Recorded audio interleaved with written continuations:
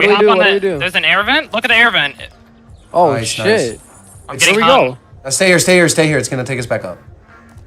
But where do we go? It's gonna take us to the other side, and then we just get off. It's nothing crazy. Oh, what are you saying, Oliver? We're not I fucking can't. moving. I can't see shit. Oh, never mind. We are.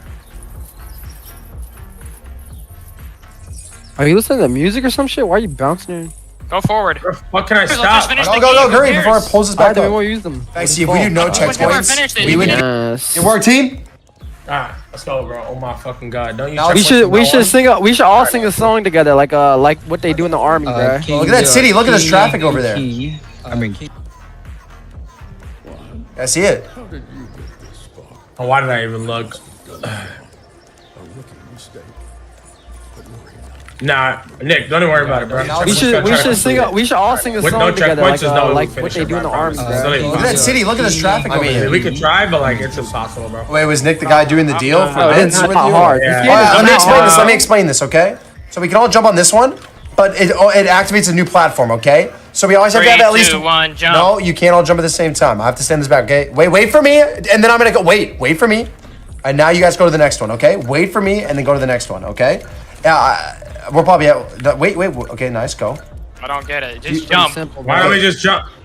Oliver, why'd you Because jump? Oliver, you why the pulled me fuck up. did you jump? Oh, no, you know what? You're actually right. Okay, let's just do. Okay, what do you want to do, Yamso? Yeah, let's do it actually. Jump, bro. Just stay on the All back right, one. count of 3 to correct. Okay, let's all go. All right, nice. Oh, Bro, see just that? stay on that Oliver, back why are you one. jumping? See, that's why I stay on the back one. You idiot. Bro, we told you to. I know, but you guys didn't wait for me to go on that one. That's why we died there. You guys. No, fucking you were jammed. on it. You Or jumped Faxy while you missed a were jump. on it. I No, saw it. Faxy missed a jump or something. I'm not even trolling. Go, I'll wait. I'll go. Oh, this Okay. is a bad idea already. This is good. Just wait for Dude, me you're to not get even to. waiting. Just wait. You don't have to. As soon as I see green, I go, bro. And then you guys have to wait on the green until I get there. Nice. Now you wait until I get there to go. You can go right when I get there. Just have to wait for me to land. You know what I'm saying? You're yapping. All right, bro. Dude, this God, is shut so the fuck simple up. and we're throwing on this. Look at where we would fall with no check mark underneath, by the way. Yeah, we Kill ourselves. Yeah. Game. nah, we wouldn't we would land back here. What are you doing? Fucking nice. This guy already He's so so- ass. What are you saying? You jumped off the platform now? Baby boy. Good vibes. Oh yeah, bang bang, bada bada bing, ching chong, bada bada bing bong. Whoa. Yo, don't think you that was gotta it. chill. Your don't phone think that was it. ringing. Your phone ringing. Your phone ling ling. Oh, your phone ling ling. Oliver, what you know about that? Your phone ringing. Yeah, I heard that ringtone. But what? No, we're talking What What about. are you guys doing? Stop. What are you doing? Your phone ling ling. Alright, next one. What's up? Go for this. Ready? Go. Go to the I'm jump getting hung. across. Just go. I'm getting hung. Come on, follow me. Come on. Quickly, facts. You're not in it, so take all my da.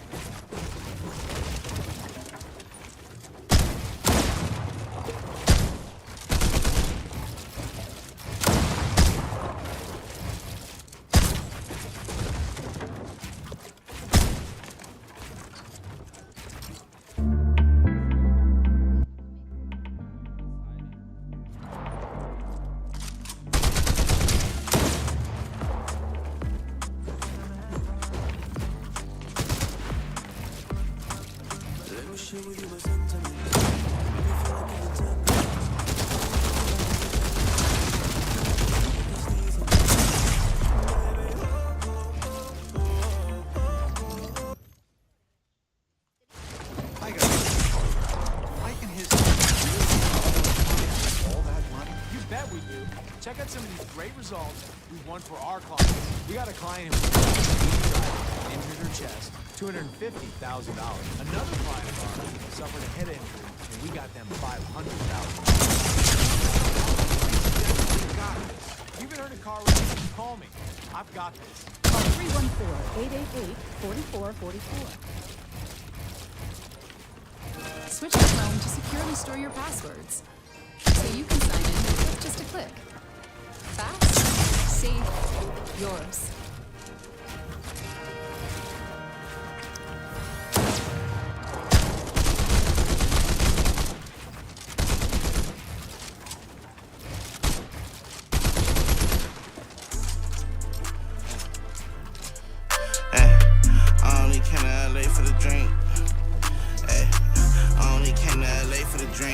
Pop 10s, they only do a Mercedes Benz if it say AMG. Only stay close with my friends, the ones that play for keeps. I can see everything hoes gon' do, but we gon' wait and see. 30 back there for my meet and greet. I'ma call back, but it's over. I'ma put $2,000 in soda. Sound like straight like soda. I'ma say yes, but she pretty. I'ma cut her off, but she act like an old. Turn a G-Wagon to a Hemi. Mafioso can't help but in me. And the fast car in the city. I wanna fly by you. Heard you say that before. Thought it was deja vu. Broke my heart and they paid me some more. Outside living and take to the stool. Face up truck in the airport. Too geeked up. Niggas just like it. Even two. Can't sell drink, I be needing too. Don't like red, but I need the juice. Say she miss when I drop her out. Never on tour and she back in the pouch. Said I was quitting, but I highly doubt it. I got hundreds, don't need my flowers. My brothers, they know it.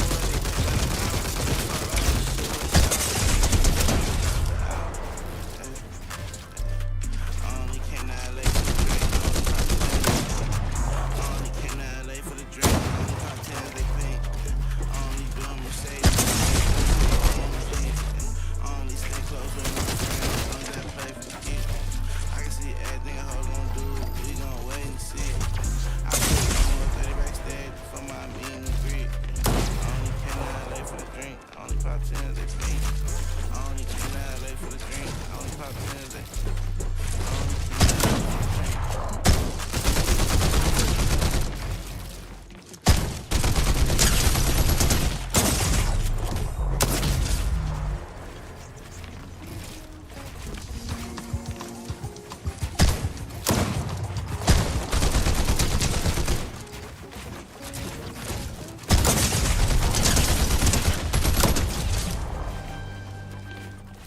Everyone deserves the fastest, most reliable internet speeds, regardless of where they live. With Spectrum Internet, you can power all of your devices to enjoy streaming, video chatting, and unlimited Spectrum Internet. You should too. Switch now.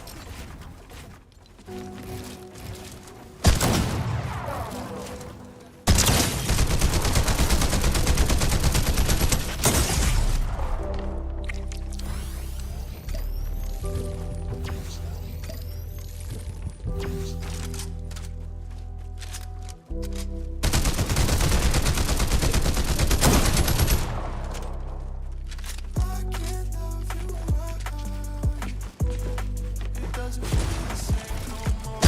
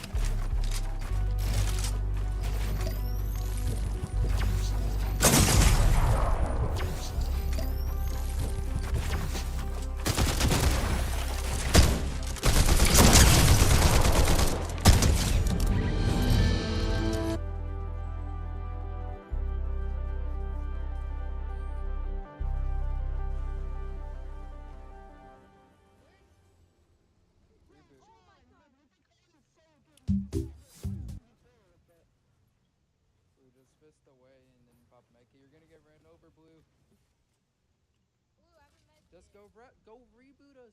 What, RJ? What are we doing?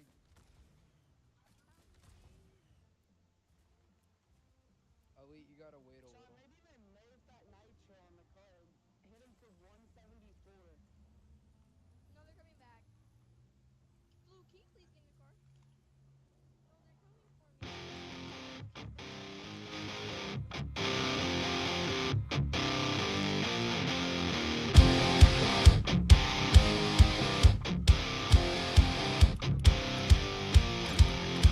The secret side of me, I never let you see. I keep it caged, but I can't control it. So stay away from me, the beast is ugly. I feel the rage and I just can't hold it. It's scratching on the walls, in the closet, in the halls. It comes awake and I can't control it. Hiding under the bed, in my body, in my head. Why won't somebody come and save me from this? Make it end. I feel it deep within, it's just beneath the skin. I must confess that I feel like a monster.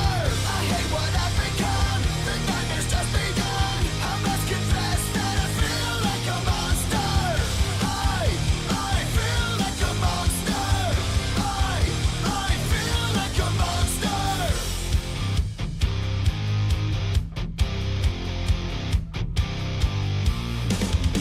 My secret side I keep hid under lock and key. I keep it caged, but I can't control it.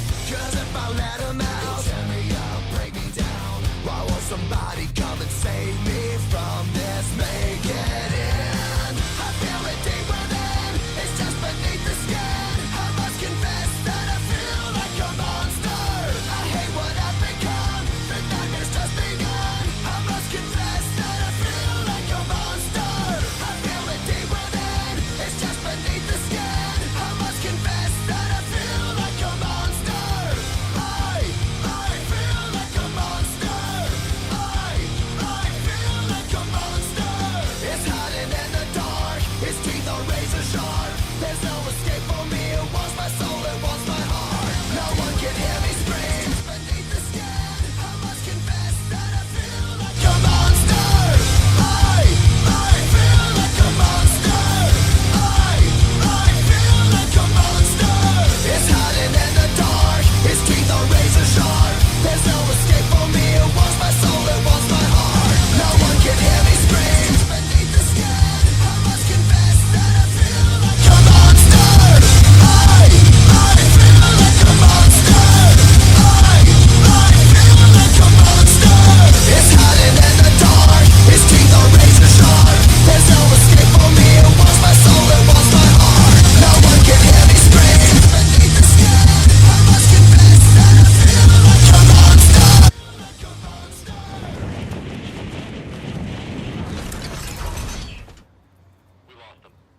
RJ, you better start. When your clothes come out looking new or longer, you get to take them for a spin. Again? And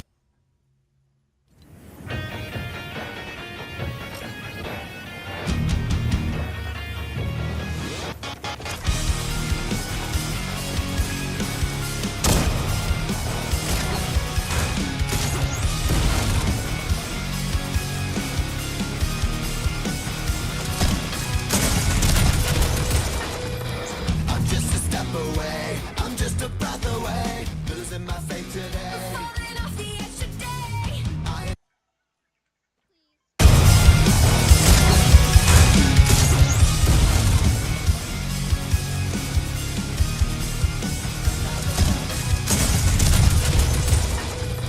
I'm just a step away, I'm just a breath away, losing my faith.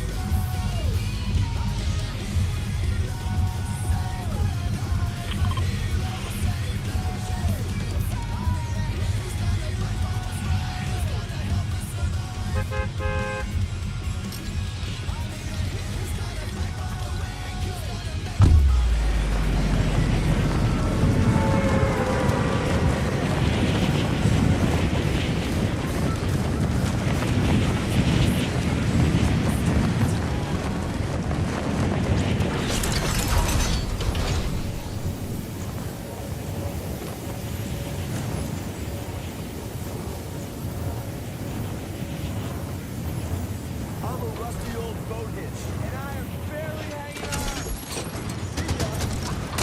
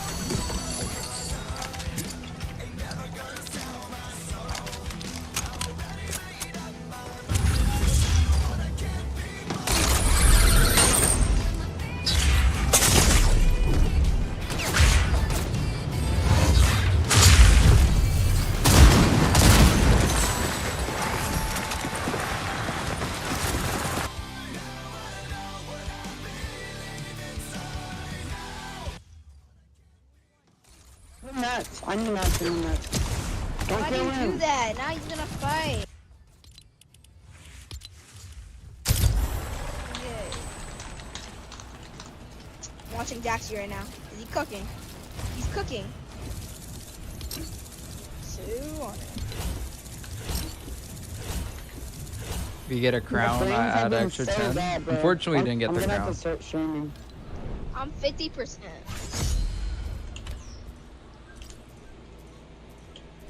Somehow we all made it out of the zone. Yeah. I got gang banged. We don't talk about that. You're a sacrifice that had to happen. W's. Let's go. Lucas. He's gonna play I'm not now. right now, Lucas. John, is gonna play now. Okay. We're gonna do fours. Wait, no, John, Why we're gonna do fours, fours. bruh? Why fours, bruh? Quads. Yes, please. Come on. Oh, no. Just sit up. And I'll give you a skin tomorrow.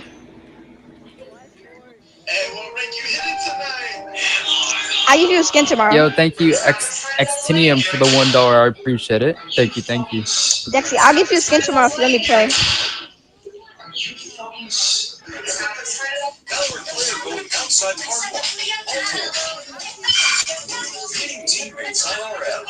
$200 subs?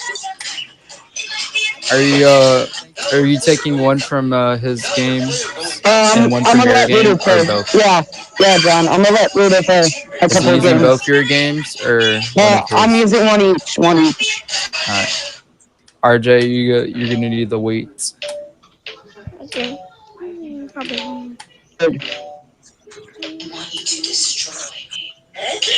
All right. Wait, who else is? Turn Gunnet and KB King and You guys need to sit out. Wait, John, can you just invite me when I can play again? Cause I'm finna join somebody. All right, yeah, just do that. Just ask in my chat if you can join. I'll tell you. Alright. All right, bye. Bye. All right, KB King and Gunner, can you guys sit up? Yeah, send me a friend request and I'll add you. Sador.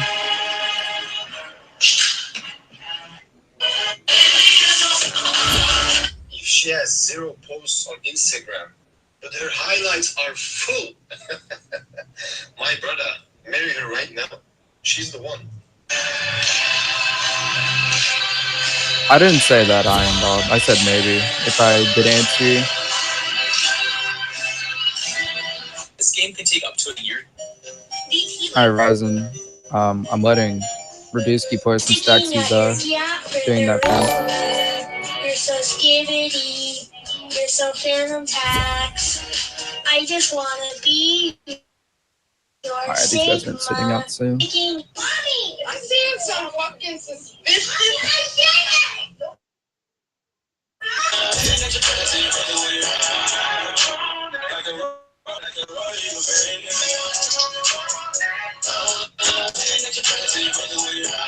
Wait, what did you say, Juicy Sorry, North? Agent, do you think this person It's crazy how Juicy Juice has disappeared. He hasn't been on the game in such a long time. Juicy North.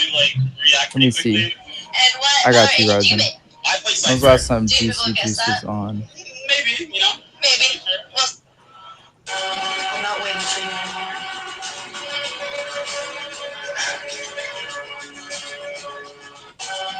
Some of the difficulties you face being a ladyboy. I can't even find him. Maybe in the part, like There he is. He's just offline. LGBT community, blah blah blah. For me, it's not. Jojo, you're gonna have to wait. Nothing difficult. That's just blue. It's just something blue likes doing. If you have your heart like what you like to be, it's not difficult at all. Some of the difficulties. And this to someone that What do you think about Skibidi Toilet? John? 1, 2, 3, 4, 5, 6, 7, 8, 9, 10. It's very skibbity.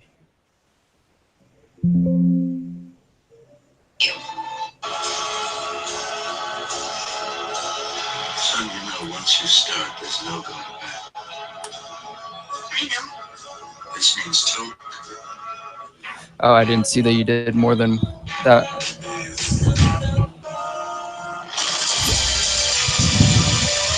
One, 2, 3, 4, 5, 6, 7, 8, 9, 10, 11, 12, 13, 14, 15, 16, 17, 18, 19, 20.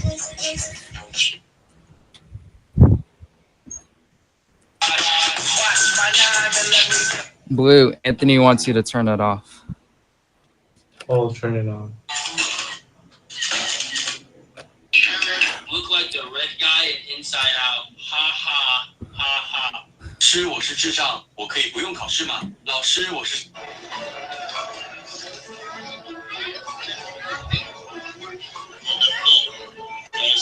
Literally the dark side. You know Instagram shows you your top 4 best friends. Scientists once taught monkeys the concept of money, and then disaster ensued. In 2005, Radusky, rodeo. were given silver coins. It took months to teach the monkeys that these coins were a valuable means of exchange, but once they had that understanding is when the real fun began. They were given 12 coins and presented with jello cups and grapes, each costing a different price. Then scientists introduced price shocks, raising the price of one and dropping the price of the other. And the monkeys went for the better deal if they were low on cash, meaning they understood budgeting. Then gambling was introduced and monkeys were doing that. Then they figured out steal.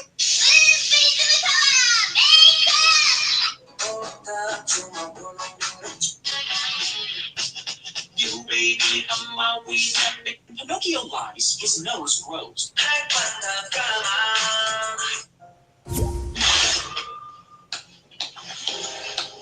Yeah, I did see what happened. Do you think his eye is still gonna? I didn't watch the video because I didn't want to see that. Do you think his eye's gone? I choose Is his eye cooked?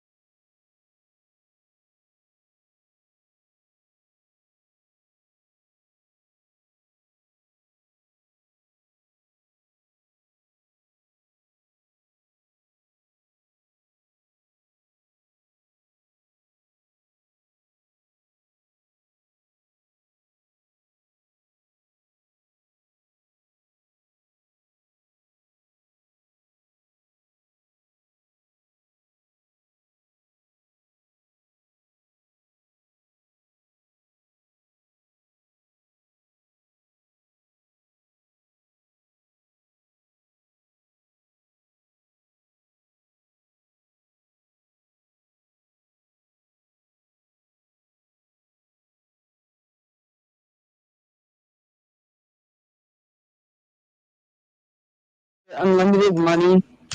No. Why? What about So- underage girl? No. That's your favorite though. I think you're just kind of weird, Taxi. Slow told me that's your favorite. I'm kind of afraid of when you grow up, Taxi, what you're gonna be doing. Will you play Zero Build? Not right now, but I do play Zero Build. What about underage girl? We're getting stream snipe done. I saw Vixie in the kill feed. Are you new to the program? Like he was in She's the lobby. ass. He was in Hopefully the jumps lobby. us. What? He was in the lobby in front of me. He's literally touching me in the lobby. You're so weird, John. Like, of course you would let him touch you. Nah, bro. Daxi's gonna be put on the list, Anthony. Bro, I'm literally 13. Wait, my mom's birthday's tomorrow, I think. She turns 36.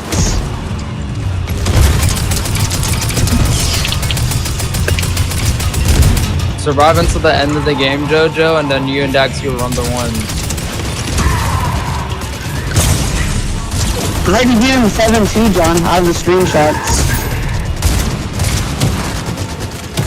And John, my laptop is cooked from me streaming 8 hours straight. I see kids over here. John, on bridge. But I want to get the medallion. Oh, can you go help the Scoreboard? Vixie? Doesn't the scoreboard say 7-2, Vixie?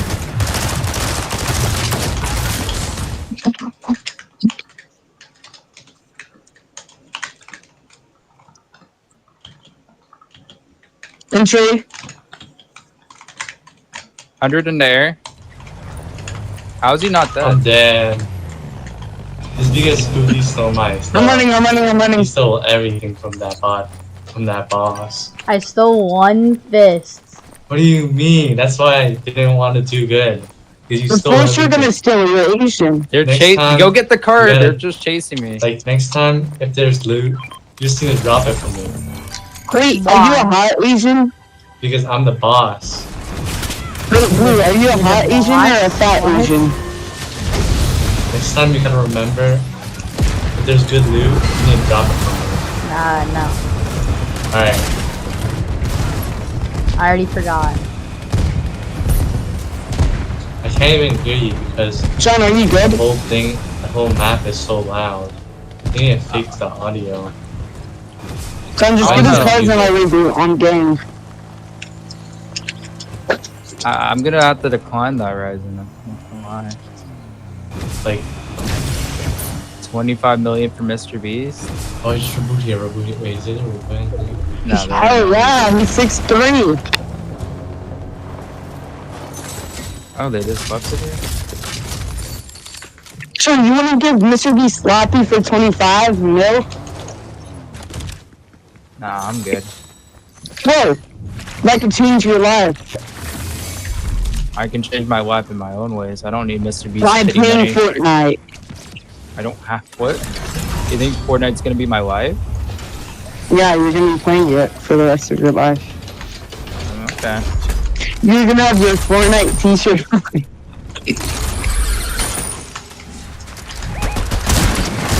My kids will be playing Fortnite. Radusky, what happened to you? Status report. If you can have kids, John. Taxi, you should not be talking, bro. No, I meant like because you could have He's a in my car! problem with, Yo, help him, Fortnite. help me! I'm gonna just I'm coming, I'm coming. Why did you tell me that? I'm dead now. Alright, they're on you, thank God. You just... Yeah, I can't, bro.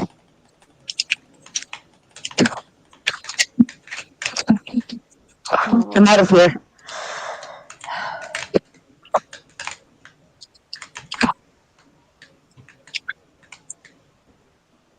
Oh, Boo, you're good? Right, it seems like you're okay. Yeah.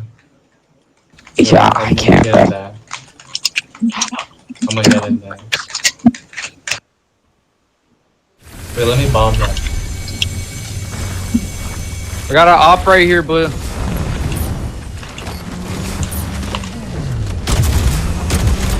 100. I have nothing. 150. Don't fight back. 33 white. Oh god. Wait, I don't think anybody's in his car. Get me in that. The body is dead. Woo, I have the car. Get in them. Dead. Getting the body.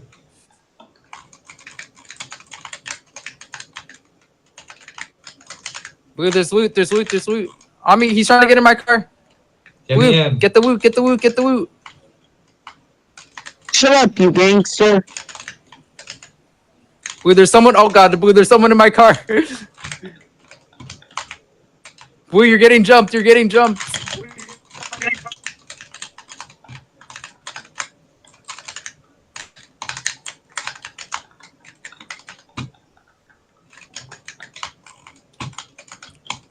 What?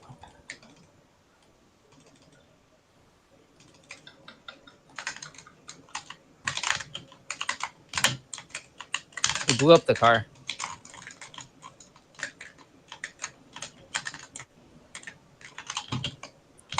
Can someone get reduce these cord? I'm not gonna lie, y'all probably both suck at 2K. I'm best 2K player here. That's what the first game I grew up on. Playing it on the Get in, PS2. Repair this First time I Blue. played 2K, I was... Take it to the gas Hey, station. get on him. Gas station.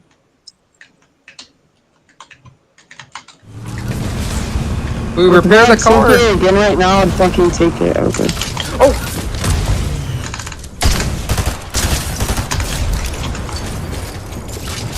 So, teammate, are you gonna get his card?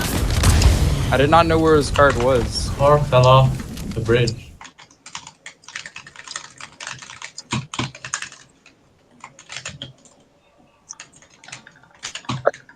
Alright, teammates.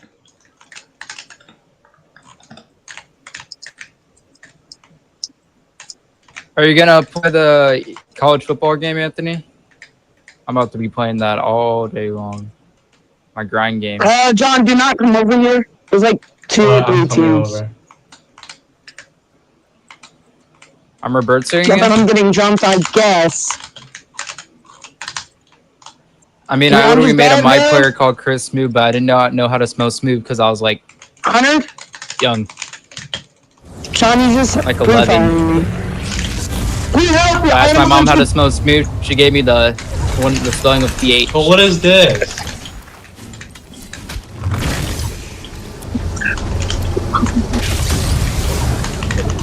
It's not called NCAA. It's called College Football 25. I'm bad, man. Like, I was on that one team on me and they're chasing. I'm trying to go help Blue.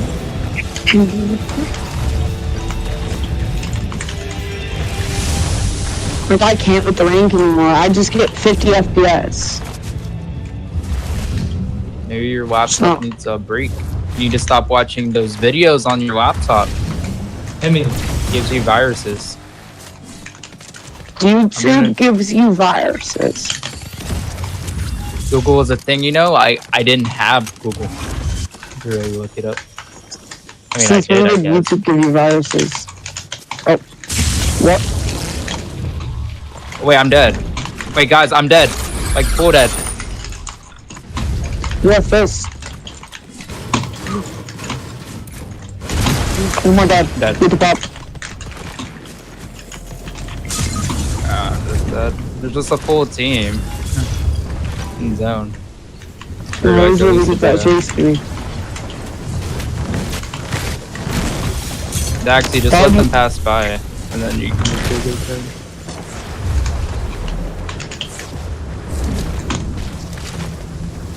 Don't worry, my Detroit Pistons my career was very legendary. 5-minute quarters. Made the playoffs and then we're down 2-0. And I never played 2K on that. I don't think I played that on that my career again. What is Reduce doing, bro?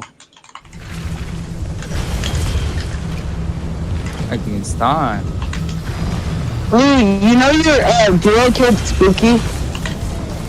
I died to Mr. Savage In in this video. FNCS. I died to Mr. Savage in FNCS. I don't know. I need to turn up my volume. Blues duo killed Which duo? the one that you played FNCS with.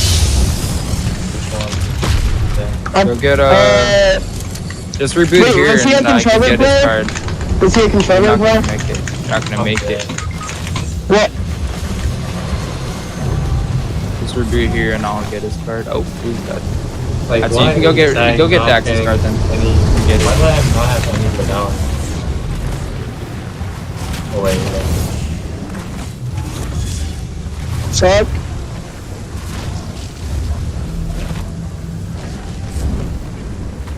John, I'm just not. Should I stream tonight just for a little bit, then just end? I'm probably only gonna stream for like an hour and a half. Then I'm gonna end. Okay. Unless someone can give me $1.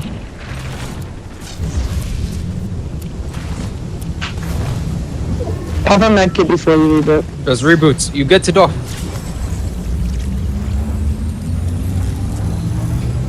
Go, go, go, Reducey, go.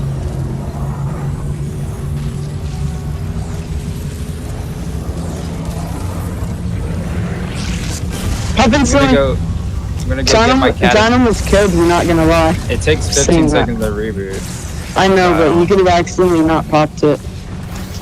I just resin. So. My name is Cat in the Hat, and you're watching Disney Channel. John, shut up. My name's LeBron James, and you're watching Disney Channel. Hi, my name is LeBron James. I'm black. Very funny.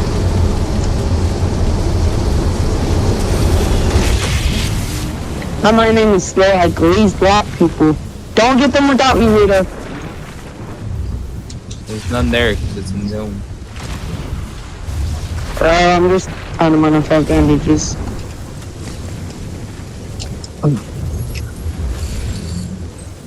Not gonna lie, on 24 on Honamon Grave, I think I'm dead. Go, Ryzen. I need $1. You got $1? Alright, Blue, we get you up here, okay? Yeah. Thanks. Ryzen, if you give me $1, I'll pay you back. Oh, I'll just go Please, use the campfire. I'll pay you back. Res and then we use the campfire. John, if Maybe Blue save your played medkit. 0-bit, I think he'd have more earnings than you. If you played with me, you probably have a lot.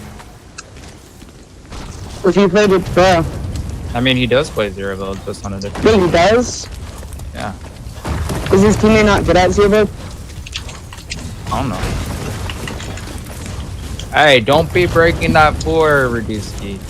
This campfire is Wait, very nobody got valuable to iron. us. Keep on stoking out. What? Are they waiting on us, Blue? They're over here. Just like. Alright, we can get you up again. Why are we stoking it again? You could reboot on the Why island. are we stroking it? I think there's a reboot ban on the island. Nah, Oh my god, there's so much good loot on Island. There is in pubs. There's the people at Check SMG. right now. Check right now. Check see. I mean, John, I'm come to the targeting- island, there's so much loot. Check Is there for a the reboot ban up there? Reboot ban. Check for the reboot ban. Daxy, he wants you to check if there's a reboot ban. No, there's no reboot on me. You gotta look. Is there a medkit up there, Daxy? Oh, no, bandages. Oh, is there enough bandages for me? Oh, I hear this. There's a campfire. You could stroke it. There's a tube tick. No, it's There's no not. lights up there. I already have bandages in my inventory. Right now. Oh, there's a kid in some of it. Oh, crap. You're good. Trust. Start rebooting right now. Yo, so what are you doing? Why are you shooting him? 47? What are you doing? You need to bandage me. I don't have enough. Oh no. You reboot me! Where are you going? Where's he going? You're dead now. Reducey, just calm down. Come down, Reducey. I can't come back. I don't think. Yeah, I'm just dead, bro. We can just. I don't know why we didn't reboot blue. I'm dead, bro. This is John. I mean, you just It left. doesn't matter. It doesn't matter. Just remove me. What What are you doing? Remove me! You're No, dead. we're gonna double reboot you. Okay. What are you doing, Radusky? What are you doing? Make up your mind. You gotta double Like, it. I can't, bro. I would have not died. You gotta double it. You gotta double it. You gotta double it. You have to double it. You have to double it. You have to double it. What are you doing? Like, why is there just a? Oh, it's because JoJo. If John would have dropped me the bandages back, I would have made it. What is this stacks you got doing? No, I was 20 HP and all I had was one bandage. You were like 40 HP and you could have kept I on was managing. 20. I was 20 HP. You weren't. Yes, I was. You can go You to were the like 40 replays. and you could have rebooted and it was a Yes, I one. was Asian.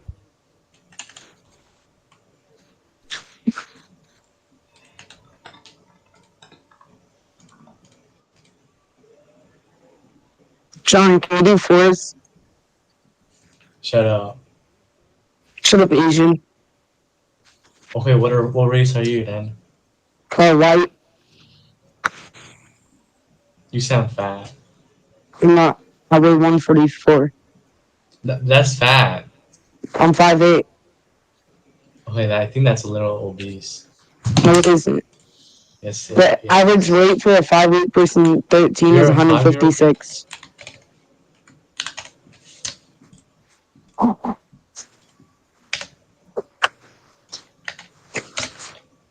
You say you're 144? Yeah. And I'm 5'8".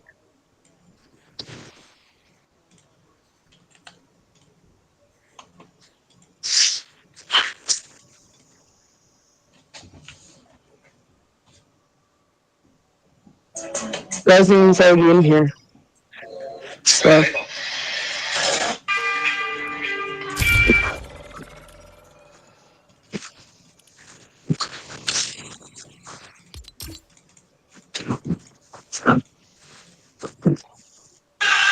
Working with this girl at a party at some six. Right, there's a. We can go curry for curry. Yeah, we can go smell for smell. Bring that down. Enough. Go to your bedroom. Look at your bed and tell me. You didn't have a teammate, JoJo. Cause I Right. down feast.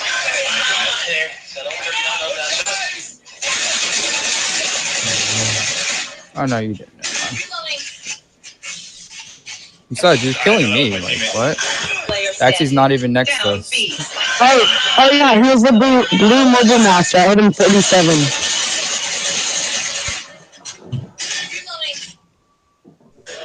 I hit him in stone for 47. Is one of the most disgusting All right, foods in the Radusky world. Rise in his The claim. cow dung soup. Many Americans are afraid.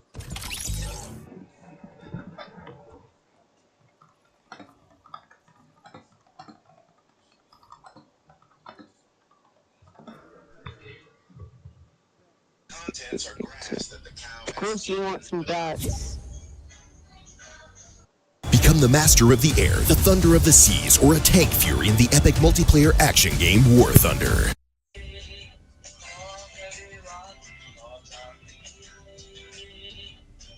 We're now interviewing the man who saved over 15 women from being this week, Hero Krishna Sahai. I mean, it took a lot of stuff. We're now interviewing. Is it just me, or do you have that one friend that you literally just met this?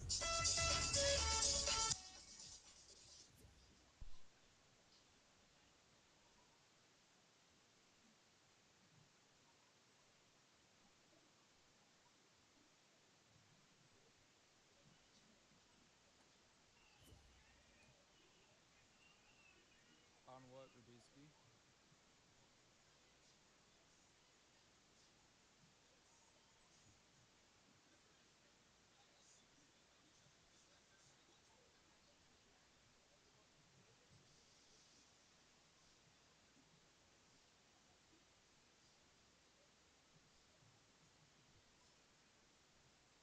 I was about to die.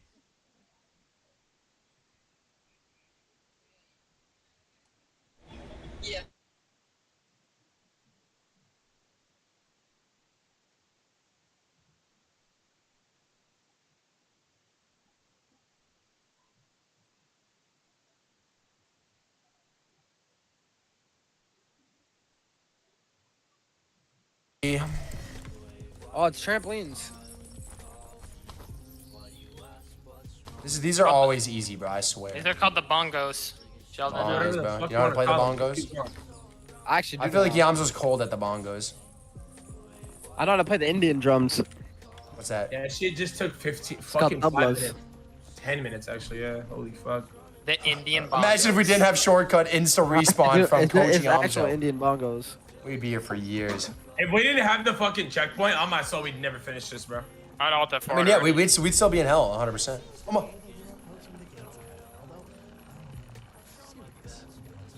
Shut your bitch ass up and stuff for the law. Bitch ass kid. Get your ass out of here, oh god. Let's get it. Yo. Wait, we're trying to go to heaven right now?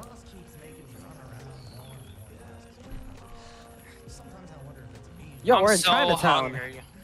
And then we just simply take those two folders from the zip Say it like file, that. move it over to the Oh, if you wanna go OBS to install Chinatown. directory. Yo, And this you is are all we need to do racist. to install the plugin. racist, bro. Now we can open Damn, OBS it is Studio and make sure the racist. plugin got installed. If the plugin was installed correctly, You don't have you enough should see game a time. floating window which is called multiple This is definitely a outputs. short You video. can I'll watch drop this 1,000. window Oh, wait, to they're all OBS, over. but Let's just get them simply going. move it to the border. You guys want to go explore In order the for this town plugin over to left? work, we need OBS to Hello, be today. streaming, which means we need to You look older. That was for ranked. You gotta ask slow again. You look troubled and older than your years. You're 19? Let's do it. Get ready with me in Chinese. use OBS to Hello, be today. streaming, which means we need to That was for ranked. You gotta ask slow again. You look troubled and older than your You girls years. only like you when you don't like them back. Because I used to go to school with this girl that I literally did not know existed until one day she walks up to me at lunch and says, "Hey, can I sit next to you?" So I said, "Sure." But then she started asking me a bunch of questions. So I was like, "Oh, I see what's So going on are you here. funding She likes me, Rising but I wanted to make it games to very hurt clear to her something, that I or is wasn't it interested in Rising? her. So every time she would ask me a question, I would just give her a super boring and dry answer. That doesn't make her stop wanting to talk to me. Yeah. Every day at lunch, she'd What's sit up? next to Why me you and ask invite me a me? bunch of questions. And after a while, I said, Yeah, our 44. she started asking me a bunch of questions. So I was like, "Oh, I see what's So going are on you here." funding She likes Rising me, but I wanted games to make it to very hurt clear to her something, that I or is wasn't it interested in Rising? her. So every time she would ask me a question, I would just give her a super Rising, boring not and dry slow. answer. That doesn't make her stop wanting to talk to me. Yeah. Every day at lunch, she'd What's sit up? next to Why me you and ask invite me a me? bunch of questions. And after a while, I said, Yeah, our 44. she started asking me a bunch of questions. So I was like, "Oh, I see what's So going on are here." you funding She likes me, Rising but I wanted to make it games to very hurt clear to her something, that I or is wasn't it interested in Rising? her. So every time she would ask me a question, I would just give her a super Rising, boring not and dry slow. answer. That doesn't make her stop wanting to talk to me. Yeah. Every day at lunch, she'd What's sit up? next to Why me you and ask invite me a me? bunch of questions. And after a while,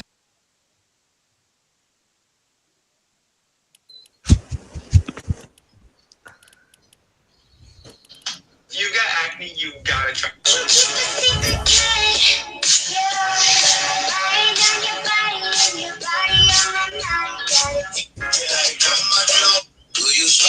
It's your birthday?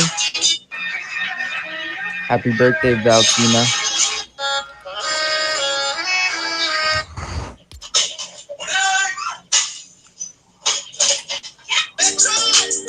Guys, behind me is the Hyundai Ioniq 5 Disney 100 Pod. Oh my gosh, I just remembered something. I love you. New Cantonese phrases my friends have taught me. The first one I learned was Ho Lan Chun.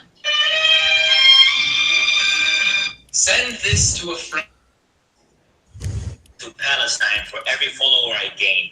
I have John, look at your DMs. John, look what I'm gonna send you. Look. If you ever thought learning a language was too hard,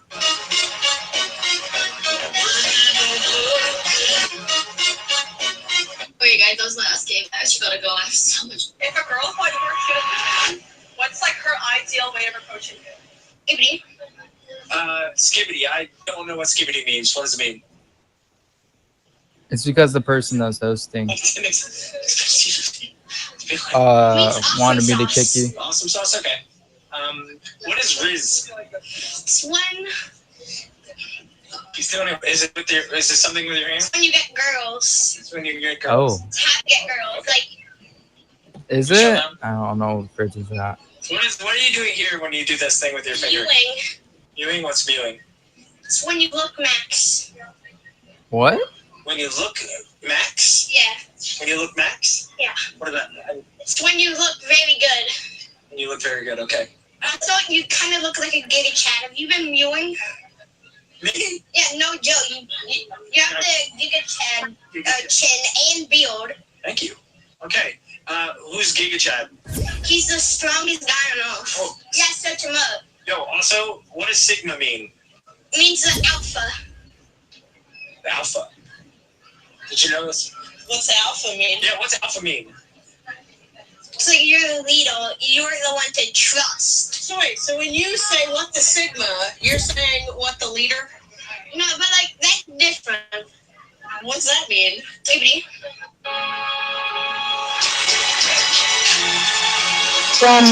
John, look at Discord. Look at Discord. John.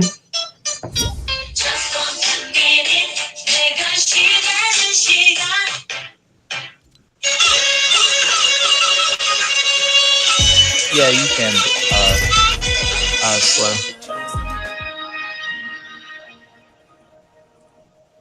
I'll make a new lobby. Okay.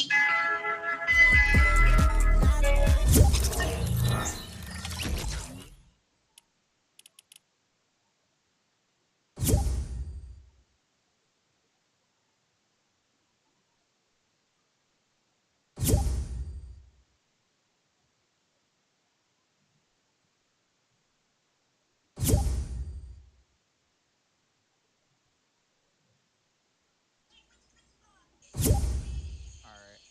Are you funding him, Slow?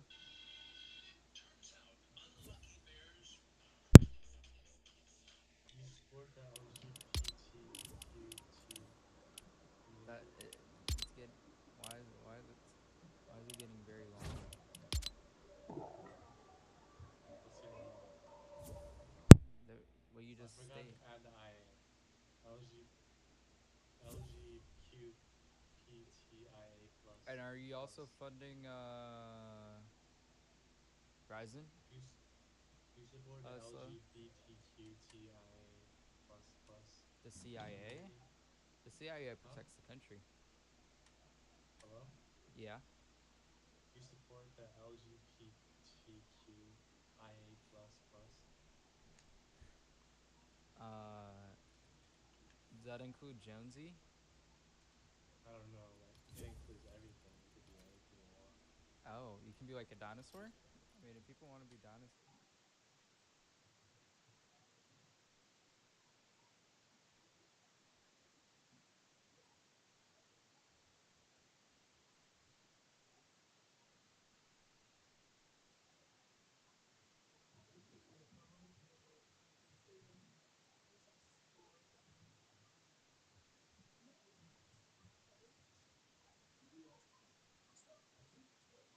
Although The Walking Dead is one of, if not the most successful show of all time, when looking at its full story, there's many moments that are very controversial and could have been detrimental to the show's success. But in order to pinpoint where things started to go wrong, we have to look at one of the earliest mistakes of the show.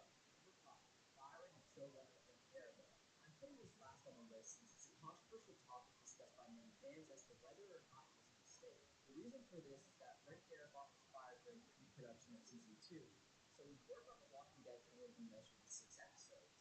Still, that doesn't undermine his work because even people who acted in The Walking Dead call Darabont's firing an assassination of the show. And it's pretty obvious to see the change in the show when comparing season 1 to season 2. Season 1's walkers were much more animated and smarter, doing things such as grabbing rocks and climbing fences. On top of that, the season explored numerous locations and settings, which is the exact opposite in contrast to the entirety of season 2 being straight staying on the farm. The reason as to why Darabont was fired was creative differences and budgetary issues with AMC, and these exact differences explain the changing walkers' behavior and why season 2 felt like a reality show. AMC had cut the budget of the show for season 2, and Darabont was no longer able to do the build after for the show for season 2, such as exploring the outbreak of the virus during Rick's coma. When looking back at the firing of Darabont, it's obvious AMC is using some of those tactics in The Walking Dead sedan, like introducing Derek Walkers in its 11th season, which do exactly what the Walkers from season 1 do. But AMC 5 of Paragon doesn't nearly come as close to the tragedy of what AMC did during season 5 of The Walking Dead, which was the hospital arc.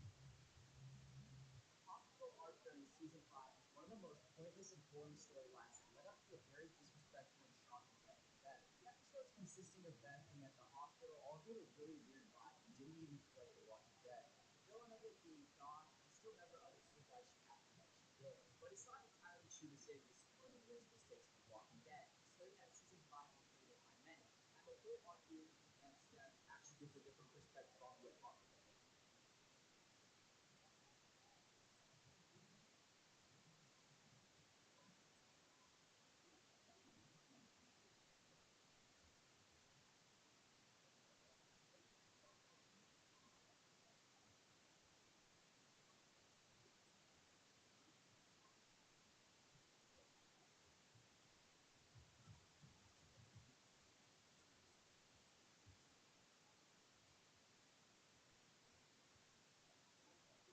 We saw Beth almost even getting shot right before she could reunite with Maggie, and it made for some amazing character development for Maggie and Daryl. Also, season 5 is statistically rated one of the best seasons, so it's not hard to say this killed the season. Unfortunately, there is an episode that did start the downfall of The Walking Dead, and that was Glenn's death.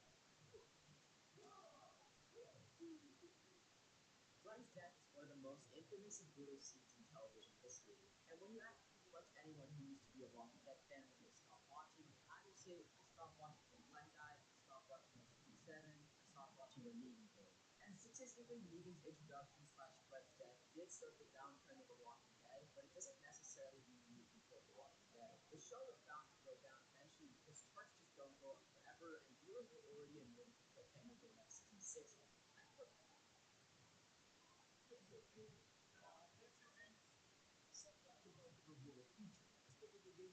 The sequel to a Walking first-person mode. Yeah, exactly. Already, I know the tactical was going to mess up this thing. I even caught that shot that's good. Personally, I think this is when people who didn't care about the story of The Walking Dead stopped watching, and it opened up a new era for the show, which is personally my favorite. But Glenn dying wasn't insanely shocking considering he died exactly like he did in the comics, which can't be said for Rick Grimes. Number 2, these really gets the part on.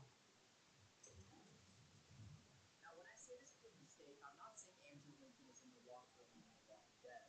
He's from the UK and he was tired of leaving his family every year to film, so he needed a break, which is totally understandable. I just think that the time they made him leave was not the best. He leaves in season 9, episode 5, in a 6-year time skip after putting us straight into the Whispers arc.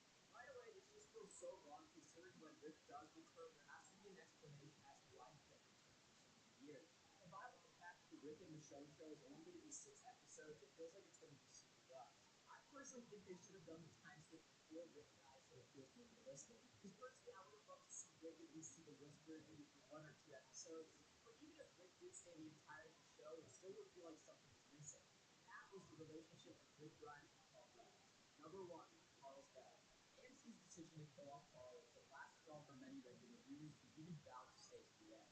While the fact that season 7 and 8 were dragged on and mediocre, this was the moment that they had the momentum to split the show. The reason as to why Carl was killed off remains somewhat of a mystery. But the main theory is that the production team didn't want to pay Shannon Rigby in full since he was fired 2 weeks after returning to team. Whether or not that's true, I think this decision is one of the biggest reasons that Andrew Lincoln also decided to step away from the show. With the entirety of Rick Grimes being centered around protecting his son, he found it really hard to make the character meaningful.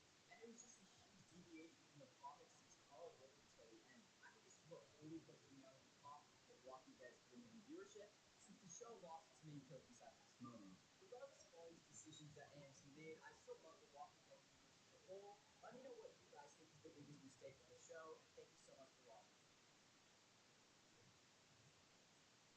Road? Not anymore. Let me name all the Dark and RJ, you guys gotta wait because LGBTQ Slow's plus funding both parents JoJo and Abro, Rising. which is Abro, Ace,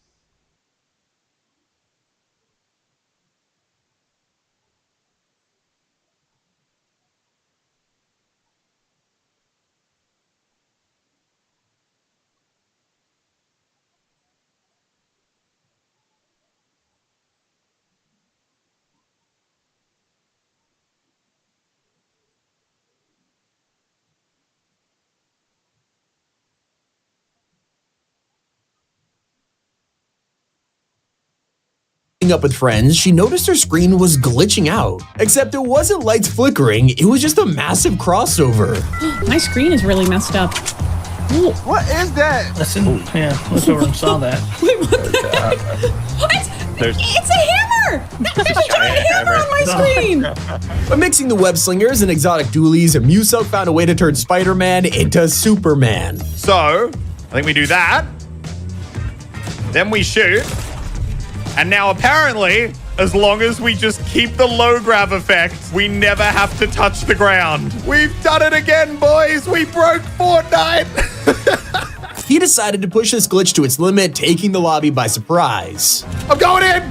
Wait, you got no ammo? I'm coming down. Am I helping? Am I staying in the sky? What are we doing? I don't know. I'm landing on him. I got this. You got this, Ozzy. Yeah, let's go, baby. Yes. One of the craziest glitches turned a pickaxe into a pay-to-win weapon, giving Star Wand over 50 damage a swing. There's no way this is actually going to work in a game while there's a tournament going on right now. Dude! What are they doing? Why are you running? Why are you running? Jeez. Nice. Hello, thank you for calling Giga! Come on, Miyuki, watch where you're throwing those things. I would have been equally as confused if I was trying to shoot laser beam, only for him to eat the bullets. You won't shoot me? Nope. Aha! Oh. His bullet was powerless against me. Try and take me out, boys. The power of Naruto running. He's trying to pickaxe me, dude. Hey, guys. I see you're looting a vault there. I see. He's literally just looking around confused, dog. But this is when the glitch gets way worse. All right, we've managed to break the game even more, clearly, by the fact that I'm tap dancing right now. Can you guys see me at all? Hey, buddy. Oh, yes, beautiful. I'm invisible. Oh, this guy's med kitting. Wonder if I can just, like, whack him with my pickaxe and scare him a little bit. If a regular player did this, they'd probably get banned, so Laser refused to win. I'm going to give him the win. It's over now. All right, that was too much fun. No harm done. When the Gravitron released, we had no idea you could pick up things like med kits, and when Fresh and McCreamy figured this out, they took it to the absolute limit. Okay. Now, I don't know. What do we do now? I don't know. My man's been flying. Oh my God, Fresh. What is happening? I don't know. Where are we going? The trial and error, they turned this into a ridiculous slingshot. I think you should be able to let go. Okay, I'm gonna do it. Just don't. Okay, we're good. Okay. We're good. Okay, well, I think we're just going side to side. Oh my gosh, dude, what is this? We're going so fast. Go further, come on. Successfully been in the air for a long time. No! I fell. Whoa, I'm flying real. No, I hit the tree. Now, it's easy to find a duplication glitch and abuse it for free wins, but Musou decided to use his power for good. We have acquired a new vehicle to give chug jugs back to the people. They'll stop firing at us once they realize we're just leaving a trail of mythical chug jug. It's literally raining chug jug. That wasn't chaotic enough. He began to duplicate other things. Okay, I gotta get away from here. My frame rate is not having fun. Oh my God, look at this guy cranking, dude. No, don't shoot me. Hey guys, you want to be friends? No? Okay, I'm going to take that as a no. Have fish, comrade. Another fish. You want more fish?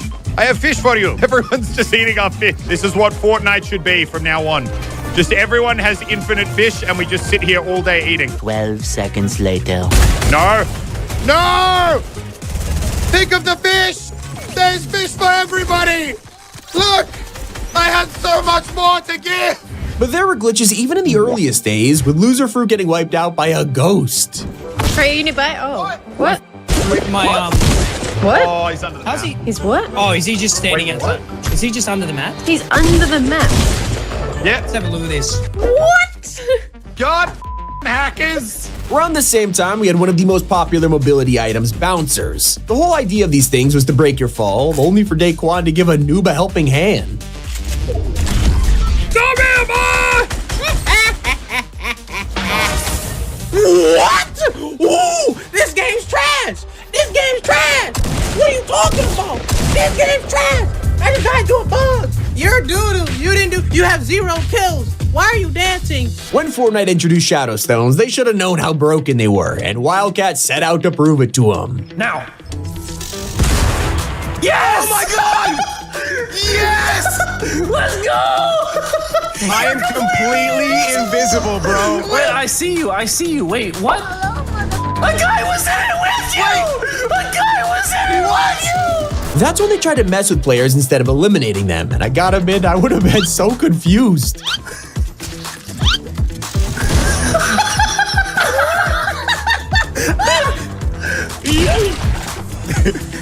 Got my chug jug. Yoink. He took it! He took it! Out of fairness, in the end, they decided to let him have the dub. Respectable. No, just let him win. Just let him win. Forward. Jay-Wick, congratulations! Yeah. Champion! That wasn't the only time a YouTuber exposed Epic for messing up. They designed an entire LTM around having no guns. That was the whole point of Tag, only for Lachlan to discover you could get one for rebooting. Alright. I'll get 50 bullets, dude. If we kill the other team quickly, we'll win. Oh, it's coming! Oh! Oh, that was close. That was too close. In one of the fastest tag games ever, Lachlan picks off his enemies, ending the match 8 minutes early. One guy left. Come on, waiting for him to come around this house. Got it! 8 minutes 30 game. Yeah. That's gonna be the world record quickest game or something for sure. Not the only glitch with surprising results. Nick 830 was enjoying the Marvel season when he suddenly learned a new superpower. Oh, there's still 20 up? Oh, so now I'm just floating? What does that do when you put a floor? I'm trying to do like that. Whoa! I'm in this like weird, what the heck? Some glitches are straight up mind-blowing to watch, and that's why Tfue showed his chat how to make Tilted Towers disappear. Was it like that?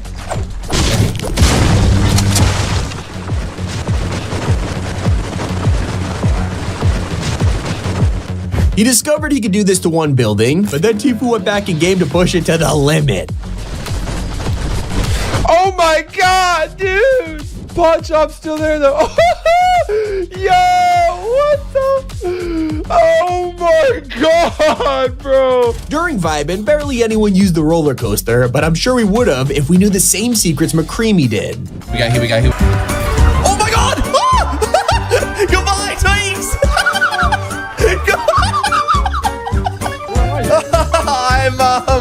I'm gonna be a while. If you were around during Chapter 2, you will definitely remember the gas can glitch. If you don't, I'll let Mal show it off. Drop this onto the pizza like that, and now apparently I'm meant to fly. Tally, break it. Tally, break it. It works. Nothing to see here. Oh my god. That is actually so sick. What? No siree. You could be like Nick 830 instead, just playing Fortnite minding your own business, when suddenly your team becomes bald. Oh, he cracked me, dude. Oh, you're 1 HP? Dude, you're John bald. Wick, dude. I don't you're die. a bald John Wick. I don't. What? Am I? Don't reveal my secret to the world. When Sketch and Jinxie tried to team up for their first win, Fortnite's invite limit broke. Remember, we're gonna land soft, we're gonna land together, we're gonna root together, communicate together, push together, think together. That's what we're gonna do. Do that. I mean, he was bombarded with friend requests and party invites for the entire stream, only for this to cause his downfall. No! Sorry! God! I'm getting thirsty. Alright, that's on me. What about when the YouTuber is the one doing the trolling? Thanks to a glitch to let him get inside vaults early, Lachlan planned the ultimate prank. I want to pretend to be this guy. I don't want to touch anything just yet. Oh, here we go. It's happening. Will they notice? Oh, he's so sussy. He's so sussy. Wait, fish stick, don't look. No! I thought I was gone for sure. They're like, where's the other shotgun? Those are 23 YouTubers who found Fortnite glitches. It's been Tommy, and keep it here on Top 5 Gaming.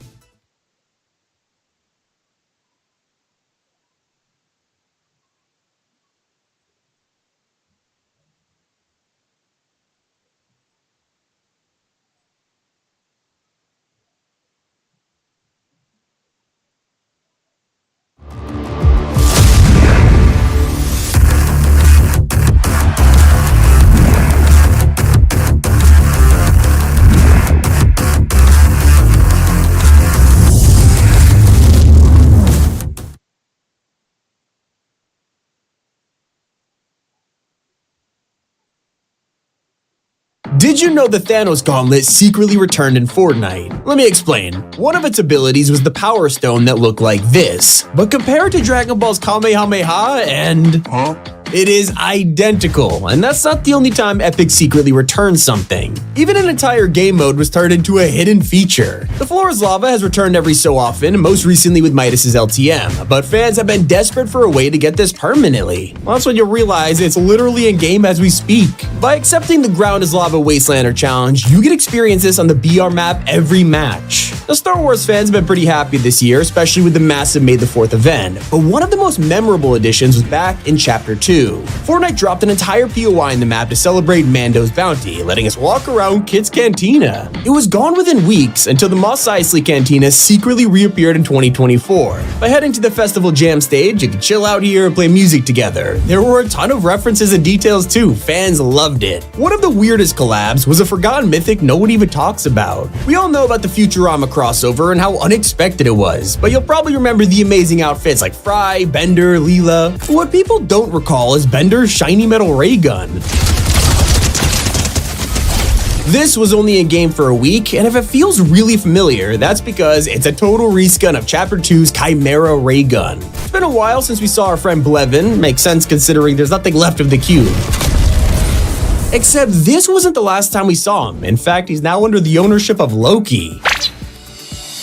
One of the most interesting returns is on the Fortnite map as we speak. When the Iron Man roof beacons appeared, we all freaked out. It's obviously teasing the new Marvel season, but there's a key difference here. It's not actually the same beacon. If you compare our current one to the OG Stark panels from 2020, they're slightly different. Epic remade them from scratch just for Chapter 5. And there's a collab which immediately backfired. Nike dropped an Air Jordan bundle, which should have been loved by players, only for them to spot Swish, a skin which felt way too similar. I mean, the deja vu was unreal. Well, that's because when you put this side by side with Marius, it is literally the exact same outfit. This wasn't a reskin, it was a recolor. So there is one feature that everyone wishes was still around. When you downed an enemy in the early days, you had the choice of picking him up or shaking him down. This hasn't been in the game for a long time, and yet with the rec season, shakedowns have made a small cameo. Once you equip a car's turret, your character whips out the old tablet, Chapter 2 map included. Earlier this year, players were exploring the map only to notice a scar in the distance. Was it finally coming back? We've been desperate to get the OG scar again, but as we walked closer, the true nature was revealed. This was the Striker AR. Despite being an obvious ripoff, it had totally different stats, sounds, and was moddable, making this the new permanent version of the Scar. And Fortnite has been pulling off these trolls a year before with the Sharp-Toothed Shotgun. At a glance, you could already tell what people thought this was. We totally believed the pump was back, only to pick it up and get a nerf version with the same model.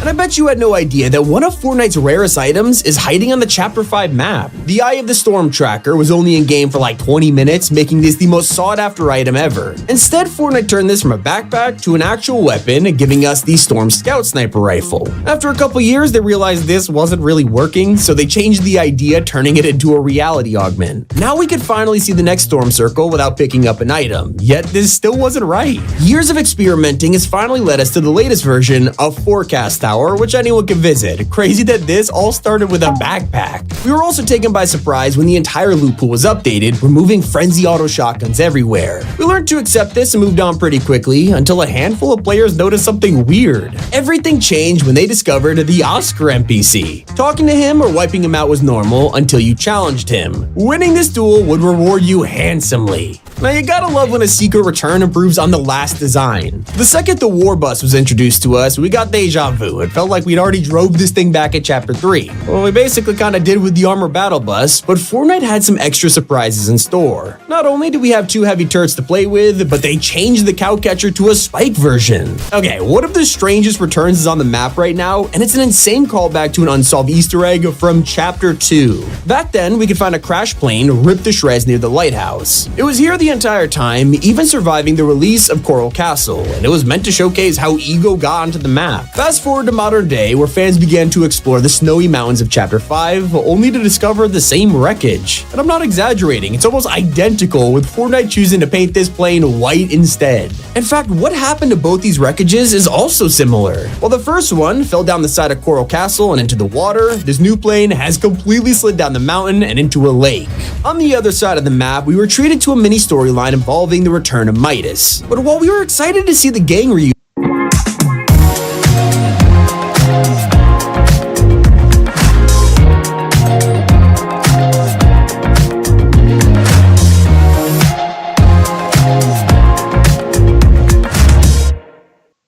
one item was missing, his classic drum gun. This was a staple of the spy season, so we visited Midas's NPC only to be handed nothing in return. It wasn't until a week later, when everyone had stopped visiting him, that Fortnite secretly updated Midas with the coveted mythic drum gun. Not a lot of people got around to buying this, and within 14 days, the entire POI had vanished. At least we thought that would happen with Gemini. This outfit was leaked for the longest time, with fans eventually accepting it would just never drop. That's until Astro Assassin released and everything began to make sense. They changed her design to avoid copyright. It's basically because Gemini had a lot in common with Rave May from Paladins. Like I said, we thought she'd never release because of this, and we definitely weren't expecting Billie Eilish to bring her back. Yeah, in the most random cameo possible, we checked her loading screen, and one person stood out in the crowd, Gemini. When you think about a season like Vibin, I bet you forgot about the secret OG POIs it had. Hidden in the forest, players are surprised to find old friends like the huge wooden chair. Sure, it was overgrown a little, but still perfectly recognizable. Kinda like the abandoned warehouse from Dusty Depot, just sitting here. And yet neither of these were as hidden as the rock formation across the road. From the right angle, you'd be able to tell exactly what this was. It was the shark. And Fortnite clearly loved doing this because they brought it back again in 2024 with the Leviathan. Not to mention, it even had the exact same chest spawn on the nose. I also bet you didn't realize a feature that could save your life in Chapter 5 is not original at all. The Slurp Cacti has been crucial when we need that tiny boost of health, but no one is talking about how this was basically in the game during the Wild season.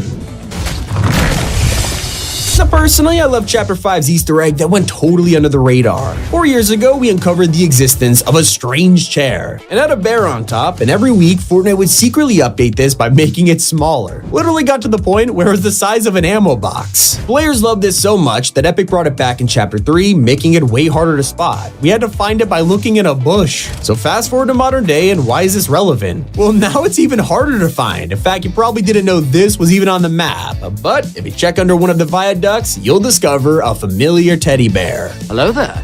Now, we have been waiting for the return of Fortnite's most sought-after weapon, the Zapatron. It has one of the weirdest stories to date, and despite the fact it was only in game for like 30 minutes, it has managed to show up basically every year. Whether it was floating in the ocean, appearing in a comic, or being locked behind a door in Imposters, we were just waiting for its latest appearance. And let me tell ya, I was not expecting it to be part of a Fallout collab. Gotta admit though, seeing the power armor holding it, it does make sense. But that is unlike the disaster that was sand tunneling. We all remember this as that one feature which had great potential, only to be ruined by glitches. It was disabled for most of the season, and we moved on, but Epic, they were not done with it. Little did we know sand tunneling was about to return after years of work, transforming it from sand to chrome, and now it even let us phase through walls. When Epic reuses items, it could trick us into thinking a new collab is in the works. Remember the Wolverine claws? The Mythic was pretty awesome, and when we heard news they had been re-added to the files, rumors went crazy. It was just before Fortnite Mares, and fans wondered if they were making a new Halloween Wolverine, or maybe even like Freddy Krueger, only for it to be something totally different, the Howler Claws. They weren't just like Wolverines, except they also had a sonar ability that can mark enemies. If anything, it kinda just made people want the originals back. There is a return which is so OG that everyone thought it was a new item. If you remember during the Chrome season, Epic dropped a ton of devices around the map known as D-launchers. It was basically just a slingshot that got you around without having to glide. Yet this was not a new concept at all. In fact, it was one of the first ideas Fortnite ever implemented. Back in the very early days, we had the horizontal jump pad. It also turns out we're about to get the secret return of a creature that was meant to be dead. You don't need me to explain how beloved Klamba was. It literally crushed our hearts into pieces when we found his skeleton. Gotta admit, after years of teasers, no one was expecting his grand reveal to be Lego. But honestly, I can't wait. The leak roadmap image looks insane. Well, we already got the return of Midas's old crew. The yacht was not the only thing they brought with them. Fortnite secretly added a ton of classic items to the map, hidden on a place that fans have dubbed Easter Egg Island. It is full of callbacks like the Ghost Mug, Coral Castle Stones, and Cap and Carp sign. It was even more on the nose near the oil rig, with Epic leaving TNT in his welding mask on a chair. It was teasing her eventual release before she swept in and took the gang with her. Little trivia question: Metal Gear Solid and Predator, what do they have in common? Two wildly different franchises, and yet they both have the same Fortnite mythic. Originally, Predator had his own cloaking device, which was so underused that people barely remember it. This is why they dropped into the Wild season and had no idea the cloak gauntlets were not original at all. For some reason, Fortnite continued to rebrand these, releasing them a third time, but luckily, they decided to switch things up. Realizing no one wanted to use it, they turned the gloves into a device which also shot out an EMP. While that would have been great against cars, we have a pretty sick tool already, with fans loving the Boom Bolt. This crossbow has been a long time coming, especially as Fortnite don't have the best reputation with crossbows. They usually suck, but this time around they took inspiration from the classic mythic, the Boom Bow. Epic had already reskinned this, transforming it into a mechanical explosive bow, but this was not enough. It needed a friendlier package, leading us to the item we know and love today. Sometimes bringing an item back could be awkward, like when Fortnite dropped the Juby Slide emote. Oh, we got a new emote.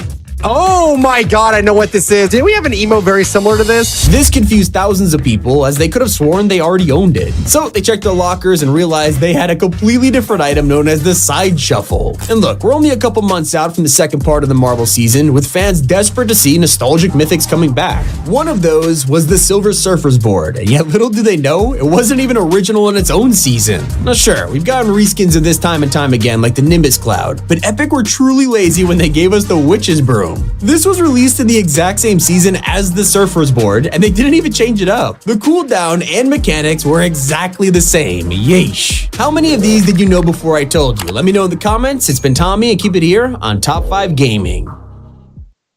It's so easy to get your windshield replaced using SafeLight. Tell the people why you haven't done it already, my man. It started off as a chip and grew into a crack, and it just keeps going. So what do we do now? I went ahead and scheduled an appointment online at safelight.com. Told them to meet us here at the beach. Let's get started.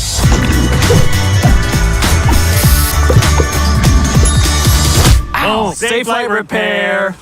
SafeLight replace. Yes! Schedule free mobile service at safelight.com. SafeLight repair, SafeLight replace. At Sara Lee Bread, we believe that sharing good food with your family is an everyday act of love. You can taste our commitment in every soft, delicious loaf and every loving slice. From the return of an item after 1,000 days to an extremely rare mythic, these are 30 secrets in Fortnite Reload. Players are dropping onto the map and discovering something that basically hands you the win. It's one of the most overpowered chests we have ever seen, and your chance of finding it is less than 1%. This is not a glitch. Fortnite confirmed we are meant to find this. While it's nice to see the return of the most iconic POI, it's even more accurate to Chapter 1 than Fortnite OG. When Tilted came back in 2023, we were shocked to find out that Trump Tower was completely missing. There was no explanation for it, and when Reload was announced, we assumed it would just use the new version of Tilted. Little did we know Fortnite was listening to our pleas and decided to bring it back, restoring the POI to its full glory for the first time in years. But did you know Fortnite has added the rarest item in its history? If you're lucky enough, beating the odds of a 0.08% chance, you could discover the mythic goldfish. Most players were excited to drop in and find their favorite spot back from the dead, but only true fans of the motel will know this is not the place from Chapter 1. In fact, this version of the motel has never been in Fortnite. After being abandoned for half a decade, Epic has repaired the holes in the roof, rebuilt the walls, and filled up the swimming pool, and finally got a happy ending. While players have been going crazy over the exotics, there are a secret handful of mythic items that you can get your hands on right now. Hidden throughout Reload, you have a chance to find items like Midas's drum gun, Ocean's bottomless chug jug, and even the Foundation's MK7. All of them are on screen, and getting one of these will change everything. But a secret tip that could be more effective at saving your life involves the reboot timer. It usually takes 30 seconds to bring a teammate back, assuming you're still alive, but if you knock an enemy, you can slash 2 seconds off the timer. Not insanely impressive until you finish the elim, taking another 4 seconds off. So to keep the game family friendly, Epic has removed an OG PG secret that could only be found near a swimming pool. Before the list of rules to tell you that weapons were banned along with alcohol, and to top it all off, we were allowed absolutely no fun. Well, I guess alcohol is now allowed in Fortnite because the rules have been deleted. Only one is left behind telling us not to die. In all seriousness though, this is because the pool sign is available in LEGO Creative Maps, and now you can see why the old rules are gone. And if, like me, you booted up Reload without 3 friends, you probably noticed how difficult it is to get a win. We're basically forced to play with strangers, or have to take on entire squads while outnumbered. Obviously, the answer to this problem is giving us more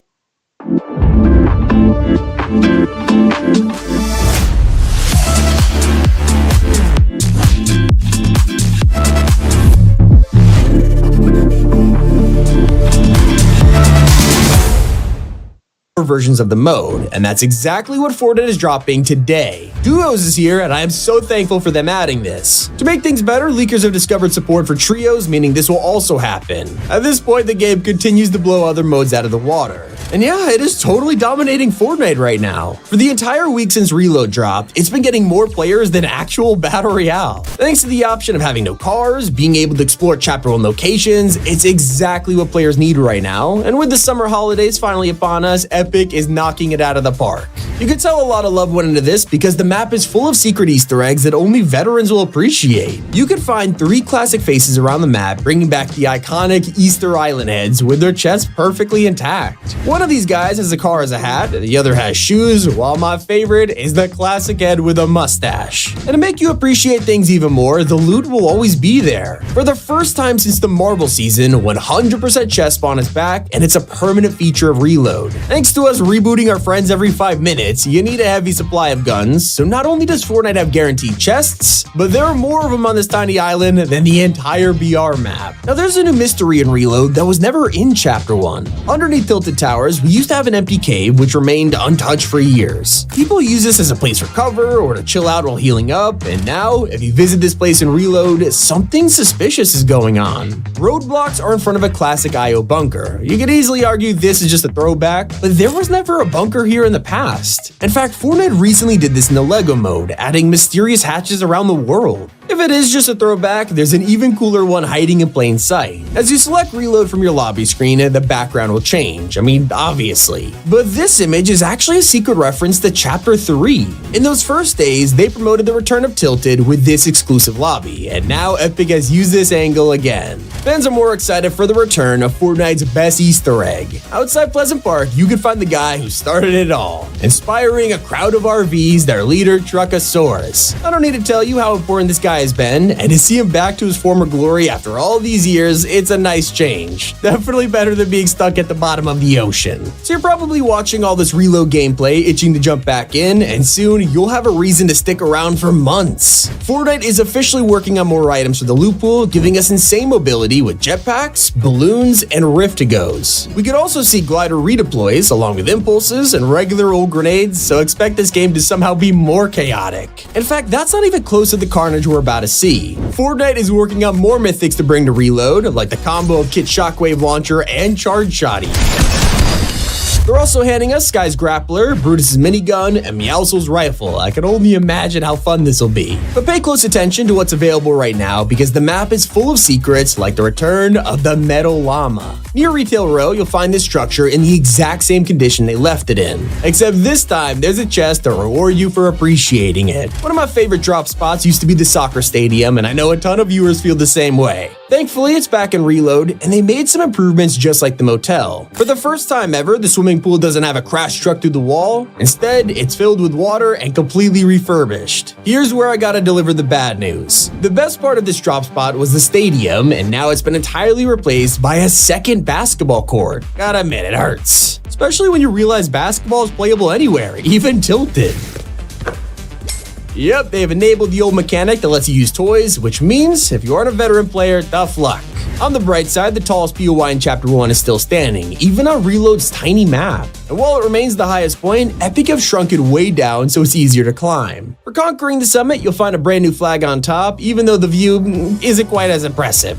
One of the craziest things we discovered in the Reload update is a scrap POI that would have brought a massive collab to the map. While coming up with ways to implement stranger things on the island, Epic thought of ideas like Scoops Ahoy and the Upside Down, which eventually made it to the game. But it was going to be way more ambitious than that, with an entire Hawkins Laboratory POI revealed by an artist at Epic. Maybe they didn't want such a messed up place in the game. While a ton of classic features are back, including OG lighting, one of my favorite has to be the iconic door sound.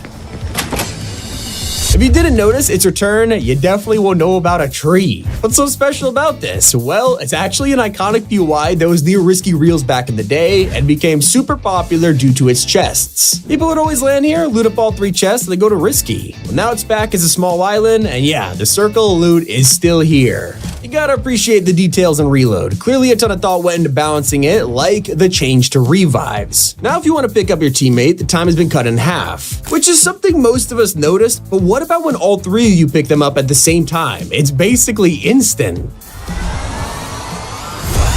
Another tip for your squad includes crash pads. They aren't as powerful as they used to be unless you tactically sprint into them. Considering how easy it is to find crash pads and how small Reload's map is, it might be one of the best rotation strategies in the game. And wait until you realize why you're getting lasered all the time. Maybe you're just bad, but there's also a reason for it. Every weapon has been given hit scans, so it's easier than ever to hit your target. What I'm trying to say is now you can't blame your bad aim on Bloom. Luckily, those of us who are boss can just get revived within seconds, and that's why Reload's Victory Umbrella is perfectly on theme. Giving us the OG design, and they have mixed it with the same cubes that appear when you get rebooted. Not the only way they've incorporated the past seamlessly. When you discover a new POI in Reload, a nostalgic sound will play. It's the same discovery music from Chapter 1. And it wouldn't truly be a nostalgia trip if we didn't have Billy Bass. And yes, they still dance. That's 30 Secrets at Fortnite Reload. It's been Tommy, and keep it here on Top 5 Gaming. Wix gives you the power of AI to build the website you need. With full business functionality and a design tailored just for you. Customize every element of your website and watch your vision come to life in minutes. Control everything from the biggest tasks to the finest details. Personalized, optimized, ready to go live.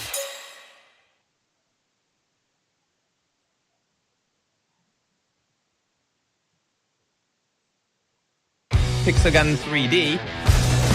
Ooh, look at the effects it produces on players too. Oh, payback right there. There we go. Finally he's dead.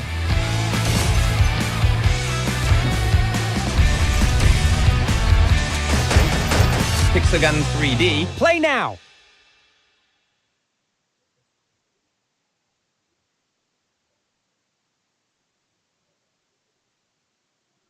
Fortnite's summer event brings new crossovers, weapons, mythics, free rewards. The official start date is a few weeks away, so here is what you need to know. Jack Sparrow and 4 other characters are dropping in July, and here is our first look at the Ship in a Bottle mythic.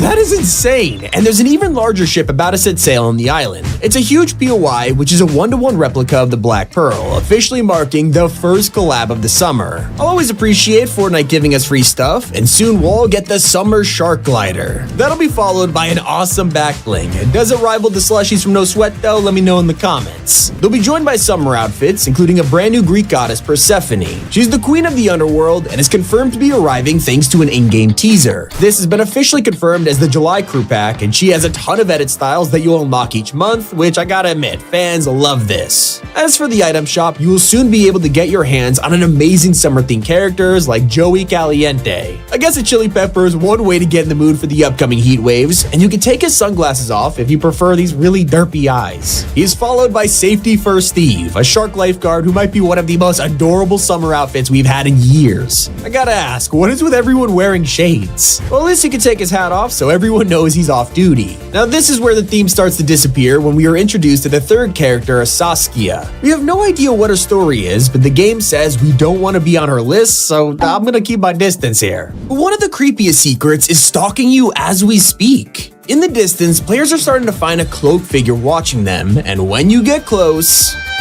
Huh? Yeah, this is the Wanderer that has been teased for the past 2 seasons, and we are now one step closer to discovering their identity. And that's not the only terrifying character about to drop in Fortnite. Five Nights at Freddy's might not fit the theme, but now this crossover is looking more likely than ever. Scott Games, the developers of Five Nights at Freddy's, dropped an August roadmap with a very mysterious date. It includes a new FNAF announcement every day, but when you get to August 6th, they're collabing with someone. They don't tell us who, but that's when fans realize the connection between this date and Fortnite.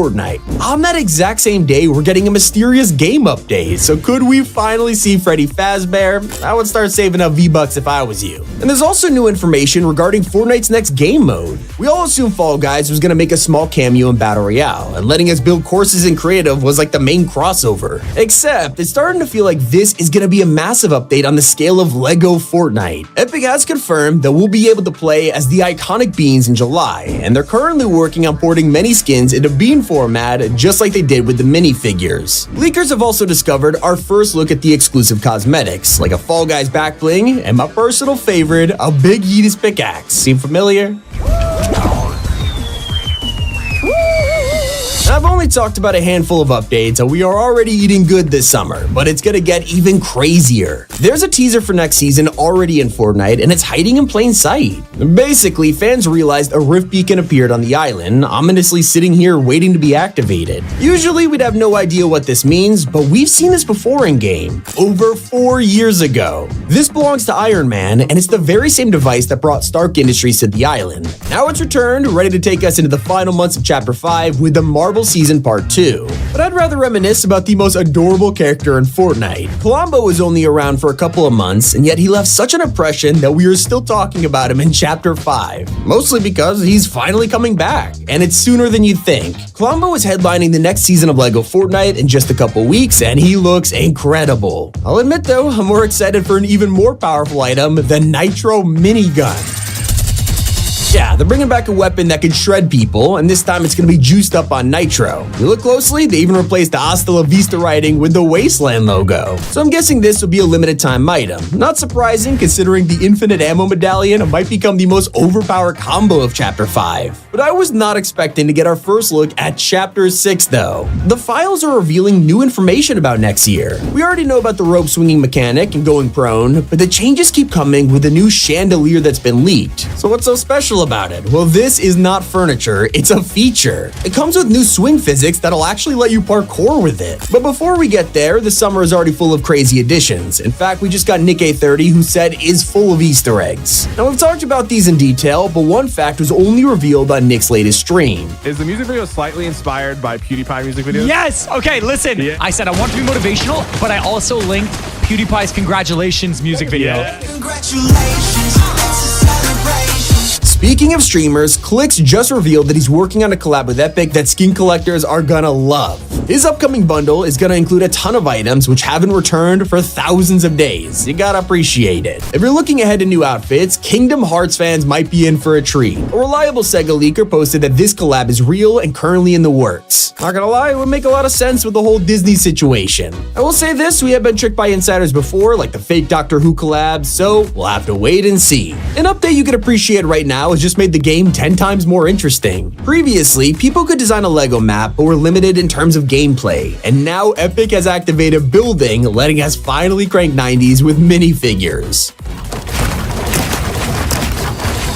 We're gonna spend a lot of time in cars this season, so you gotta turn on the radio and appreciate the hits. Except you'll be confused when the station switches to a mysterious transmission. This has been blasting messages from Megalodon for weeks now, so most of us turn it off, but if you stick around, there is new audio. My purpose is to take, to destroy, to consume. Without your miserable selves, I would conquer only fields and rivers. Some other languages have accidentally got the third update early, revealing that he'll soon talk about Pandora's Box and the most mysterious character in Fortnite, the Wanderer. Now, we're only a few days into Fortnite Reload, but there's already a ton of content about a drop that'll spice up the meta. Mythics are coming to the game, letting us play with insane items like Sky's Grappler, Brutus's minigun, and Kit's Shockwave Launcher. They even updated the files to reveal that junk rifts are in the works, along with the most controversial item of all. Yeah, the mechs are being prepared for Reload. I can already hear you guys shivering in fear. On a map this small, it'll be pure chaos. Something that only lasts until July 11th are exclusive Adidas decals for your Octane.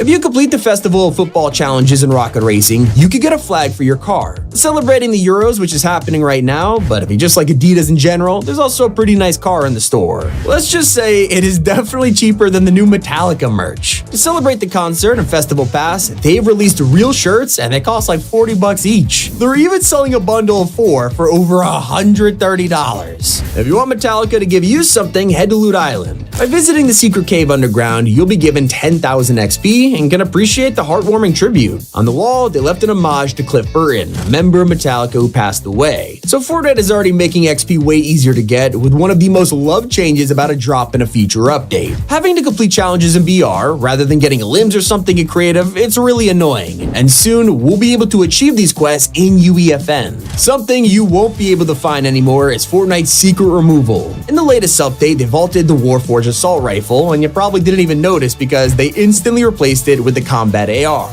A missing item that fans definitely knew about is part of Allier's Icon series. Every time he returns to the shop, one of his most popular items is nowhere to be found, the meme emote. Fans have been wanting this back for months and wondered why it was suddenly banned from the store. Luckily, Allier had the perfect explanation. The store now has to support all of Fortnite's new modes, one of which is the LEGO mode, which features its own special LEGO emote, meaning My Little Diplodocus emote needs a LEGO version to return. When you think about it, it's actually crazy they blocked everything that doesn't have a LEGO version. That means hundreds of emotes are now secretly banned until they get LEGO-fied. I can understand that, but no one gets why the towhook launcher is being changed. It's already one of the most useless items in Season 3, with barely anyone picking it up. But now, you won't even get the chance to find one because their spawn rate has been decimated by up to 25%. Yikes. A change everyone wanted has fixed the teaming problem in solos. You can't hop into a stranger's car anymore and just leech off the turret. The gun does not work while the enemy is driving, so games might finally be balanced again.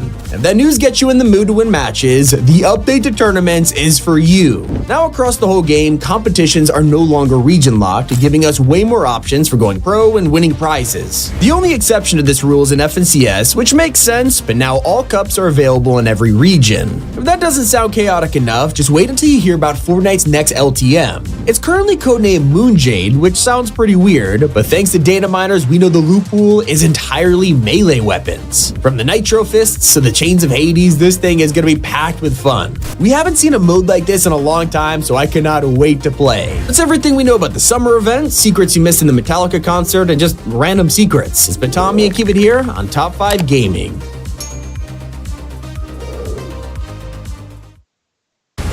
Play War Thunder now. Join millions of players across the globe in massive battles on tanks, aircraft, and helicopters in the most extensive vehicle combat game ever made. Take control over the battlefield in ground vehicles, rain down rocket volleys in helicopters, dogfight your enemies in aircraft, and bomb whatever is left into the dust. Play on more than 1,500 authentic military vehicles from early World War II to present day. Experience the transition from historic biplane fighters and iconic World War II tanks to supersonic jets and modern battle tanks fighting alongside attack helicopters. Upgrade your vehicles, customize their appearance, and level up your crew to become the best commander on the battlefield. Download War Thunder now for free on warthunder.com, your PS4 or Xbox One.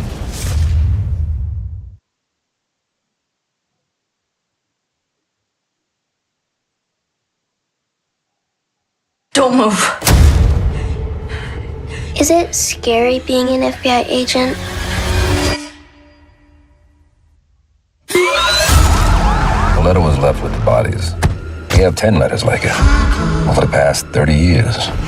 And all of them signed with one word. Long legs.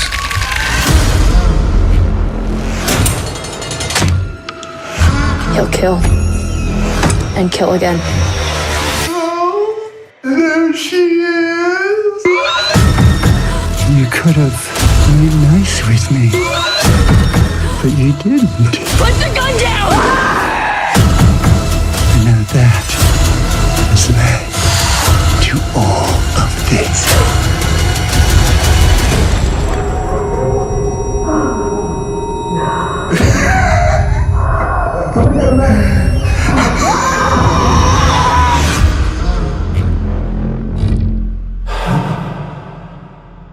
The Remix Fortnite OG map is called Reload, and with it comes new and OP UIs, weapons, free rewards. Here is everything you need to know. At first, we assumed this would be a mini battle royale, but that is not the case. Reboot cards are a thing of the past, because as long as your teammates are still alive, you can keep on respawning. They've also changed the pickup time from getting down to around 5 seconds, and updated healing items to match the Chapter 5 version, so not everything is OG. One of my favorite changes involves chests, which finally have a 100% spawn rate for the first time in half a decade. Fortnite really wants us to stay alive, as each elimination will reward us with minis and ammo, or if you choose the build mode, it also includes mats. So the real question is, where are you dropping? There's plenty of classic POIs to land at, from Tilted and Pleasant to new locations like Sandy Sheets and Lazy Laps. They've also revamped the loot pool, removing all vehicles from the island and handing us a ton of OG weapons like the infantry rifle, the OG heavy shotgun, even explosives. The Chapter 1 lighting is back, and honestly, it brings a tear to my eye.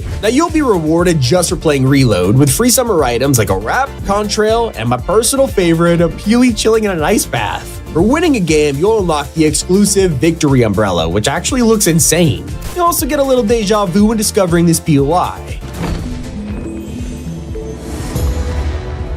As for regular BR, snipers have been absent for a while now, and we're starting to feel the effects. With a season full of cars, we need a way to fight players from a distance, and Fortnite answered with the Heavy Impact Sniper Rifle.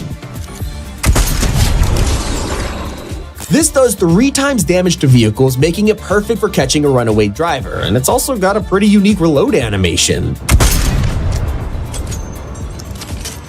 You can find this on the map as we speak, along with a way to booby trap cars thanks to the return of remote explosives. Now let's head over to the center of the map for our second teaser of the next crossover. A ton of crash ships have appeared, with fog taking over the lake, and soon they'll be joined by the infamous Black Pearl. This is Jack Sparrow's ship, and honestly, it looks identical. Now, there's no skeleton army on this one, but you might be able to experience the curse for yourself with the new Pirates of the Caribbean mini pass. This releases on July 19th, and Jack Sparrow's outfit is not the only thing to expect. Epic Games accidentally dropped this in the item shop a month early. Right now, players can buy the premium track and instantly unlock the outfit. They get to keep it, but can't complete the rest of the pass until July. Once it fully releases, we'll be able to earn Cursed Jack Sparrow, which looks insane, along with back blings like his compass and the ship in a bottle. There's also some pretty amazing pickaxes, and there is so much more. The Sparrow Run will become one of the greatest emotes of all time.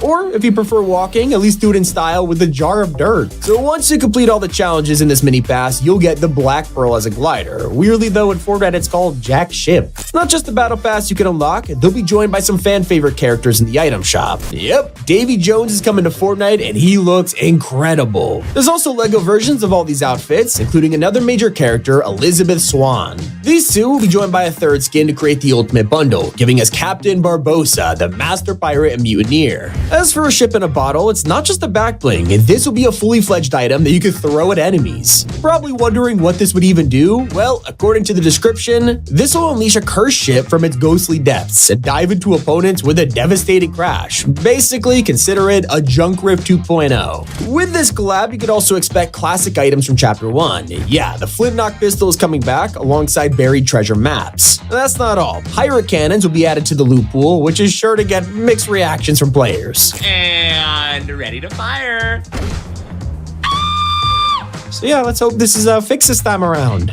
For months now, we've been trying to figure out what's behind the secret bunker in the mountains. It has been driving fans crazy with some wild theories like Chaos Agent hiding in here or even Magneto. Well, it turns out the Marvel idea was actually correct, and we should have been paying closer attention. Check out the steps and you'll see claw marks hiding in plain sight. How did we never realize what this meant? In just a few weeks, these doors will finally open.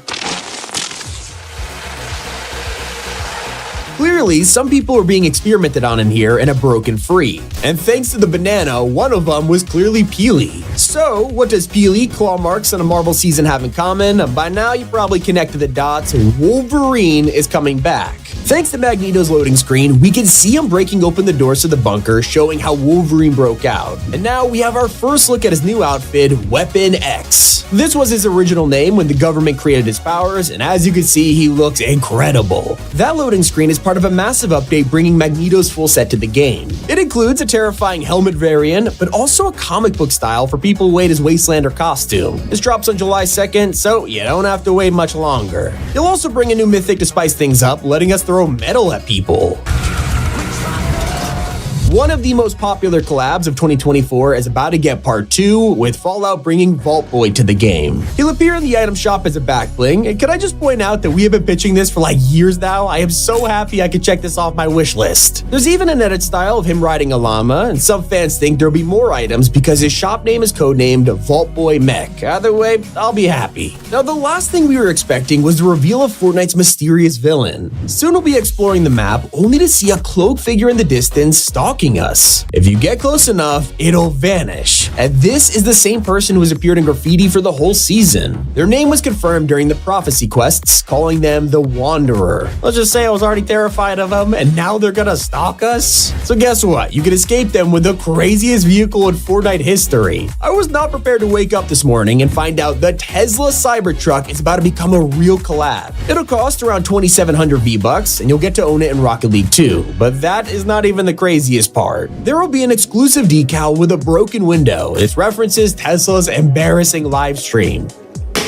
Oh my god. Well, now on to everything else you secretly missed. Somehow this update got weirder. You might have booted up the game after downtime, and once getting your locker is completely missing. For some reason, Rat Boy Eminem is gone, but don't worry, he's not refunded. Instead, Epic deleted every file for the skin in existence. How does this even happen? At least you can still wear the rest of your locker, just don't enter Lego mode with skins like Explode. He got his own brick figure this update, but his head was replaced with an 8-ball. For some reason, Lego had to censor the bombs on his outfit, despite there literally being explosives in the game. If you're not dropping into your survival world though, then you might start noticing more and more rift beacons popping up all over the map. Last update there were just 3, but now there's a total of 6. Whatever they're bringing to the island this time must be huge. The main theory is that Iron Man is using them once again to introduce the Marvel season, but now we have confirmation they're also linked to the story quests. Soon we'll have to use them to emit a 0-point scan pulse, meaning not only are they going to be activated soon, but the 0 point is still around. Build players will also be glad to hear that Nitro has been nerfed. You'll no longer be boxed up healing or in the middle of a fight, only for a player to run straight through your builds. The shoulder bash damage has now been nerfed from 300 all the way down to 90. But no matter which mode you're in, from today, you'll start finding a lot less mythic guitars. Previously, these things were everywhere, with tons of players flying around on lightning in the final circle. Now they've been decreased from chests and floor loot, so you'll find them less often, but you can still rely on the guitar stands with a 100% spawn chance. Maybe the arrival of Reload has brought back some old friends, which is why it's the perfect time for a brand new reboot rally. Party up with any friend who hasn't played in the last 30 days, and you'll both get some summer-themed rewards for doing so, like the Neon Man of War. There's also a free loading screen reward for owners of the Battle Pass. As soon as you reach Magneto's page, you'll be able to unlock this, and for fans of the upcoming Pirates collab, you'll be able to earn this masterpiece in the free track.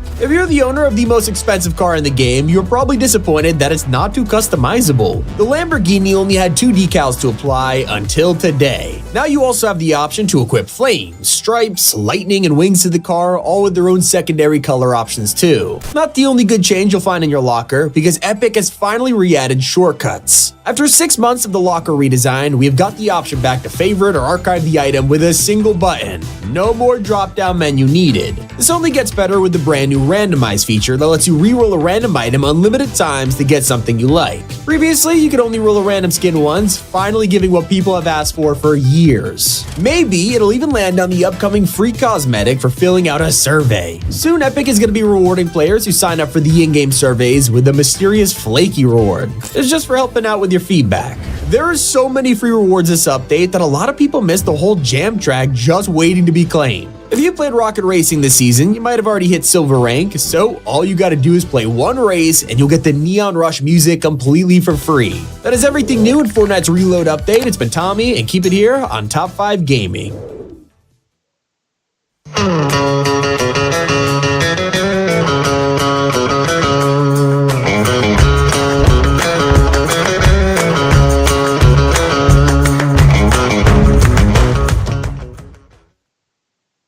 Bob works for a company that's using NordLayer's new solution, Cloud Firewall. He can now easily secure his organization network and manage employee access to hybrid resources. The company's CEO, Bobby, can smoothly access the financial reports. System administrators like Bob can securely access all IT assets, while the new intern, Paul, only needs safe access to the internet. And this guy? Well, this intruder doesn't belong in our network. Bye! Get started with NordLayer today and get an extra 20% off on core and premium plans. NordLayer, cybersecurity for business, developed by the standard of NordVPN. Fortnite has countless YouTuber secrets in-game. Objects on the map, emotes, even the outfits. For example, swinging a pickaxe usually looks like this, but slow down Nick A30's. Now, Mr. Beast has a ton of cosmetics, but only a handful of players know about his exclusive item. The honk spray may seem random, and that's because this doesn't belong to Jimmy. It is actually a hidden reference to his friend Carl Jacobs. Pokimane is one of the most popular creators in Fortnite without anyone realizing. While she may not have a skin, in Chapter 2 you could buy her Emote Royale dance. And another hidden reference involves the fishing emote. If you didn't follow the Emote Royale competition, it's easy to miss the secret reference to Jordan Fisher.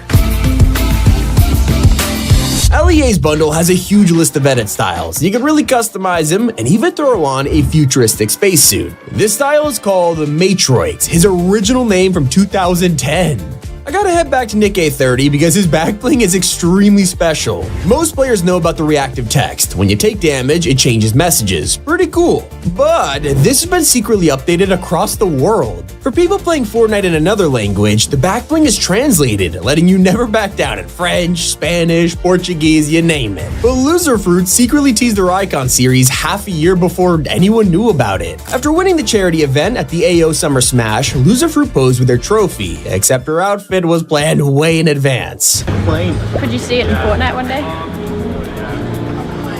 6 months later, her Icon series was announced wearing the exact same clothes. Did you know there was a YouTuber who appeared in Fortnite before anyone else, even Ninja? CDN the Third had an iconic catchphrase back in the day telling us to have a phenomenal gaming experience. Well, that's until he loaded into Fortnite Season 3 and discovered this. No, they didn't. Oh, no way. Open bracket, plus sign. Close bracket.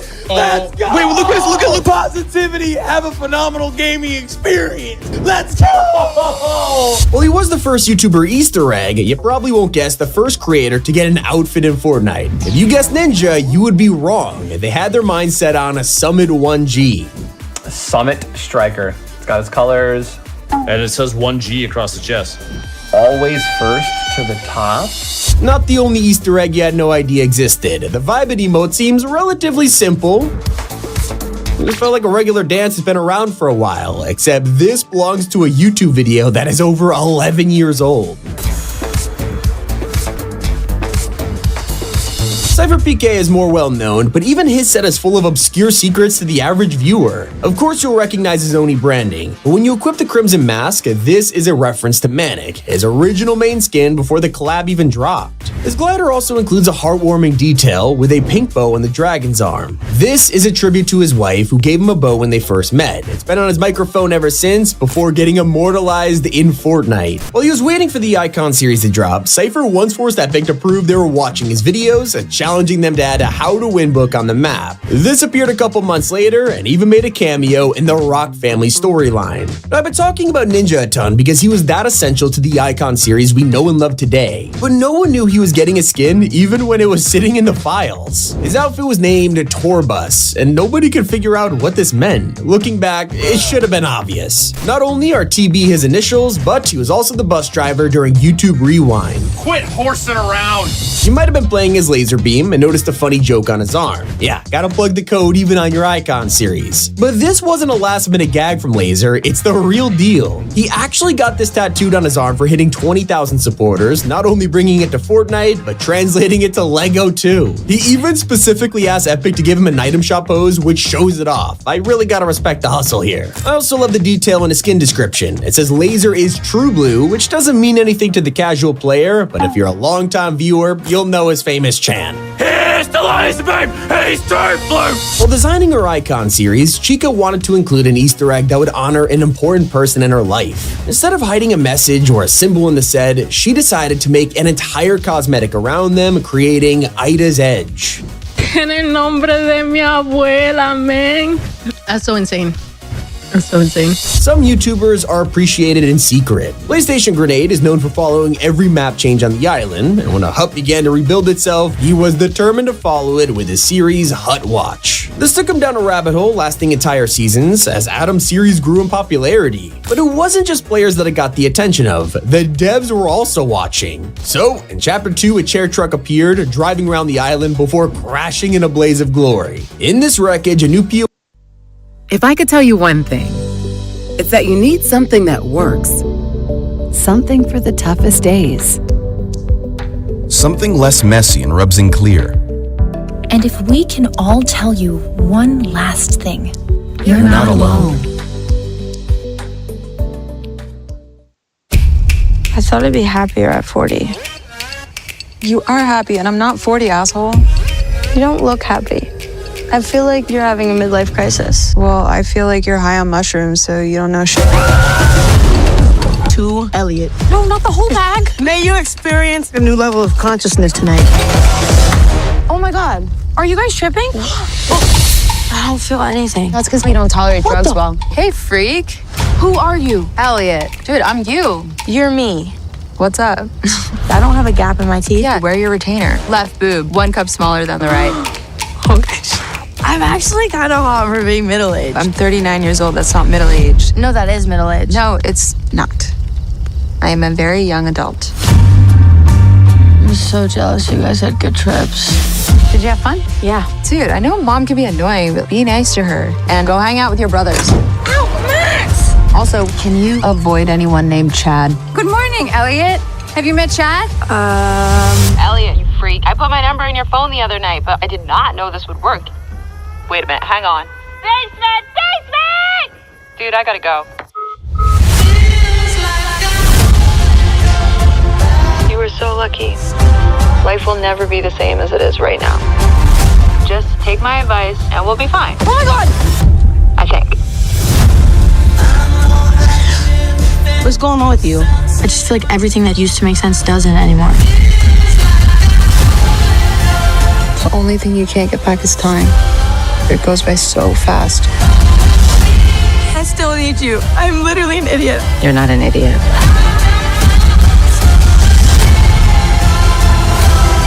If we weren't the same person, do you think you'd even like me? You're just saying that because you're young and dumb. But if you weren't young and dumb, you'd never be brave enough to do anything. Maybe you need to listen to my advice for once. Can we kiss? No. What? Can I at least touch my old ass? Oh my God, you need to be locked up.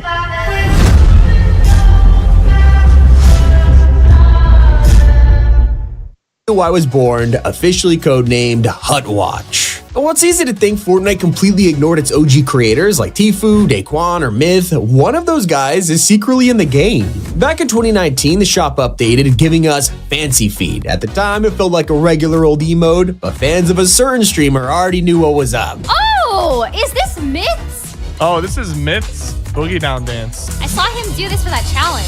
Hopefully he gets a full icon series one day so he can create even cooler references like Ali A did. By now you're probably aware that his emote is the notorious intro song that Ali's known for, but he's also riding a dinosaur, an amazing throwback to a moment he will never live down. There's a Diplodocus! It's not the only YouTuber to love their awkward past. After winning the Fortnite World Cup, Booga celebrated with an interesting dance. But fans loved this so much, he decided to make it an official emote. Oh, and the outfit he was wearing? Well, of course, that had to be an edit style, without the Nike logo, obviously. Booga went one step further while designing his back bling. Not only is it the World Cup trophy, he spiced it up by adding his real-life dog into the mix. With each elimination, Zoe pops out. Well, most of those are probably his idea. There was one secret Booga didn't know about. Over at Lucky Landing, his World Cup drop spot, the devs left behind an incredible Easter egg. You can visit the landing zone for yourself and find Booga's solo trophy. Even crazier when you think he is still the reigning champion half a decade later. One of my favorite parts of an Icon series announcement are the YouTuber Cups that let you win an outfit. Sometimes Fortnite will design an exclusive item just for these tournaments, giving players only a handful of hours to enjoy them, like in Cypher PK's Cup. Here fans were able to try a throwable item known as the Trap Tower. When you weren't around in Chapter 1, you probably thought it was just a fun new grenade, but it is an OG reference to Cypher's origins.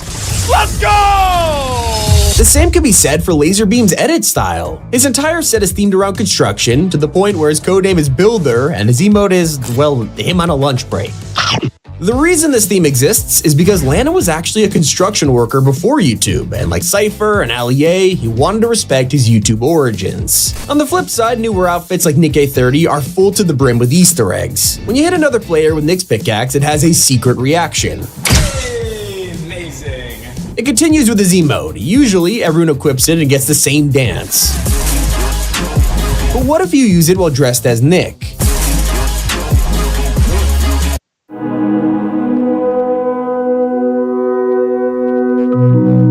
There's a brand new morning,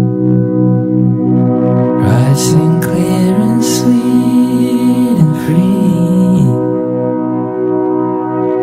There's a new day dawning that belongs to you and me.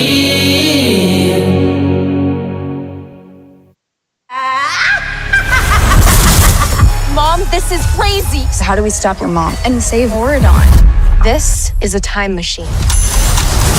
Where are we? Not where. When? What's my name? What's my name? We only have one shot to get this right.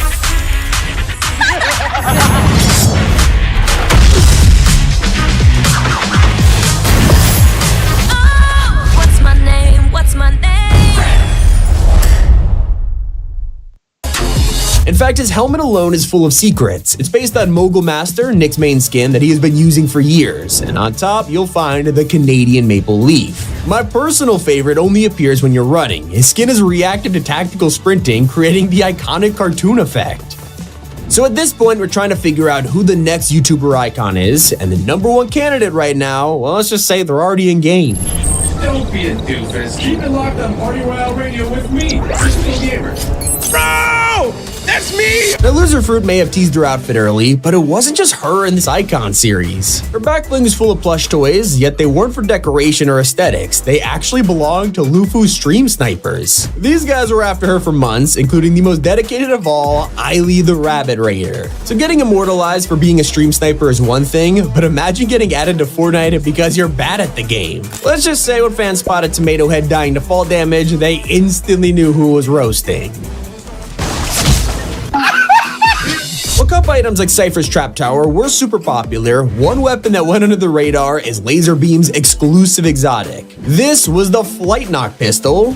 Oh, a callback to Lannon's favorite meme weapon, just dialed up a little bit. Even his back bling has a hidden meaning. Baby Gingy may be your average gingerbread man in a hard hat, but he is also one of Laser's longest running jokes. Not only did he call himself a gingerbread man for years, he literally wore Merry Marauder the entire time. Not every creator gets what they want. Gref G wanted an official Dragon Ball crossover for his Icon series, and this led to a lengthy delay. Sadly, he couldn't make it happen, but that didn't stop the entire set from being inspired by Dragon Ball anyway. You also notice that the color scheme of his outfit feels purposeful, and that's because it's a nod to the Spanish flag. Of course, the reason I mentioned the lengthy delay is because Fortnite themselves decided to joke about it. In a skin description, they claim, "We thought he'd never get here." The last creator we were expecting in Fortnite was Cabby LeMay. A ton of thought went to this collab, including his glider, where he could ride down on a crown that says 23. This was his age at the time of the crossover and proved how much he was accomplishing so quickly. Then, when you get to his pickaxe, the Silent Slicer, this actually has some Japanese letters on the handle. When translated, it is actually Cabby's name, which is pretty cool, but I personally love his emote.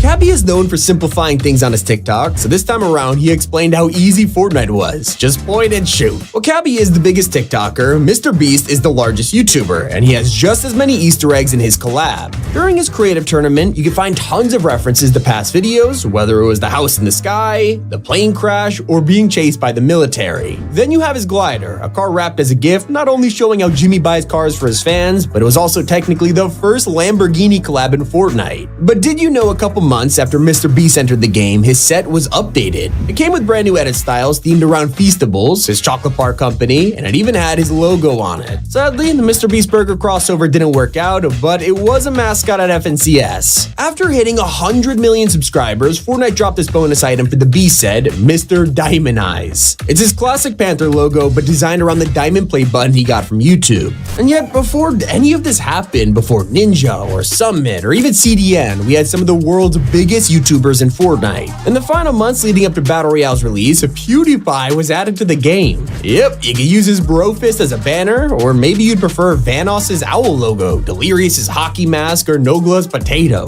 This was part of a Search for Survivors event, which makes this the rarest YouTuber collab in Fortnite history. You also won't be able to find Musok anymore. Sure, he was one of the banners, but his antics also caused Epic to immortalize an embarrassing moment. The grave exactly where he got knocked off the cliff. They actually nailed that placement. Everything comes full circle when we arrive back at Ninja. If it wasn't for him, the Icon series wouldn't be where it is today, and he knew the kind of power he had long before the skin even dropped. So during Chapter 1, he was super frustrated with the state of the item shop, saying he was literally trying to throw money at the game. It got to the point where he'd literally buy a toilet plunger as an axe, and that's when Epic thought, be careful what you wish for. The plunger? Those are 50 YouTuber secrets in Fortnite. It's been Tommy, and keep it here on Top 5 Gaming.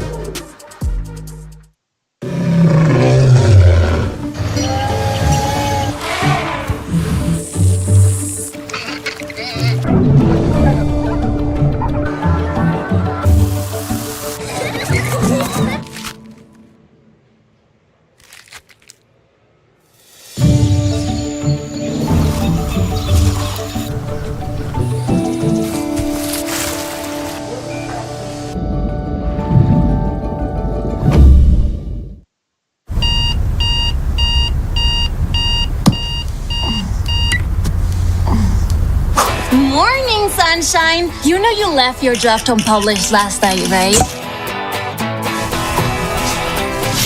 Where's my social media report? I need it in 5 minutes. 5 minutes! And include the engagement of all our socials, the conversion value of the campaign, the webpage views. Oh, look! A new DM!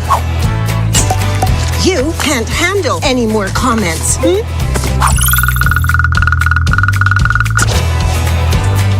Your pins aren't getting much attention. Check those stats ASAP. It's time to post! It's time to post!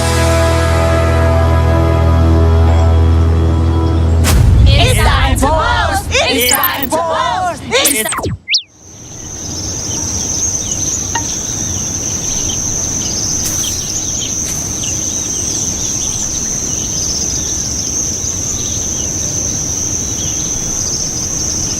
It's 50 useless facts in Fortnite. The Family Guy crossover brought us the giant chicken, but use him with a cape and his tail gets amputated. And during the World Cup finals, they blasted confetti to celebrate the winners, except this wasn't your ordinary confetti, it was llama heads. The Xenomorph skin has a second mouth that comes out at the weirdest moments, like when you're doing the gritty.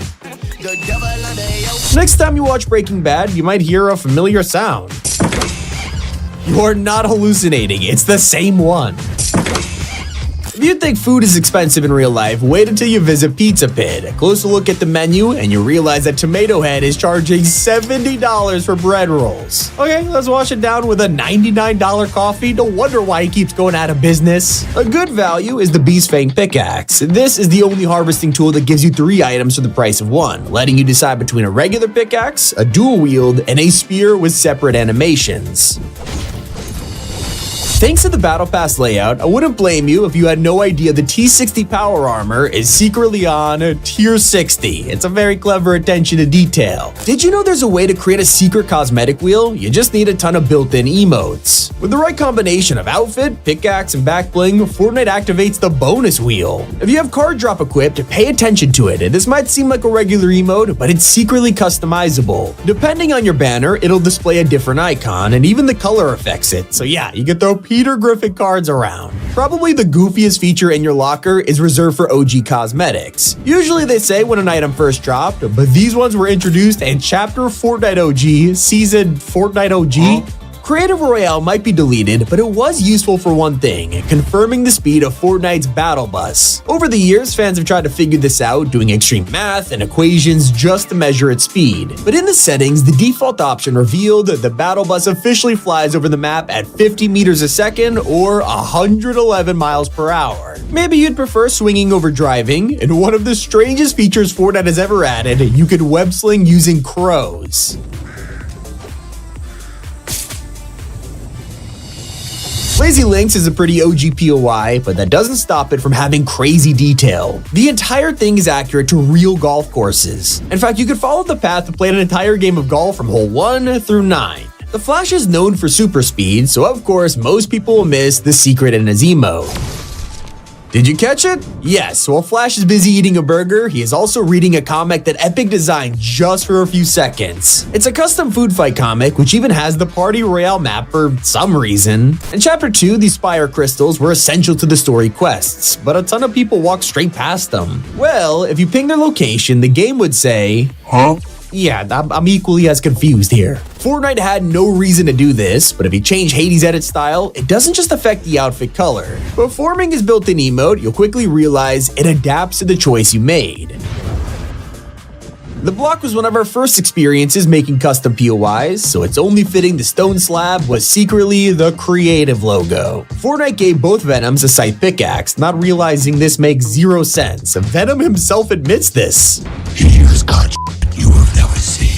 Only other symbiotes like Raya could pull this off. It's kind of the whole plot of the film, and yet I guess in Fortnite, anything is possible. Mega City is one of the most detailed POIs we have ever had. Even the rain was next gen, with water literally flowing down the side of the buildings and forming puddles. Not everything has that much thought put into it. Remember the free guy emote that was given out to players? Well, thank goodness it was free, because this might be the laziest emote of Fortnite. At the GDC presentation from 2019, fans noticed that Epic were showing off an all too familiar animation. You can see as she points, the claw is open.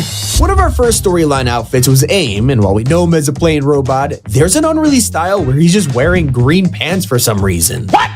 Never came out, and to make it more confusing, the only time this appeared was during a Marshmello concert. In the early days, instead of designing entire loading screens, Fortnite would just get concept art for outfits and weapons and put those in battle passes instead. This happened throughout the entirety of Chapter 1 before the whole idea was abandoned. The Cube trailer has an interesting mistake which only exists for a couple seconds. Throughout, you'll see Torin just running around fighting, except for one shot when she has to rescue a teammate. Of your army. Very weird, right? The skull mask looks way different than we remember. And that's because this is the censored Fortnite China version, somehow making its way into the shot. Now that I've learned about the secret of Fatal Fields, I can never unsee it. As you probably know, the original BR map was designed by a tiny team of devs, which explains why Anarchy Acres is literally the same POI with the buildings rearranged. In the same year, the game was a massive craze, leading international Get a custom lip look that's true to you, with results that are smooth and natural looking. Keep it soft and subtle or go bold and plump. Results last up to 1 year with no maintenance. Learn more at Juvederm.com. For important safety information and to find a licensed specialist, visit Juvederm.com.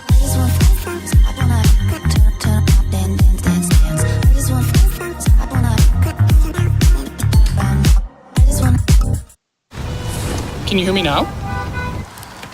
Can you hear me now? Can you hear me now?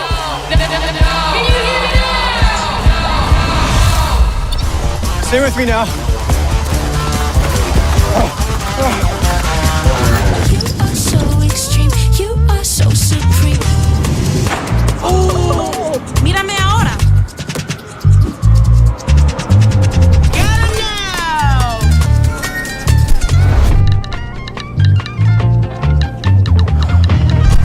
Okay, we're ready now. Have fun. Woo! Pinch me now. What's up? How you doing? Beat this entire year. Thank you so much.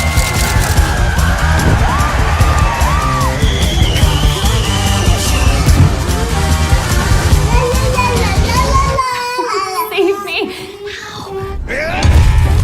Let's go now. Check me now.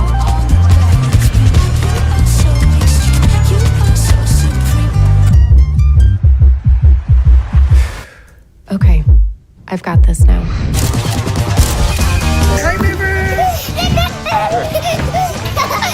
Catch me now. Come on. Play me now.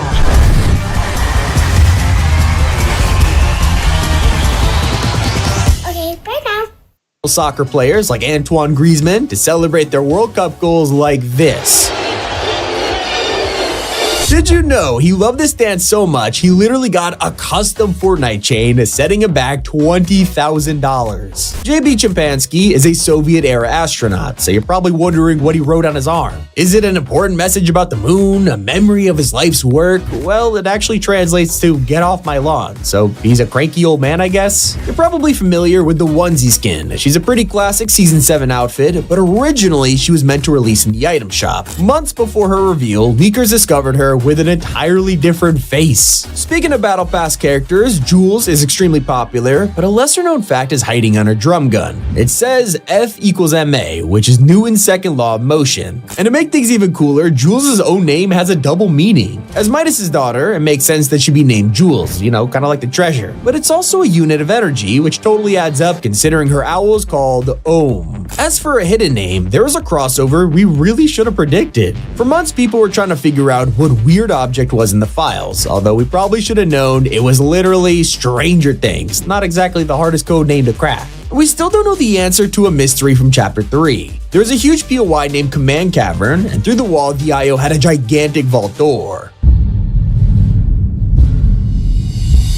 We were confused by these noises, so we worked to figure out what was lurking behind the vault. The theories were crazy. Was it Klombo, a new IO boss, maybe the reveal of a new season? But I guess we'll never know, as Epic moved on without telling us. Not the only mistake they made. The Haydeen Chariot is a glider, which seems pretty self-explanatory. Except when you go into your locker and decide to view your umbrellas, it doesn't go away. It's a little obvious this is not an umbrella, but I guess Fortnite thinks otherwise. Lots of funny glitch. Players are more confused watching Travis Scott's concert. It's always fun to look back on old events until you pay close attention with someone wearing an insignia back bling. This was a Fortnite China exclusive, which doesn't exist anymore. And neither do rap descriptions. You're definitely familiar with Show Your Style, the classic sentence that every rap gets. Well, not all of them. In Chapter 2, Season 5, the Battle Pass was full of items like the Pancake Posse, which was the most important meal of the day, and Wildheart, whose colors desire combat. I started writing descriptions in the Battle Pass, then just gave up and never did it again.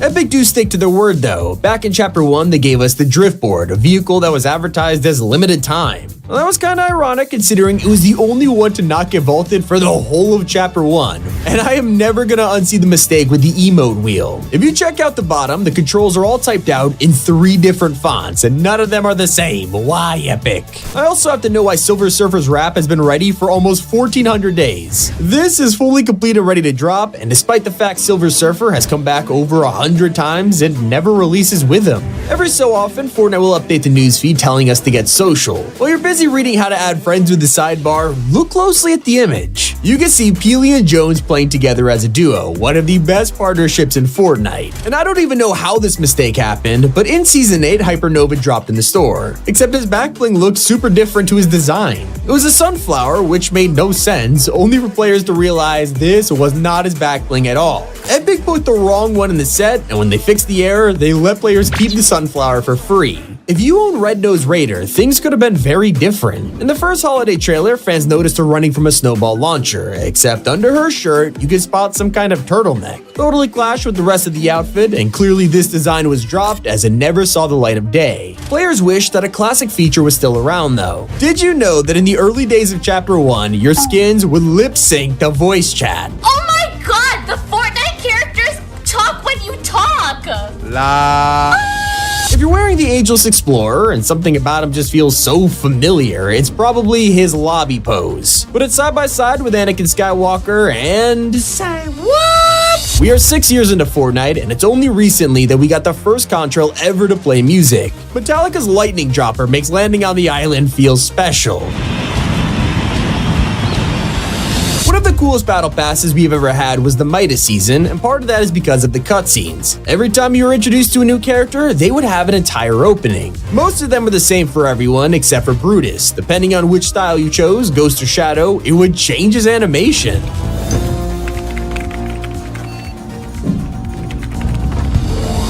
Live events have always been shrouded in mystery, but their code names have a pretty simple answer. Operation Skyfire was known as Kiwi, Rift Tour was called Buffet, while Zero Crisis was Yogurt. There's an ongoing theme here, and it's not just foods. These are actually the exact thing the devs were eating that day for lunch. You might not realize this because rarities were hidden, but there's a brand new series in Fortnite which nobody is talking about. When you go in the item shop and select a car crossover like McLaren or Lamborghini, look in the corner, it shows their exclusive rarity. There's even exclusive blueprints for every build. When you equip your paper and pencil, the 3 building materials will actually appear on the blueprint in front of you. The neat addition that you could barely see. In fact, these builds were originally used for making forts and save the world. Just like most of BR, the assets were ported over including shield potions, except instead of being a drink, they were just a resource called spectral mineral powder. Going back even further in time, the bandage was something hardly anyone's seen. It originally looked like this, being completely dirty and definitely not safe to put on an open wound. If you own the Mako glider, consider yourself extremely lucky. This was meant to be the rarest glider in Fortnite, only being sold in the season shop by reaching level 25. Yeah, this is only available in 2017, the first season of the game, yet when they introduced the item shop, Epic messed up. They accidentally put this in the store for one day, which is like if they put Renegade Raider in here or something. It was a huge disaster. So while you might have Mako, there is a 100% chance you're watching this and don't own this pickaxe. The Axe of Champions is the only cosmetic in Fortnite that no one is allowed to own, as it gets rewarded for the winner of FNCS for a limited time. The champion loses it once someone else wins, making it the rarest item in the entire game. I'd rather get my hands on Fortnite magazine, especially the edition Deadpool has. Kinda just because it names Peely as the banana of the year. I guess there's really not that much competition though. And it's 50 useless facts in Fortnite. It's been Tommy, and keep it here on Top 5 Gaming.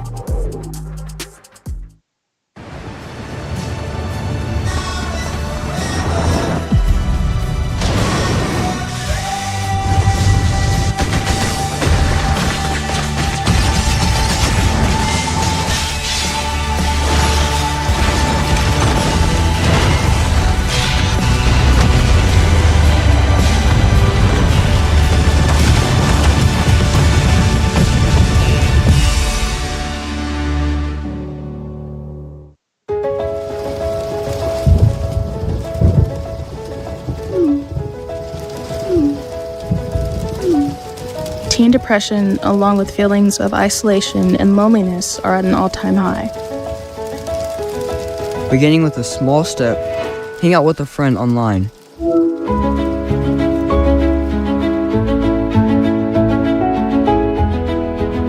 After your first step, try having one friend over.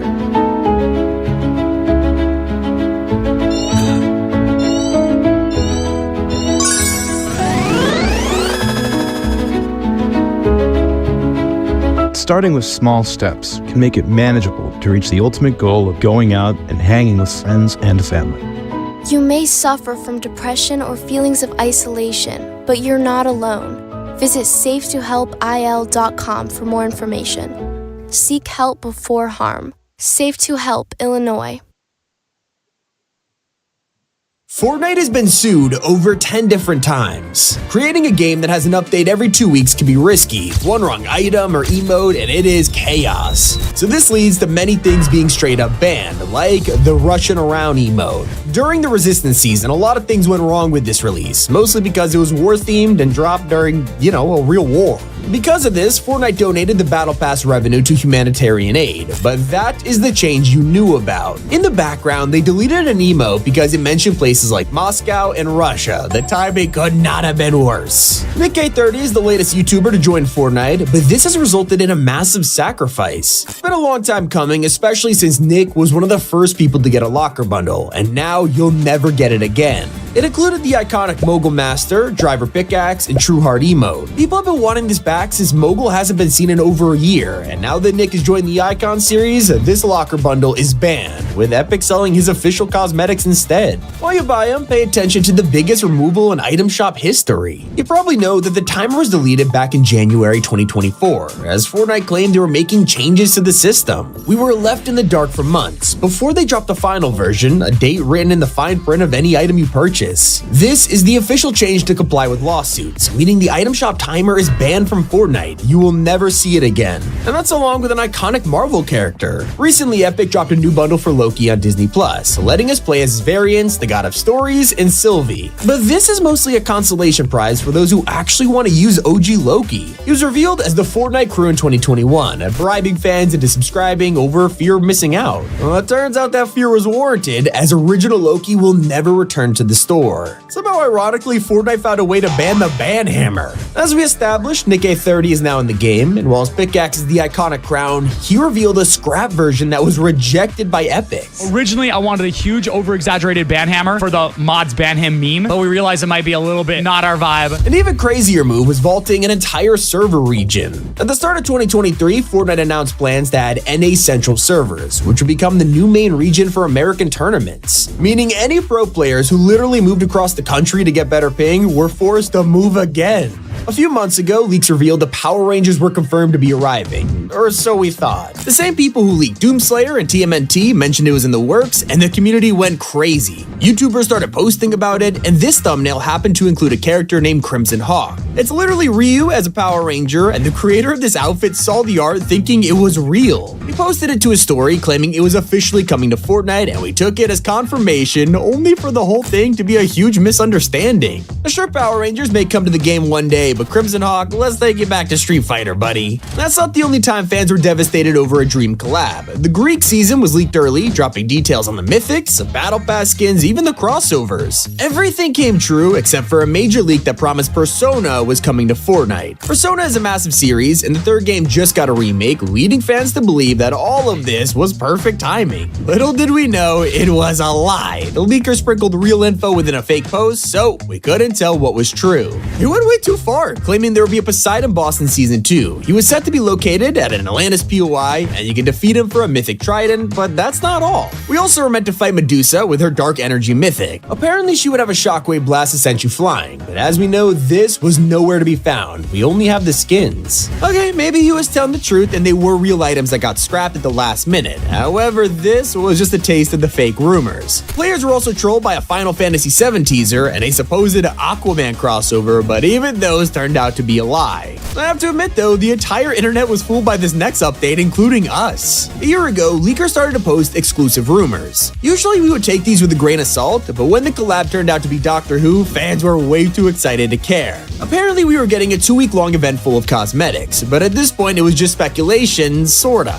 That's when an image dropped of a work-in-progress battle pass showing a Star Cruiser glider, backbling, and even an emote. As the months progressed, the leaks kept coming, and we were just eating them up. We learned there would be 2 outfits, one based on David Tennant and the other on Shuri Gadwa. But this rabbit hole kept going deeper. I mean, it was starting to become the most leaked collab in history. That's when we got concept art of pickaxes and a Mythic Unit advance rifle. This event was scheduled to release in December, going perfectly with the 60th anniversary of the show. But as we got closer to the date, there was still zero announcement. Despite that, leakers are posting images of the actual skins, showing full 3D models of the 15th Doctor. It was clearly an early build, but a good sign that the crossover was full steam ahead, and then radio silence. We got to December, and the anniversary came and went, with everyone left scratching their heads. So we demanded answers. Was it delayed? Did the network change their mind? Maybe they couldn't get David Tennant's face. So many possibilities. That's when fans asked the showrunner of Doctor Who for answers, and he blew everyone's mind with the simple reply: there isn't one, it is a complete myth, I'm afraid.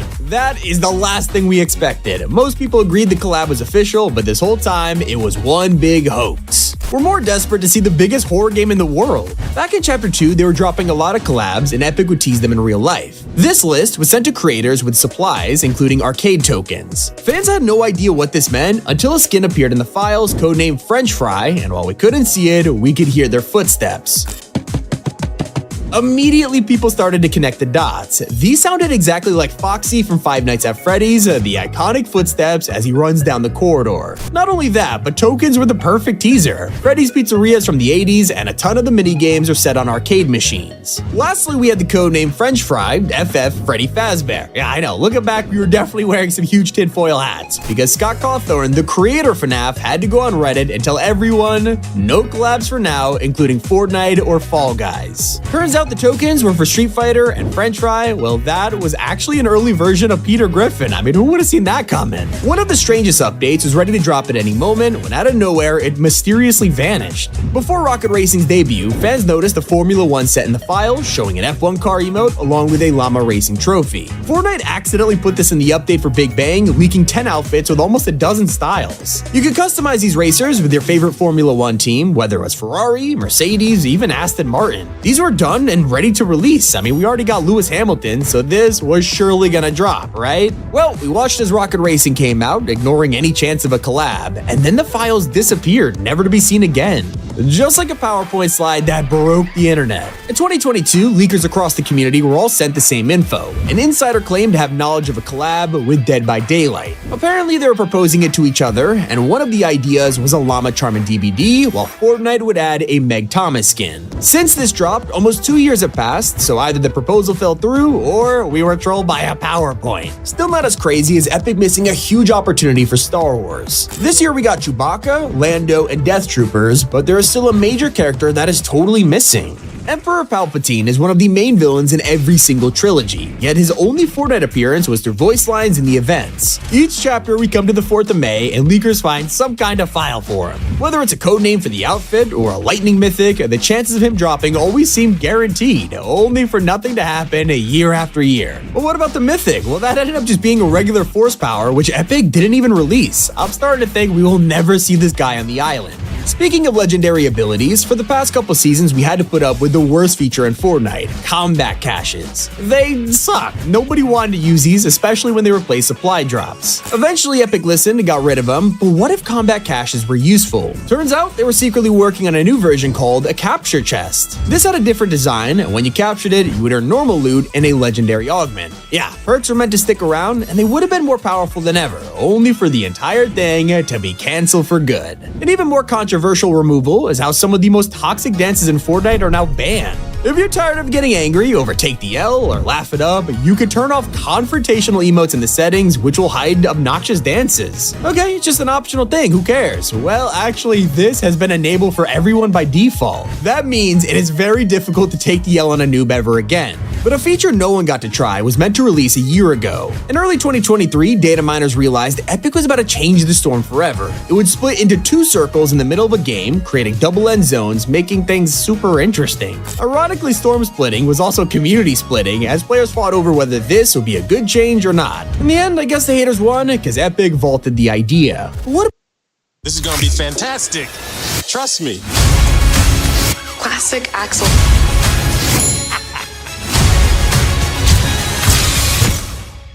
love Beverly Hills.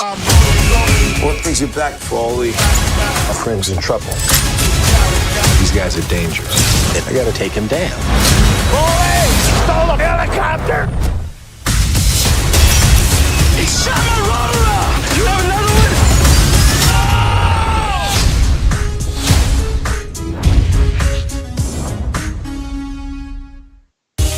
Since we've gotten the bed, it's changed our lives. The bed helps me stay cooler at night, I no longer am trying to steal all the blankets. knowing that I'm gonna have a good night's sleep. Is a game changer. Sleep next level. Visit sleepnumber.com to learn more. What about the celebrity who refuses to be in Fortnite? Back in 2020, Epic accidentally added a skin into the game and it was codenamed Dusty. This is where things get weird. Only the body was added with the face completely missing. From the uniform, we can still tell who this was, a Tyler Rake from Extraction. Seemed like the outfit was in the works and ready to drop, all that was missing was the head, kinda the most important part considering it's Chris Hemsworth. But that also felt like the problem. He had never been in Fortnite, with Epic having to make generic Thor outfits, and now a Tyler Rake skin with no face. Either Netflix canceled the deal or Chris just straight up said no. Either way, this collab was scrapped and is still unfinished to this day. Sometimes there are crossovers that will blow up even when it never existed in the first place. In 2020, insiders claimed The Last of Us was coming to Fortnite. After the leak exploded, they were forced to spill as much info as they could. Uncharted was about to happen, and it seemed weird that we'd be getting two Nathan Drakes, but not Joel or Ellie. That's until leakers claimed The Last of Us would be arriving in September. This day lined up perfectly with the Part 1 remake and the HBO show being revealed, but this time around, it caught the eye of Neil Druckmann, the creator. He was more than ready to drop the bad news, love me some Fortnite, but there are no plans for this false rumor.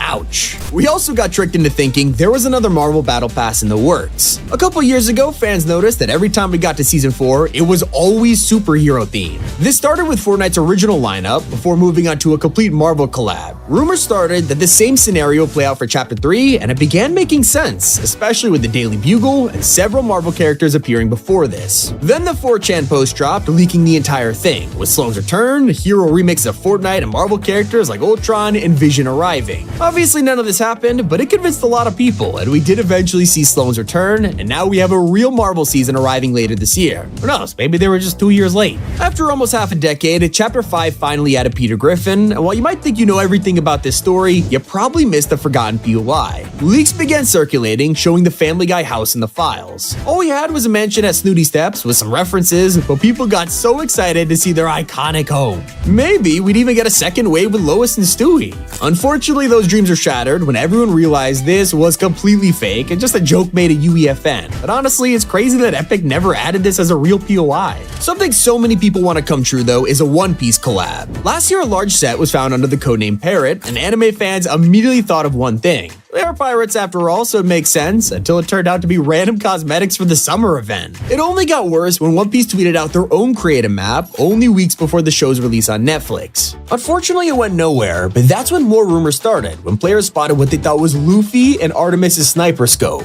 Blue pants, red jacket, and teased in the distance, it had to be him, but it was just this guy. Epic knows how much we want to see this one in the game, so I am not giving up hope yet. The same goes for a strange feature during last year's Fortnitemares. After the event ended, some players got a survey asking what they liked about it, and one of the things mentioned were zombie boards. Obviously, this was something we never saw, but there's always next year, I guess? And I can't say the same about a feature Fortnite has completely forgotten about. Augments were only added last chapter, giving us the chance to get random abilities. But with 2024, Epic removed them, deciding to rethink the system altogether. They even added brand new ones for Chapter 5, but it doesn't look like they'll ever be seen, unless Fortnite totally changes their minds. There are secret reasons a collab may never return, but Rick and Morty, everyone knows why. Is the reason because he's just a Battle Pass skin? No. The voice actor Justin Roiland got in a lot of trouble and was fired from both the show and the game High on Life. Battle Pass skins have returned with variants, but one thing Epic Games avoids is controversy, and this is one of the biggest. May 4th is come and gone, while everyone returned from over the years, one of the most popular is missing. The biggest show on Disney Plus is The Mandalorian, and he has become one of the most iconic additions to the Star Wars universe, course. So when it came to Fortnite in 2021, the internet went crazy. It was so popular, they dropped the Mando's Bounty LTM entirely themed around a Battle Pass skin. We could complete challenges for Beskar armor, finish the pass for Baby Yoda, even use his mythic jetpack and sniper rifle. Obviously, as an exclusive skin, Mando isn't returning. But what about his LEGO version that only just released? Still no, you had to buy him all the way back in 2021. He's not the only lovable character you'll miss out on. Deadpool is coming to the MCU, and if there's one thing Fortnite is known for, it's promoting Marvel. Fans are desperate to see a new Deadpool in the shop, hopefully based on his design from the films rather than the comics. But it won't make up for the fact that the original skin was borderline perfect. When he was revealed as the secret collab for the spy season, players were determined to get their hands on him. Only problem? Fortnite is constantly getting new players, and if any of you are hardcore Deadpool fans, you are guaranteed never to get this skin.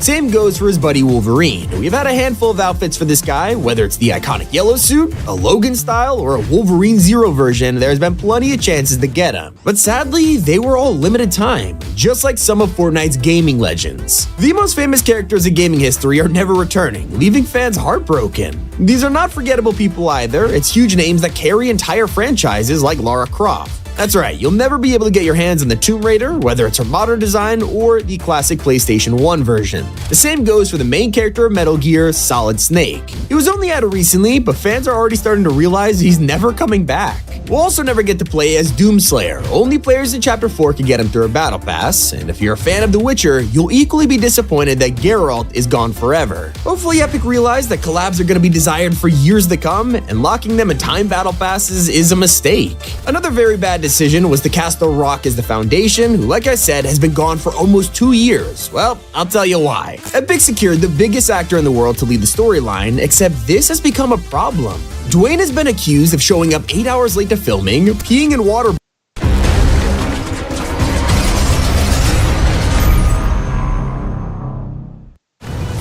Can you hear me now?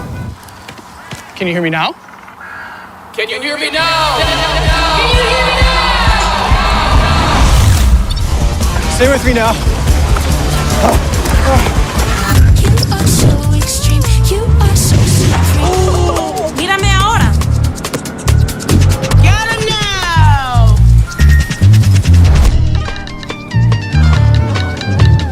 We're ready now. Have fun. Woo! Pinch me now!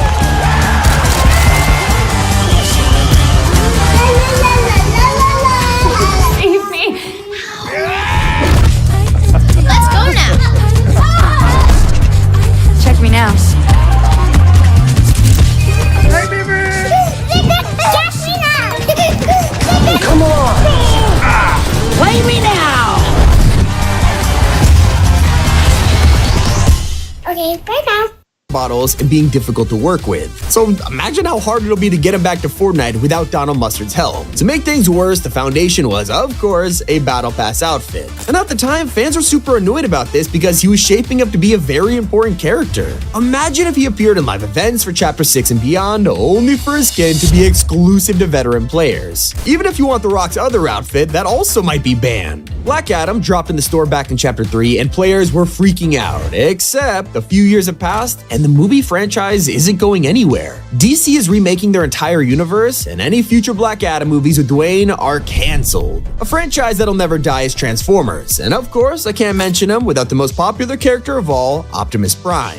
There's basically a new Transformers film every year, yet we only got Optimus in Chapter 4. It was a long time coming. One of the first Easter eggs in Fortnite was Truckosaurus, an homage to The Simpsons, and of course, everyone's favorite robot. After requesting this for years, he finally dropped, only to be an exclusive Tier 100 skin. Not to mention the mythic Cybertron cannon we all loved, well, you just had to be there. Battle Passes have ruined so many chances to get popular skins, but that is not why the Ferrari will never show up again. Nowadays, we're used to getting constant brands like McLaren or Lamborghini, but they're just cosmetic skins for the Whiplash. Back then, this was an exclusive vehicle on the map that smoked every other car. Fans absolutely loved it. But sadly, the reasons why it was special are also why it'll never return, as vehicle cosmetics have guaranteed the death of exclusive supercars. If it does come back, it'll probably just be an item shop skin.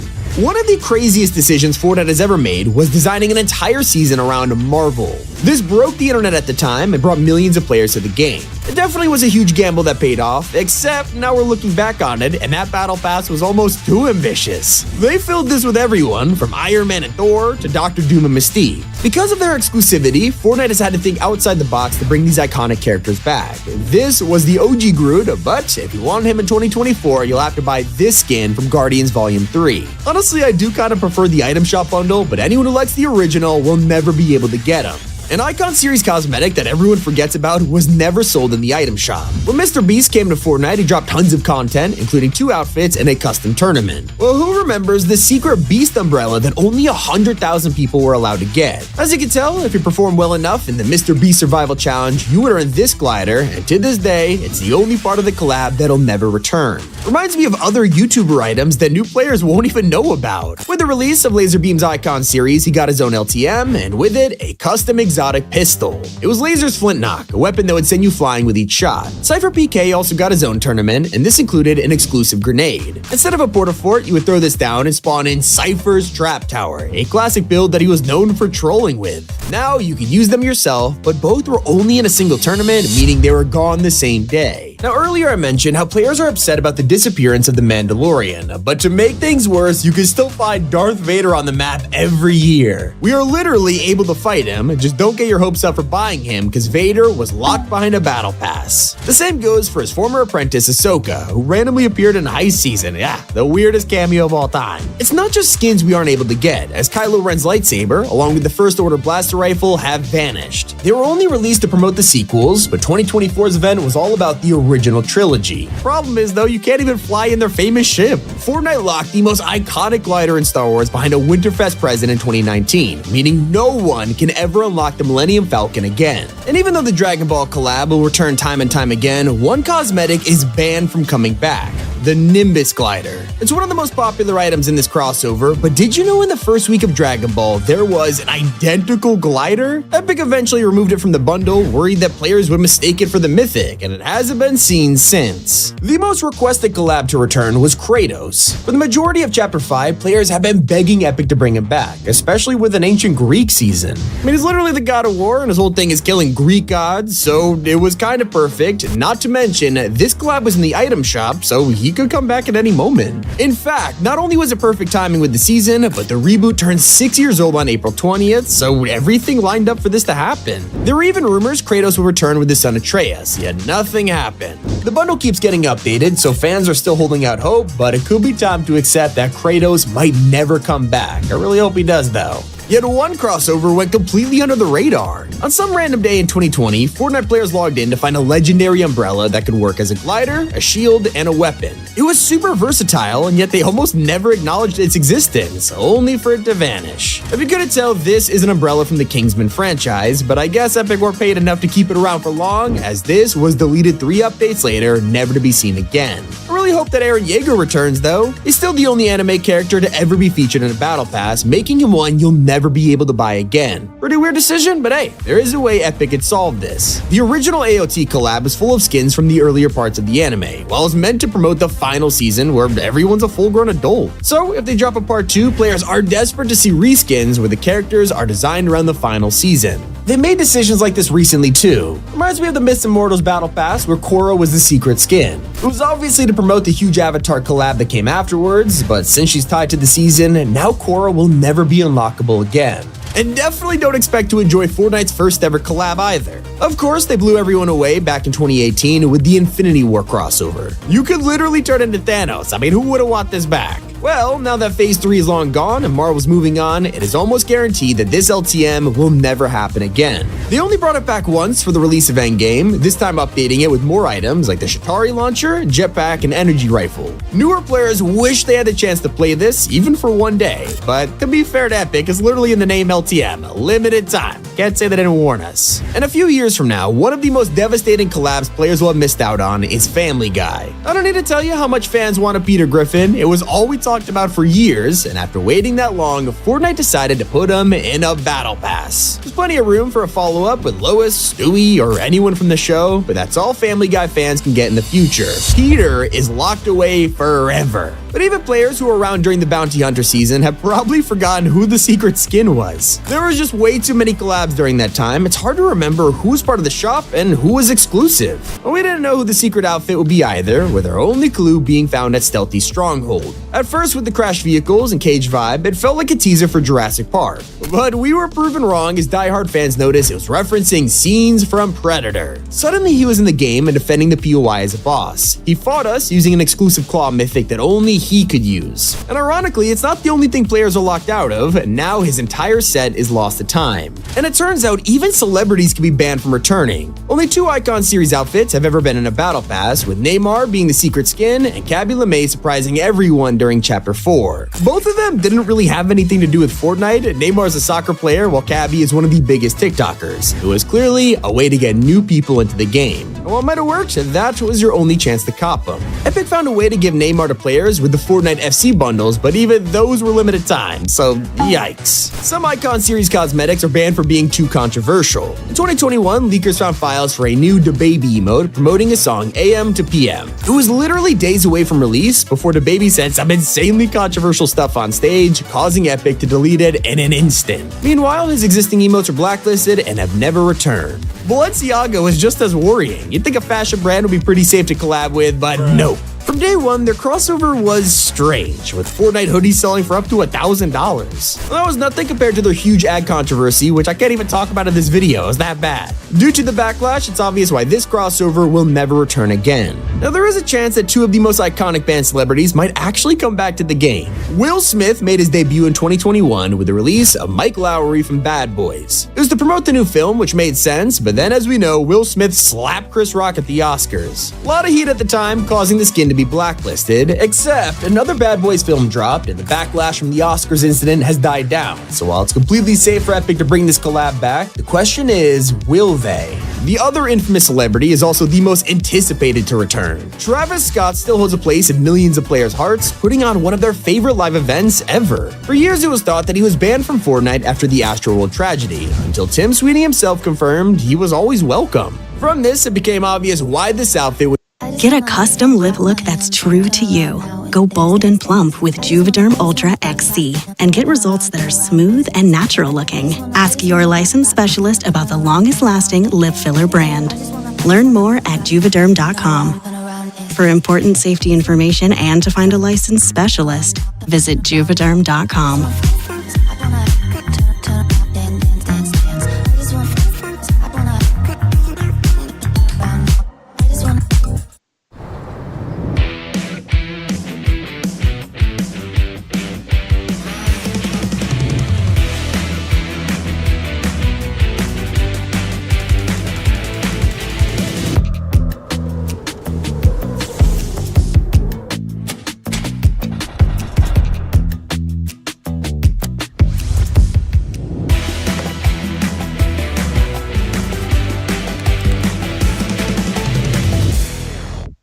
was so hard to find. The original contract probably only let them sell Travis for astronomical, meaning his team are responsible for him vanishing. One thing Fortnite swept under the rug was hiding in a trailer. You won't notice it at first glance, but years later, an unreleased emote was leaked called the Belly Dance. And right here, you can see Rustler doing it. And they're sweeping weather under the rug too. It's just a basic feature, and yet they're acting like it never existed. I mean, when you announce something game-changing like tornadoes and lightning, you'd expect it to stick around. That's only for them to be deleted after a few weeks. I kinda get tornadoes, but lightning was harmless. But I totally understand why they want us to forget this jam track. When they added Doja Cat and Green Day, there's a bonus song everyone was talking about it, Jam Track. Yeah, you can spend 500 V-Bucks on something that didn't have album art, and in return, you would get nothing. They were forced to give out refunds, but let's be honest, if you spend money on this, you deserve to lose your V-Bucks. None of us deserve to have moving llamas though. By far one of the most annoying features in Fortnite. These were in the game for years, and it wasn't until the OG season that we got the regular old llamas back. People loved them so much that Epic realized how bad they messed up and reverted them to normal for Chapter 5. Looking back, I don't think they want us to remember that crucial mistake.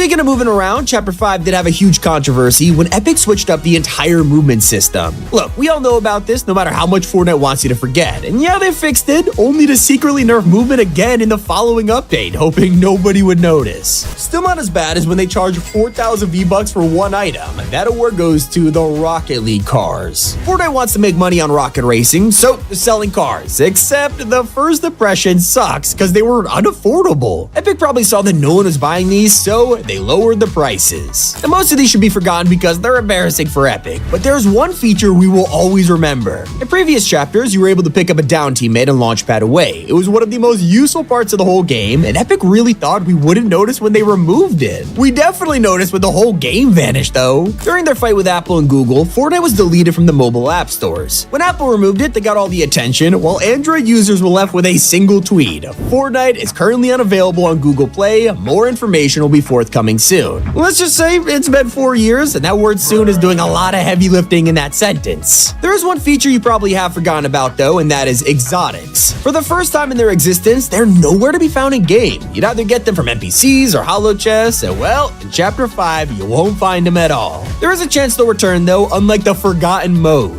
Fortnite has a history of deleting LTMs without telling anyone, like Battle Lab. The successor was meant to be Creative Royale, and yet it suffered the same fate, secretly vanishing overnight. Have you forgotten about the time they deleted us? Let me explain. People downloaded Post Party to get free rewards, and that's pretty much it. The app wasn't great, let's be honest, and most of us went to uninstall it until you press delete account. Yeah, it turns out this was your Epic Games account, so you could already tell how bad it was. Even those with an account still can't get the Bastille Day cosmetics. These are ready to drop at any moment, but then protests in France turned Sir Burr from an adorable companion to controversial in seconds. Now, Fortnite removed something in Chapter 5 that no one has even noticed. Last year, we'd explore the map minding our own business until a rift encounter appeared out of nowhere. There was always something to get from these, but after Chapter 4, they vanished from the game. With no words from Epic, it's safe to assume we'll never get them back, and it's best that we just forget about it. But we'll never forget how Among Us made them lose millions of dollars in a single hour. When the back bling released, you could get it for free with the game, except if you already had the item, they would just give you 600 V-Bucks instead. Yes, a $1 pack gave you that much currency. But this gets worse for Epic. You could get this bundle as many times as you wanted, handing you tens of thousands of V-Bucks for like $60. Ouch. And hey, we should be glad to get the collab in the first place. This whole thing started when Fortnite ripped off Among Us without permission and got a ton of backlash for it. We only forget about that because they all made up in the end. Now, most of us had no idea this outfit existed. It was completed with an entire bundle ready to drop. And okay, looking back, the skin isn't the most hype, but people definitely wanted the glider. Shame we're getting none of them because it's scrapped. Not sure why, but we do know the reason behind Fortnite's most embarrassing update. In Chapter 3, they forgot to mention a key change in the patch notes, secretly editing the size of Eevee's chest without telling anyone. Obviously, people noticed this, so we expected Epic to pretend it was a bug, but shockingly, they were honest about it and said they would revert the change in the next update. They really thought we wouldn't notice. Little did they know we spent way too much time on this game. When Epic realized this, they decided to troll us. In the files, a quest to touch grass appeared, and it was meant to be a prank, but we all got excited for it. So they got the last laugh when they removed it, making sure none of us would ever touch grass again. At least we could touch water, right? Well, it's not even worth it in Chapter 5 because fishing is so useless now. Thanks to the removal of the pro fishing rod and fun items like the Midas Flopper or Mythic Goldfish, there's no real point in doing this. It's like Epic wants us to get bored of it so they could quietly remove the whole feature in a couple of seasons. Just don't say I didn't warn ya. But remember when they tried to lock us out of a Marvel cosmetic for story reasons? In the endgame LTM, their whole marketing showed fish stick wielding Stormbreaker, and it wasn't until 2 years later they finally gave it to us. Well, sorta. Turns out Fishstick was banned from using it. Not even Captain America wielded this thing, and he was actually worthy. Then again, they also promised that Save the World would be free, then look how that ended up. Things got really awkward when Fortnite told creators to promote their Lego Icon series. This was supposed to be a huge reveal that you could buy the day after, only for it to be broken. The styles weren't sold until a whole week later. But no one feels as bad as storyline fans right now. In the last couple of chapters, the decisions have been kinda weird, let's be honest. Like when they swapped Singularity and Paradigm being the same person, and decided decided to cast Brie Larson instead, retconning years of teasers. It got weirder when the imagined Wolverine had a one-night stand in a pretty graphic comic for a teen game. The comics were also pretty rushed out, causing one artist to draw the Devourer as a T-Rex. For storyline fans who like to collect outfits, one of them was harder than ever to obtain. Hudmaster Saber was locked behind an exclusive console bundle, forcing you to spend hundreds of dollars to get it. Someone will never be able to find in game is Colombo, probably the most beloved creature ever added to Fortnite, and Epic killed him off after a few short weeks. Then they tortured us for months about his fate with leaked dance animations, a possible Lego appearance. It was all a lie. Why do they keep removing things we love, like shakedowns? These were so fun and genuinely helpful. Now, if you see a downed enemy, you're just gonna shoot them from far range. But when shakedowns were in the game, you could risk getting close to them for intel. Can anyone answer why Fortnite wants us to forget about this? But I'll admit, I do understand the removal of upgrade benches. Thanks to the brand new weapon mod system, this had to go. Even when the itemized bench was around, no one really used it. Now, one of the most embarrassing things Fortnite has ever swept under the rug is the bear hug glitch. This emote is meant to be an innocent embrace, but thanks to a crouch glitch, things turned rated R extremely quick. Another bug that humiliated Fortnite was the Deku Smash. This item was so broken, they had to remove it for basically the whole duration of the collab. It came back much later, but it felt super out of place. We've all heard about how crazy people went trying to catch the 1 in a million mythic goldfish, but after years of it being gone, Fortnite finally teased its return. Maybe it wasn't banned after all, but as the weekly updates continue to roll out, most fans lost hope it would ever come back. And now in Chapter 5, the mythic goldfish will likely never return to Battle Royale. Another thing you won't get to use anymore is overpowered medallions. From the start of Chapter 5, holding just one gave you an infinite slurp effect, and thankfully they got nerfed into the ground. They heal slower, for less, and have a 3-second pause if you take damage. Most importantly, by the end of Season 1, you wouldn't get 100 shield unless you were holding all 5. OG Fortnite wasn't exactly what people hoped for. When Quad Crashers were announced, players begged Epic to allow us to fly with them, only to try it out and get slammed into the ground. Looks like the days of launching these across the map are gone for good. At least they won't get you stuck in the storm because it's now a death trap. Since day one, players have always tried to find ways to survive it, with campfires, heals, even fish. But after people used slurp shrooms to win a tournament in Chapter 3, they introduced storm sickness, wiping out camping for good. A lot of people don't know this, but Fortnite also had to crack down on gambling. A lot of streamers in the community would 1v1 others for money, but Epic caught on quickly. They banned wagers from the game, and anyone who tries to take part in them loses their account. And there's another mode that players will never give up on, and that is imposters. It was basically Among Us in 3D, and everyone loved it, until Epic decided one day to permanently shut it down. Kinda makes sense with all the new games coming to Fortnite, but we can only hope it'll get unbanned. Something that was completely forgotten about is starting to get some buzz again. Tents were one of the key features introduced in Chapter 3, but not a lot of people used them. They had a ton of exploits that allowed you to keep mythics or old weapons, so Epic disabled them a few times before giving up on the feature entirely. And that's not the only glitch that caused something to be removed, because a toilet caused more problems than you would ever expect. One of the rift encounters from Chapter 4 was Gotta Go, but it turned out this porta potty tunnel led to nowhere, so you just got teleported under the map. Obviously, Epic had to remove it, only for it to return broken again the following season, leaving it permanently banned from the game. Sometimes things don't even make it that far, just like the throwing axe. It randomly appeared in the files last chapter and had never been released before, leaving people to speculate it might be for Wilds. If it was, Epic scrapped the plan entirely, and the axe has been erased never to be seen again. Not the first time this happened either. An icon emote got the same treatment. Tunak Tomb was leaked to be one of the next dances until Epic realized the creator was in jail. They backtracked completely, deleting it a few updates later, and it'll probably never see the light of day. Kinda feels like they have the same rules for a fan favorite weapon. The guided missile was one of the most unique items in Chapter 1 until it got vaulted for being way too powerful. They tried to rework it, but instead deleted the files entirely, which has never happened before. To this day, it's not available in creative or any mode, and was even planned to return in OG, but just never showed up. That's not the only letdown from OG, because Epic also teased the old weapon models. The pump shotgun was right in the middle of the key art, promising the return like everyone hoped, until we went in game and saw it was the Chapter 2 model. What's wrong with the original, Epic? At least they didn't troll us with the most infamous item in the game. Of course, I'm talking about the Zappertron, which only lasted an hour in the early days before being completely vaulted. Ever since, people have asked for its return, only for Epic to tease it in imposters and live events, never giving us the real deal. Can't be the only one that seems like Fortnite loves to tease us for no reason, because they also showed us one of the most requested crossovers. Kirby appeared in Party Royale, Samus in a comic, and a dev recently said they're trying to make the collab work, but with how strict Nintendo is on exclusivity exclusivity, it doesn't look like we'll be seeing any of their characters join the game.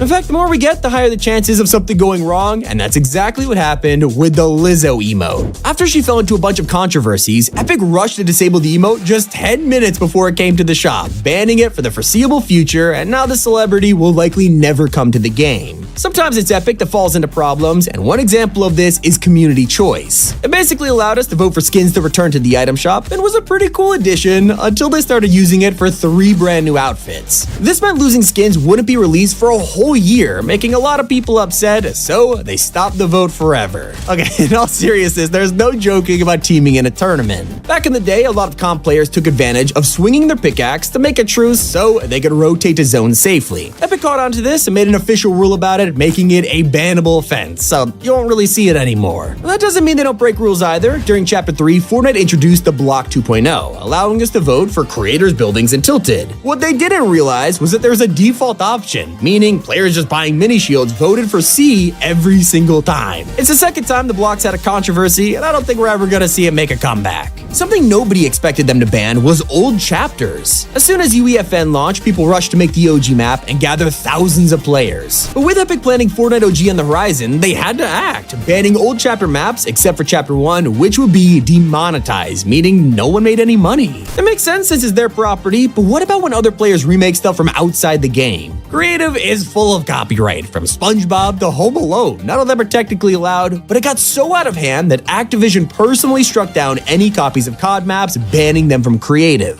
In fact, creators have had to be stopped a lot of times in the past, including Friday Fortnite. It was a tournament hosted by Keemstar every week for prize money, but once Epic started official tournaments, they stepped in and shut it down. Players were even more outraged when one of the most expensive skins in the game appeared in the shop for $15. Reflex was originally exclusive to an NVIDIA graphics card until he was accidentally sold in the shop. Obviously it was a mistake, so they had to grant exclusive owners a completely new set, and even though the original skin isn't exclusive anymore, it is still banned from returning. They've also stopped the original Ballers from ever coming back. They returned for the first time in Vibin, only to now have a battery, meaning you could barely travel before they ran out. Everybody hoped that their return to the OG season meant they'd be the ones from Chapter 1, only to find out it was still the nerf ones. Not the only thing they're avoiding. Rue has also been banned from returning for over 3 years now. When she first released, fans were quick to buy her until they started to make comparisons to certain uniforms from World War II, and obviously I can't say it because YouTube won't let me. Well, Epic obviously saw the similarity, and she has never been sold again. It's not just skins, even items can start problems, like the boombox in Chapter 1. It obliterated structures and basically made a temporary zero build zone all the way back in 2019. Players were not happy, and Epic listened to feedback, vaulting the item permanently. It didn't even return for OG. One of the most requested features made it to the game for a limited time: account merging. People who started playing Fortnite on multiple devices had their locker split across 2 accounts and were given the chance to merge them all into one. With the issues of account trading for rare skins, Epic had to remove the feature, announcing it would never come back, which makes sense. Epic even did a double take themselves with some banned emotes. A lot of older dances are based on real life, and when the game got popular, people tried suing them. Even though they lost, Epic still keeps them from returning to the shop, although ones like Tidy and Rambunctious have made accidental returns 2 days in a row last year. If you're still hoping to see Gunnar return to the shop, then you're out of luck. It was a reskin of Bonesy from the Season 6 Battle Pass, but barely had any changes. Epic responded to their mistake, refunding players the price, as well as a 200 bonus before deleting it from the game entirely. Sometimes skins become pay to win by accident, just like Siren. One update completely broke her style. It was even better than the superhero camouflage, so Epic locked the whole skin until it was patched. And I hate to say it, but one thing that looks like it'll never be released is Fortnite's RPG mode. It was first leaked years ago under the name Saturn with a completely different art style, but it turns out that it was completely scrapped, with Epic moving on to modes like Lego. The same can be said for the original styles for Skull and Ghoul Trooper. They are completely exclusive to players who bought them the first time around in 2017 and continue to be one of the most flex skins to this day.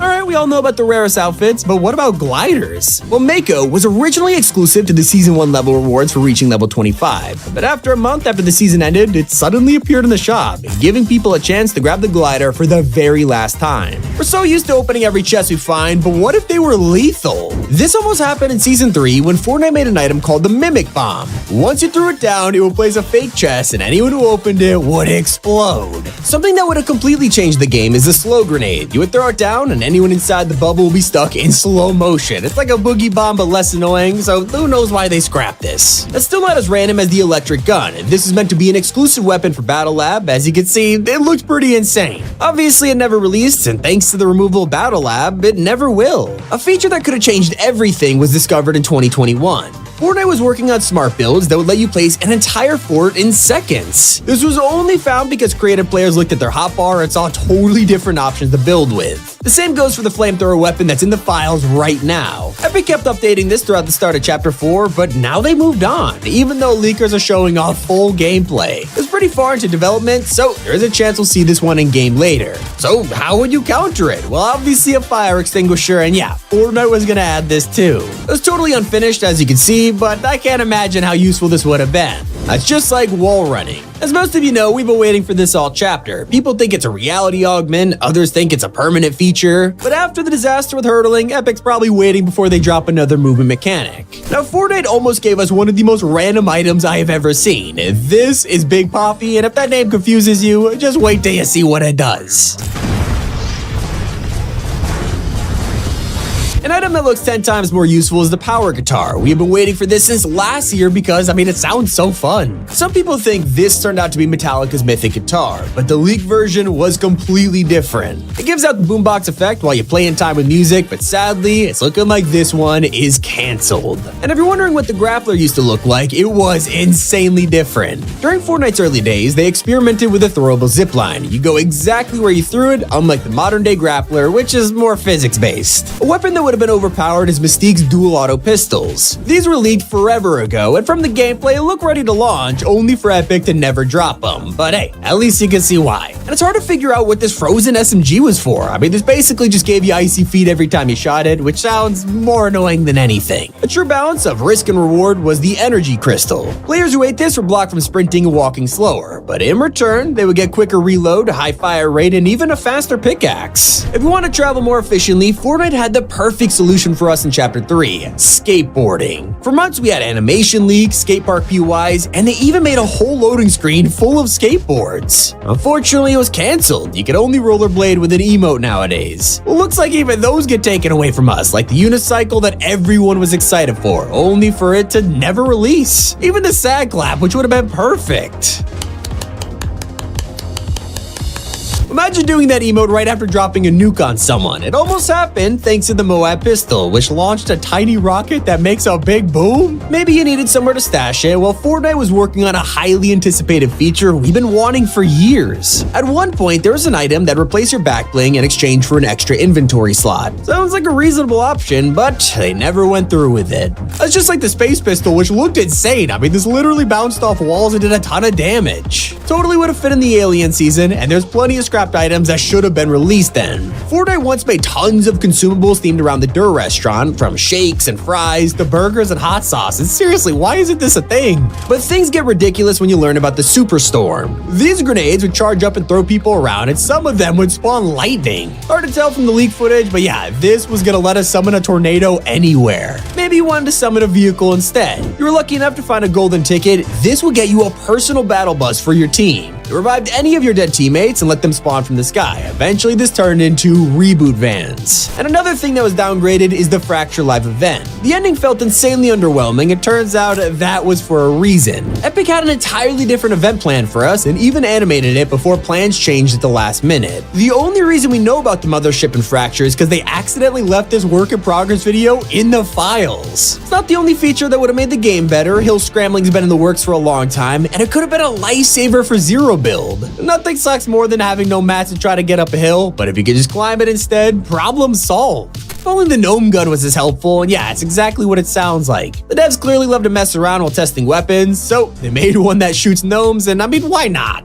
Let me tell you, there's nothing we have waited for longer than weapon charms. We can customize our gliders, contrails, vehicle wraps, but guns have so much potential. It's been 5 years since Epic began work on these, and still nothing. And for some reason, they keep updating the files to this day, leaving us to wonder if it's a part of first-person mode. It's still not as exciting as Fortnite's Self-Revive, which is a medic pack with so much potential. If you were knocked, you could get to cover and heal up, returning to the fight with full health. I mean, it does sound a little OP though. And that's just a taste of the healing items Epic has experimented with. At one point, we had the Shield Aura. This was a robot that would follow you around and give shield to anyone in a nearby radius. Reminds me of the Burst Squad, yet another iteration of these items. This one was super early in development, but the idea you could heal yourself and your whole team with rapid fire HP bursts, it makes sense they abandoned this one pretty quickly. That's unlike the Airstrike Laser. Even in Season 3, Epic was making an item that could annihilate enemies from above. This form was too powerful. The airstrike would land exactly where you wanted it to. They struggled for years to get it right and eventually released a grenade version near the end of Chapter 1. Hopefully Epic figures it out like how they revived the Beehive Grenade. This was a canceled item from Chapter 1 where you would have been able to throw beehives on the ground and swarm nearby enemies. They just couldn't get it to work until Chapter 4 Season 3 when players logged in and found wasp jars. The same goes for a locker feature that would have let us customize the battle bus. It makes sense. If you can put your wrap on vehicles, it should totally work for the bus. Although, that means only you would be able to see it, so I guess what's the point? I'd say people are more excited about the Durburger helmet. Yeah, it's been scrapped since Chapter 1, but it'd be useful today. As you can see, it would have been a helmet that you equip like the Bush. The first critical bullet to hit would do 0 damage, which sounds incredible for avoiding snipes. It's not the only skin we're desperate for. People waited years for the release of Gemini. She appeared in the files multiple times, never released, and was one of the first skins ever to be completed, but not appear in the shop. It was a total mystery, only for Astro Assassin to take her place. Well, turns out the original helmet design was too similar to a character from Paladins, which explains a lot. Back in game, I gotta show you the vacuum grenade. You've heard of an impulse, but this did the exact opposite, pulling enemies towards it. And yeah, you can already imagine how insane this would be in tournaments. That's especially if you comboed it with a concussion mine. These were an early version of the proximity bombs, and you could tell Fortnite was experimenting with itemized traps. The concussion mine does exactly what you'd expect, damaging and stunning anyone who walked nearby. Then we have the Marvel crossovers. There's probably dozens of characters we never saw, and one of them was gonna bring a Fireball mythic. This person's name began with C, but others think it was Human Torch from Fantastic Four. As you can tell, the weapon and skin, it never dropped. But a scrapped update which has the best chance of releasing is first person. I'm sure Epic has given up on this feature time and time again, yet we keep getting more hints that it's on the way. Either it's canceled or about to be released, when in reality, it's probably just a feature that keeps getting delayed over and over. In Chapter 4, you can land at this POI and find some concept art of an unreleased sports car. It seems random, but did you know this should have been drivable? Yeah, it turns out this has been leaked for years, and while everyone expected it in Chapter 4, I guess we'll have to settle for a painting. And we were so close to getting the return of classic POIs from Chapter 1. Epic even dangled it right in front of us and then ripped it away. In the Chapter 4 downtime screen, you can see the motel sign, no sweat insurance, and best of all, the pontoon boat. None of these were actually in-game. Last chapter, leakers discovered this throwable in the files and realized it was a deployable reboot. But then things got weird because the feature was abandoned and replaced with a new system. Now, reviving your teammates would cost gold bars and reboot cards became useless. Even though everyone thought this would release in Chapter 4, it's safe to say it just didn't make the cut. It's lost the time, just like one of the most frustrating leaks. For years, we've been waiting for flying animals, and just when it looks like they're gonna release, everyone is left disappointed. Time and time again, new leaks have appeared for things like the Saddler, rideable flying creatures, and so people were hoping for Colombo with wings. It's not the only feature that'll never see the light of day. If you paid close attention to the Chapter 4 Battle Pass, there were 3 loading screens that revealed a huge canceled update. Even though they're all drawn by different artists, these loading screens have the exact same citadel on the back.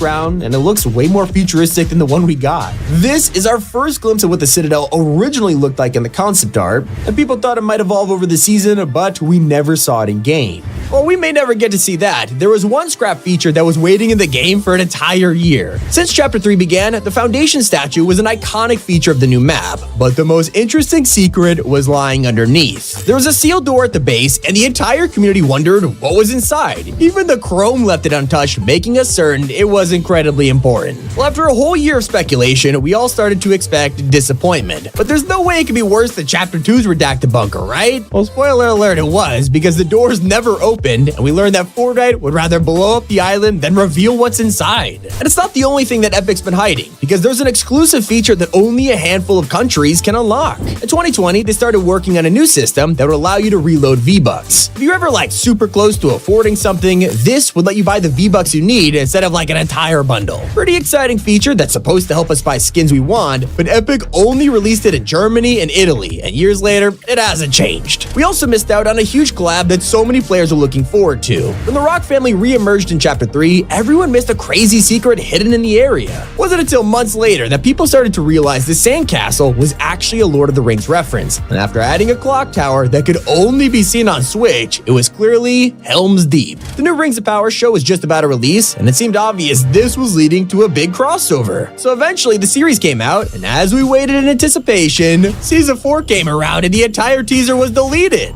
Chapter 4 confirmed that Epic was lying to us the whole time. In the past, there were tons of leaks about planes being vaulted. They were updated day one and even planned to release with challenges. To mark the occasion, the Polo collab showed planes in the trailer and they had a whole photo shoot with them. Well, this is where things got confusing because just seconds before they were supposed to release, Epic swapped the challenges and vaulted crash pads. Now these floating runways were a constant reminder that we got trolled. Unfortunately, so was the Beyonce collab. Epic has been planning this for years, and while we weren't supposed to know about it, it was accidentally revealed alongside Gangnam Style, Say So, and Go Mufasa. All of these eventually released as Icon Series emotes, except for single ladies, and while we have no idea why, probably safe to say this one is cancelled. But sometimes Epic scrap entire modes. In early 2020, they began to work on a new Arsenic LTM where survivors would attempt to escape the Slurp team. It was basically infected from Call of Duty, but sadly, it never saw the light of day, and a few months later, Epic abandoned the LTM entirely. Although, it did later have parts reused for the Fortnite Mares 2020 update where you respawn as a shadow. Players also missed out on an amazing consumable. Prickly pears were first added to the files during Chapter 1 and were set to release with the desert biome. The fruit was meant to be the first risk-reward consumable in the game. It had a 50% chance to either damage or heal you, which is way more interesting than the fruit we have right now. Even Marvel isn't safe. We will never see these cancelled NPCs in Fortnite. Back in Season 1, Spider-Man brought friends and foes to the island, including Mary Jane and Green Goblin, but there were also planned to be bosses on the island too. I mean, just imagine how cool it would have been to fight Green Goblin and get his mythic glider. Speaking of bosses, the Rick and Morty collab in Season 7 was also going to make us fight Rick Sanchez and his mythic portal gun, but unfortunately, Epic changed their plans and made him a normal NPC. Around that same time, we also got a whole range of new bows for the Primal season, but there was one that never got released, the Splinter Bow. What this is going to be used for, well, nobody knows. But you might also be surprised to hear that Epic was going to release a planet-sized skin. I'm only slightly joking because Galactus was going to be an actual item shop outfit to celebrate his live event. And then, well, Epic decided to never release it. Hopefully he gets a Thanos treatment and gets dropped as a surprise, but I don't think anyone's holding their breath. But one of the most interesting ideas Fortnite has ever had was the club. It was the very first version of the Fortnite crew and included the usual battle pass and V-Bucks, but with a huge twist. Subscribers would be allowed into an exclusive place called the club, and I'm guessing it would be like a mini version of Party Royale, but Epic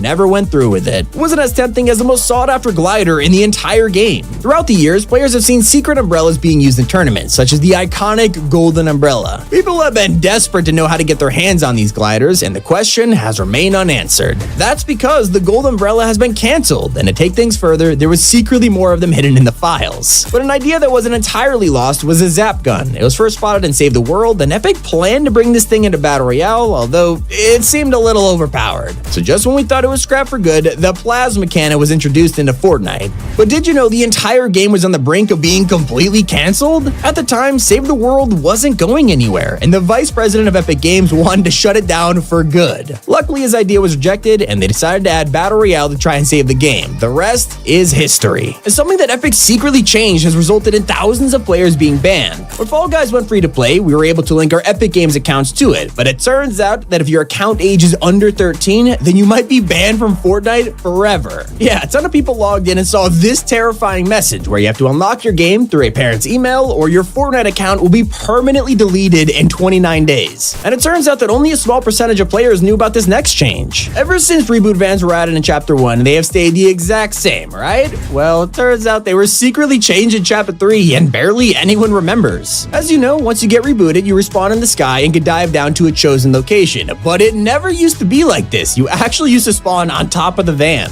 You probably forgot that propane tanks even existed, but they were everywhere on the Chapter 2 island. You could pick them up and throw them, or shoot them to cause an explosion. Back in the day, these were the only things to start a fire. But with the new chapter, they're nowhere to be found. Everyone forgot about them so quick. And so are the original styles for some of Fortnite's item shop skins. It's become pretty common for us to log into the game and see our favorite skins receive changes, whether it's a new edit style or an item in the set. It's always nice to see Epic go back and change things. But for some skins, Epic completely vaults the original design, and that's what happened to Beach, Jules, and Complex. Jules was given a darker skin tone to fit the original skin, and Complex was also changed. Even though the differences are barely recognizable, Epic still offered refunds to players who wanted one. But it gets even more ridiculous when you realize that Epic removed side grading. It was added to upgrade benches in Chapter 2 and let you change your weapon to a similar one using materials. By the end of Season 8, you were able to do this with nuts and bolts. But since Chapter 3, they can't be found anymore, making side grading impossible. Upgrade benches lost the ability to side grade as well, and even though it sucks to learn that it's out of the game, I don't really think many of us use this feature too often anyway. Just like it'd be fun to revisit one of Chapter 3's best landing spots. For a while, people have been dropping at a farm on the west side of the map because it had a 100% llama spawn rate. This thing was in the exact same position every single match no matter what, and who would have passed up a guaranteed llama? For years, a lot of Mortal Kombat fans have been wanting to see a collab come to Fortnite. But did you know that Epic were not only thinking about adding it, they were planning to release one, but decided to go for Street Fighter instead? According to rumors, the decision was made at the last minute because Mortal Kombat could be considered pretty violent for Fortnite standards. Despite having John Wick, Deadpool, Kratos, even Predator in the game, it turns out Mortal Kombat was where they drew the line.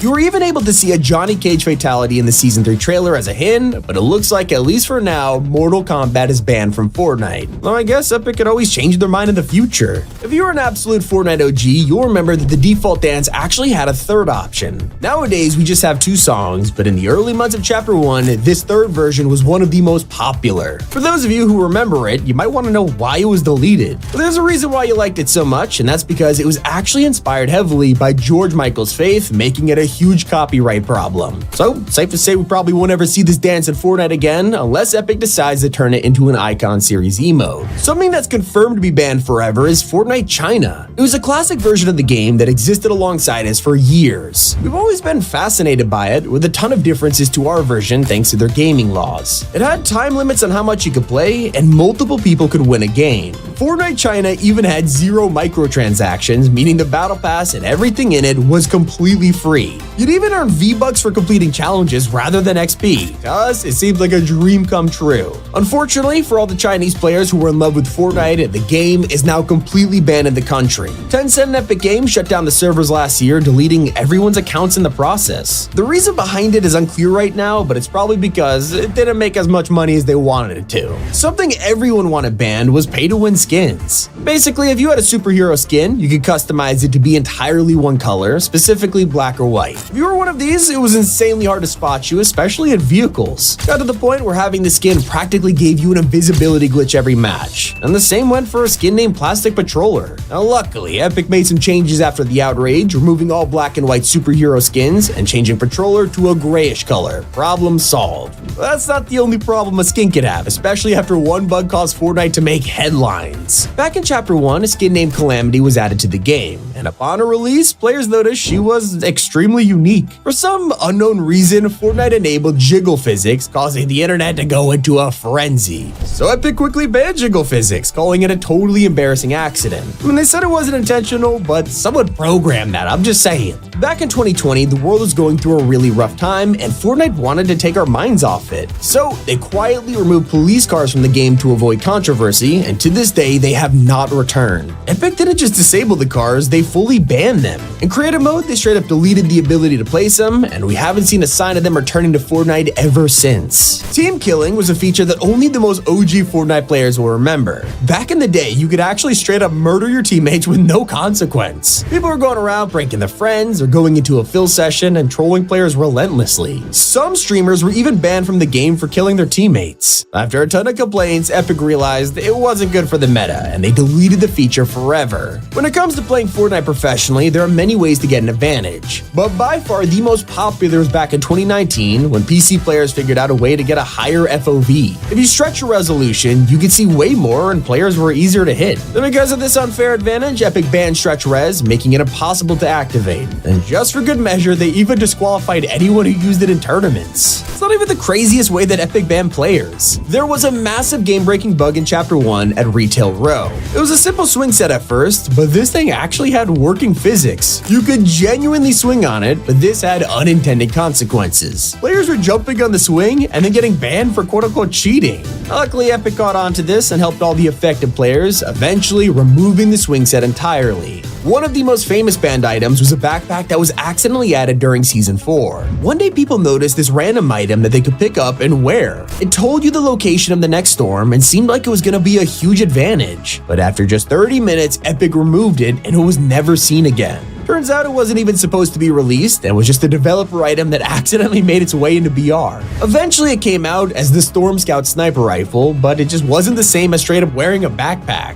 And while almost everything in this video has been an item, the most famous thing banned was a person. Jarvis was one of the most popular up-and-coming Fortnite creators, making hilarious videos in ways that other YouTubers weren't doing. And unfortunately, his goal of making unique content turned out to be his downfall. One day he released a video where he tried out aimbot and other cheats in Fortnite just to find out what they looked like through the eyes of a hacker. We've all fallen victim to hacks, so why not see through their POV for once? Well, yeah, Epic did not agree with this and they banned Jarvis permanently from the game, telling him he is never allowed to return. That is a lot of things banned from Fortnite. Can you believe all of this has been removed? It's been Tommy. Keep it here on Top 5 Gaming. The biggest update of Fortnite Season 3 has brought new collabs, items, mythics, and our first teaser of the Marble season. Let's break it all down. Hopefully you're lucky enough to find the latest mythic, a lightning guitar with powers you would never expect. When you play this instrument, it'll launch you into the air, which is already pretty cool, except this leaves behind a trail of lightning that your teammates can use. It's one of the first mobility items in history to work for your whole team. And so while you're in the air, you gotta come back down, and that's why you could crash land straight into enemies. This is part of Season 3's massive crossover. Riding on lightning is a clever Easter egg for this, but before we dive into that, someone has entered the Icon series for the first time since February 2023. Nick A30 is finally in the game after years of waiting, and his set is full of details like a pickaxe which reacts to opponents.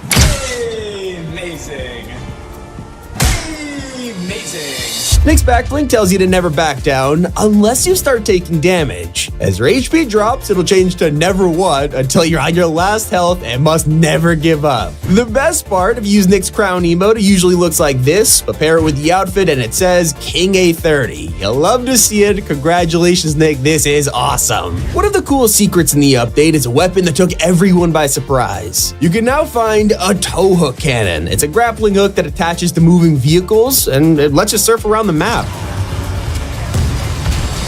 In a last-minute panic, you might find yourself shooting this at an enemy and it does like 100 damage. I wouldn't recommend it, but it can deal a ton of damage to walls, the more you know. Make sure you head to the center of the map because a secret POI has been added, teasing our next major collab. It's a small outpost with a pirate ship, although it's kinda sinking. It feels strange, but some fans are getting a ton of deja vu from this, reminding them of a famous scene from where? That's right, Pirates of the Caribbean. Now this place makes way more sense, and while we'd write this off as an Easter egg, it is actually the next Fortnite crossover. With challenges that reference black flags hoisted high and ships in the distance, Jack Sparrow is coming to the game in July. The build-up has officially begun, and you don't even have to wait for our next big crossover, as Metallica is now in Fortnite. Headlining the festival Season 4 Pass, you can get your hands on the entire band, from James Hetfield to Lars Ulrich.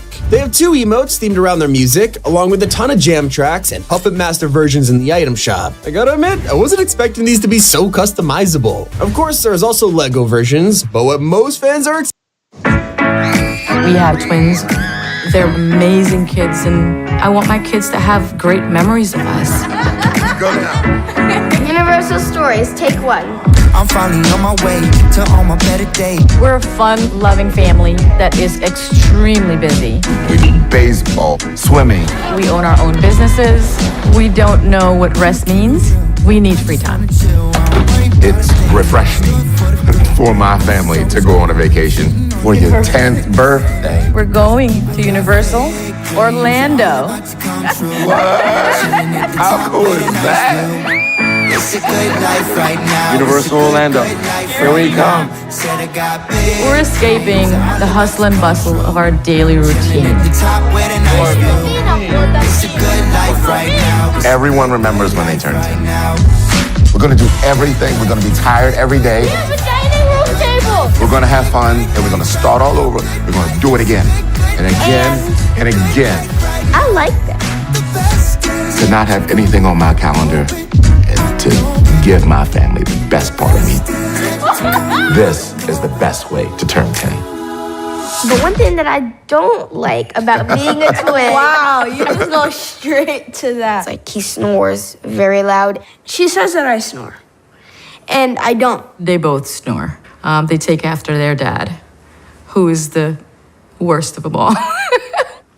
The whole damn family snores. I just wanna feel like this. Give him the gun show. Living life, no regrets. Happy birthday, buddy. Ready? It's official. It's official. Happy birthday, my boy. It's gonna be a universal turn-up birthday.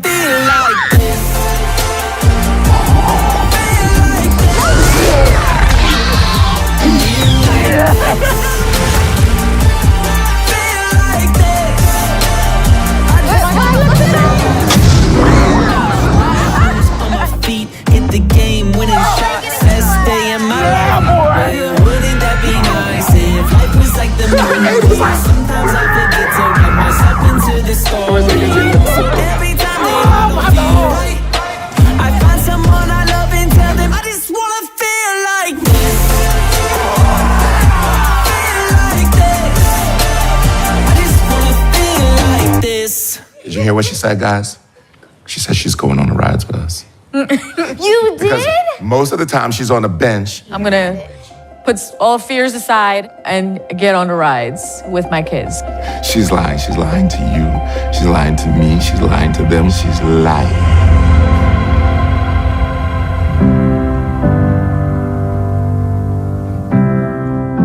Mom, why in the past have you been afraid of thrill rides, roller coasters? Because I throw up.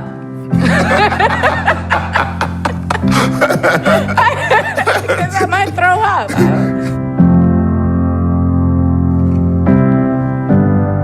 If you can get her in the line and get her onto the thing and clip her in, then she's good. That's the hard part. The aim today is for me to be brave. And not to vomit. Not to throw up. This is going to be memories that, gonna last forever.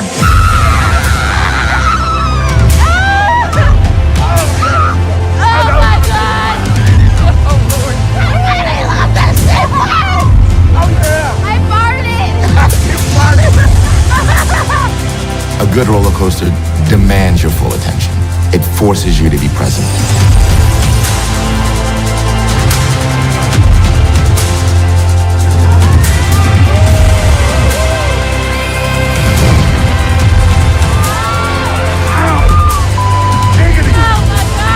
If you really, really live in the moment, then you're free. Hey, Zara, I'm going too. That was not scary at all. I didn't even. It Dr. Seuss. I got to see Thing 1 and Thing 2. That's what Dad and Mom used to call us. Thing 1 and Thing 2 means Thing 1 and Thing 2. They had two personalities, but not like everybody sees them. One thing that we actually did that I thought was really cool was we actually taught them our handshakes. I have a different handshake for Aiden than I have for Zara. I let them pick it. Thing 2 is me, and Thing 1's Aiden. Mom's the hat, and Dad's the cat.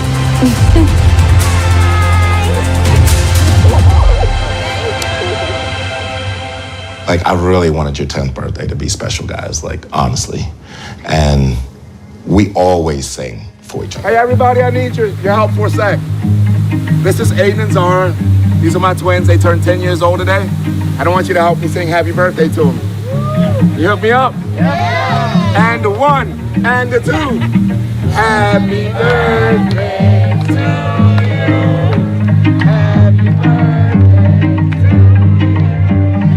Happy birthday, dear Aiden and Zara. I'd do anything for you guys, man.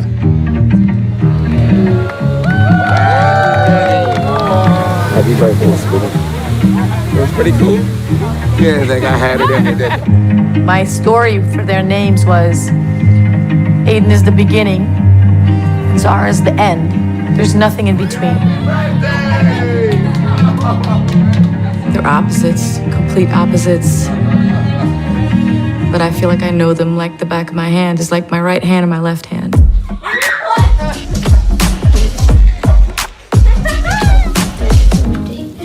This is the best birthday ever. This whole thing has been surreal. One to check off the It's been surreal. Yeah. You know, I believe in giving them our presents rather than giving them a present.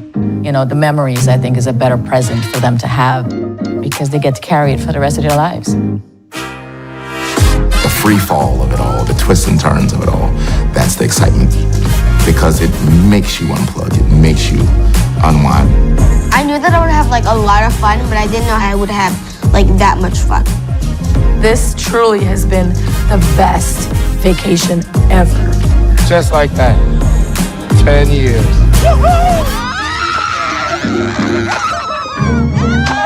Oh, yeah.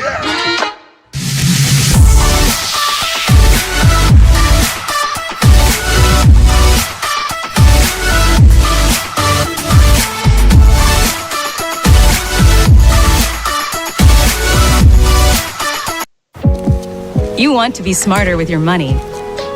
SEFQ Mobile Banking comes with free online budgeting tools, transaction alerts, and card controls to help you do just that. SEFQ, not a bank, better. Excited for is our first live event of Chapter 5. Metallica is bringing a concert to Fortnite as soon as next week, letting us experience Fuel, Fire, and Fury on Saturday, June 22nd at 2 p.m. Eastern. The stage is based on the real-life M72 World Tour, so there's details for hardcore fans, along with songs that any casual listener can enjoy. Now, today's update also revealed our first teaser for Season 4, and it's hiding on the map right now.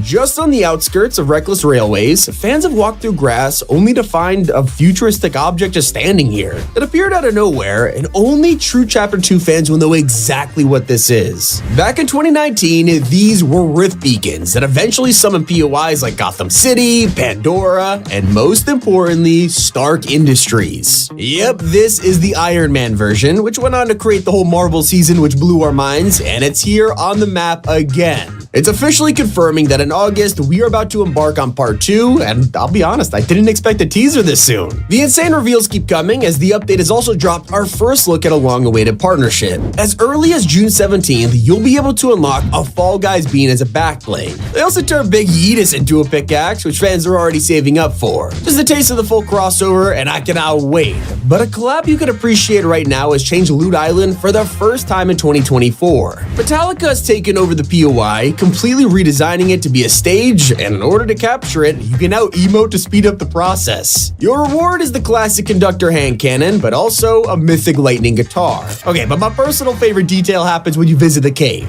As you walk in, you'll be rewarded with 10,000 XP for visiting the memorial, as you explore and find a beautiful tribute. Clifton Mall is paying respect to Cliff Burton, the original bassist of Metallica who passed away in the 80s. You gotta appreciate this from Epic. On a lighter note, one of the most anticipated items of Season 3 is finally here, an item which is gonna help the car problem massively. Since day one, fans have been desperate for a solution to the vehicle meta. We all had the same idea. What if they brought EMPs back? It would be a game changer for stopping cars, and Fortnite's response was, well, here's some boogie bombs instead. This proved to be more chaotic than anything, with players zero dashing around while dancing and spamming cars with it over and over again. It was a nightmare. Luckily, today's update has finally brought some balance as EMPs replace boogie bombs. You can look forward to other loot pool changes with new weapons, including a gun that sounds like a dream come true for fans of the heavy sniper.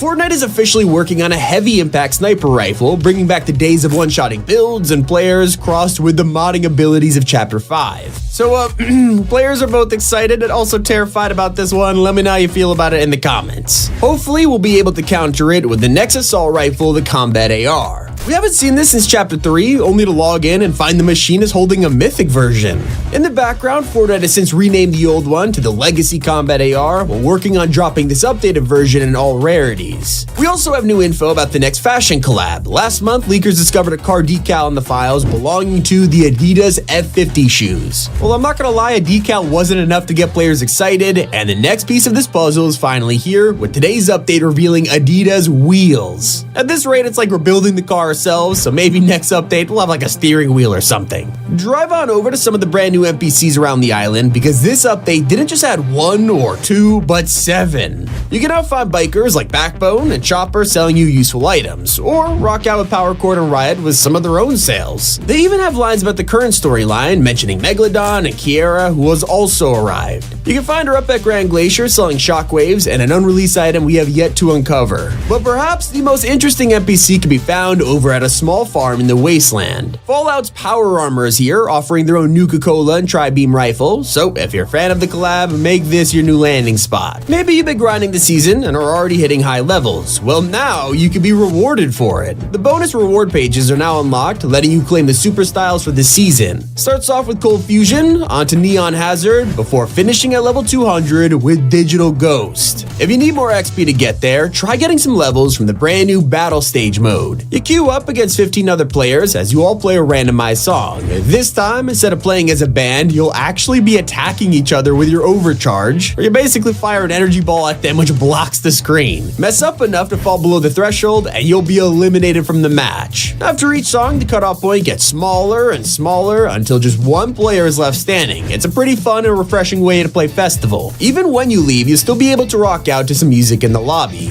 Jam tracks are finally usable as music packs, letting you equip classic tracks or songs from any you own. You might have just been eliminated in VR, come back to the lobby raging, only for the Cantina band to calm you down. Or at that point, probably make it worse. There's also teasers appearing for this year's summer event. We've already theorized that most of it will be themed around new Greek gods like Persephone and Hephaestus, but now we have even more confirmation. Today, Fortnite added a new file for constellations, teasing more characters arriving soon. It's not clear what some of them mean, but players quickly spotted the lightning is identical to the old Ghost logo. Whether this means we'll finally get more agents, or just the return of Midsummer Midas, who knows? These will probably start to appear on Beelzesphere at Mount Olympus, so keep an eye out over the coming weeks. Not the only brand new teasers either. Some NPCs on the island are currently talking about being watched. Apparently, a mysterious figure is being spotted all over the map, watching in the distance before disappearing. It sounds pretty creepy. But if you've been keeping up with the story, you'll know this hooded character is actually the Wanderer as they continue to come into the spotlight. Something else that's getting attention is the shield bubble. This thing was vaulted last season. It was pretty useful to counter the Thunderbolt and Chains of Hades, but now it's kind of forgotten about. But apparently, Epic still want us to use them because they can now be found in large ammo boxes too. A change no one saw coming is another nerf to the boss cars. Not only did Epic drop the damage and regen, but they are constantly visible. They now have icons shown on the minimap, so whenever a car is left behind or someone's racing towards their location, you'll know ahead of time. It also makes you a pretty big target with your location revealed to everyone nearby. Maybe you prefer racing around without being shot, and then try out the brand new track in Rocket Racing. It's inspired by Metallica with giant lava lakes, guitars, even stages with the band playing, not to mention the fact that you race through the whole track to fuel blasting on full volume. It's the perfect music choice. Play it enough and you'll start completing quests to earn some free Metallica wheels, decals, and even a whole car. That's right, if you haven't already unlocked the Backfire from playing Rocket League, you can pick it up for free along with a brand new Metallica skin.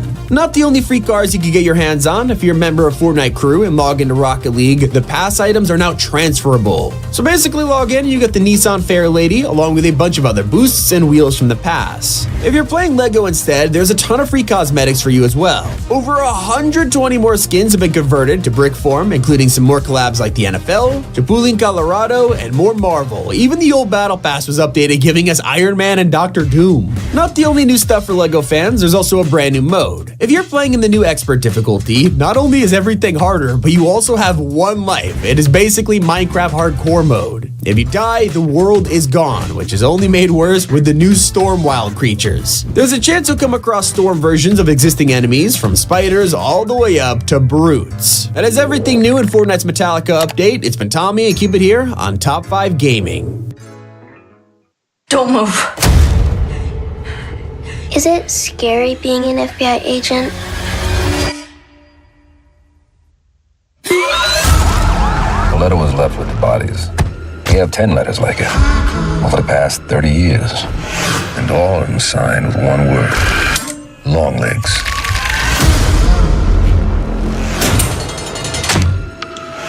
He'll kill. And kill again. There she is. You could have played nice with me, but you didn't. Put the gun down! And now that has led to all of this.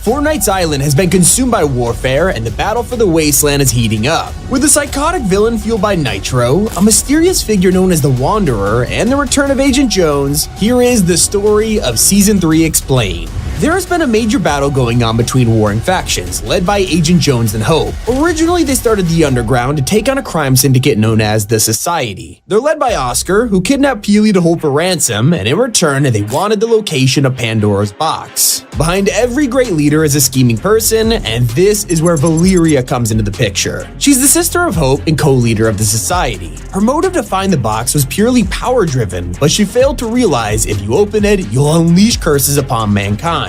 As Jones and Hope were dedicated to fighting the Society and getting Peely back, Valeria was busy tracking down the box. It turned out that Jones knew nothing about the chest, making the ransom node useless. She had to do it herself, but her search was successful. Taking the island by surprise, Valeria opened Pandora's box. The box unleashed Greek mythology on the island, and this is what thrusted us into an ongoing battle between Zeus and the Underground. Peely had been saved, but Hope turned her attention to a threat that wasn't just fighting them, but all of humanity. Zeus was furious and demanded that all mortals had to be vanquished. This led to months of war, until finally, at the end of Season 2, we foiled his plan. Because of this, he sent out multiple lightning strikes, and that's how Pandora's box charged up to release a giant burst of energy. Now the sandstorm was approaching, ready to wreck the island and to bring Season 3's villain to our shores.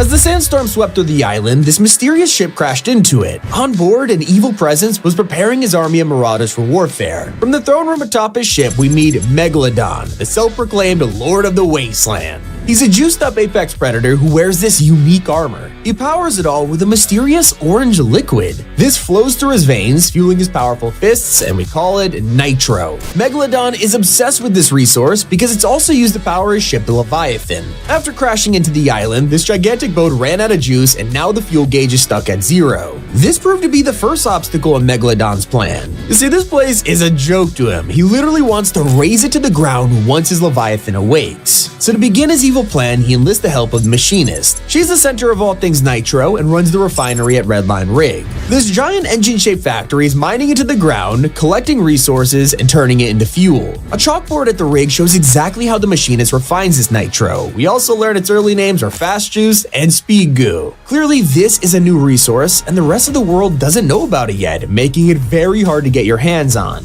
That's why the Machinist is so important to Megalodon's plan. Without Nitro, he has no power. As a result, new pipelines are under emergency construction, with the flow going straight to the Leviathan, letting them refuel and ravage the island. This season, we have no choice but to stop him after he made a massive mistake, revealing his evil plan on a live transmission.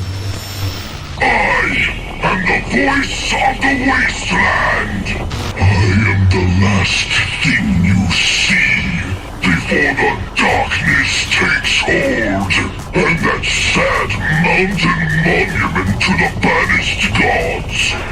Your only god now is me. What you just heard is referring to the aftermath of the ancient Greeks and how their story is ending after the major battle. The tale of myths and mortals all came down to this, a fight between Hope, the Underground, and Zeus. The king of the gods fled to another realm. And so to celebrate, Hope and the Underground entered Mount Olympus. It is now claimed as theirs, and the throne of the once powerful Zeus has been defaced. Their uprising conquered the gods, but one creature is remaining. At the underworld, Hades commands Cerberus to stay behind. As we're asked, what or who could he be waiting for? He tells us that the gods have gone to find new domains, as his master left him here to prepare for her arrival. This unknown figure will arrive on the sweet summer wind and is described as the Queen. There's only one person who Cerberus would call Queen, and that's Hades' wife, Persephone. That's right, sometime this summer she'll arrive and maybe help us defeat Megalodon. But right now, Hope and the Underground are turning their attention to the next threat. Only problem is, after Agent Jones helped them in the uprising, he's getting tired of fighting. Jones,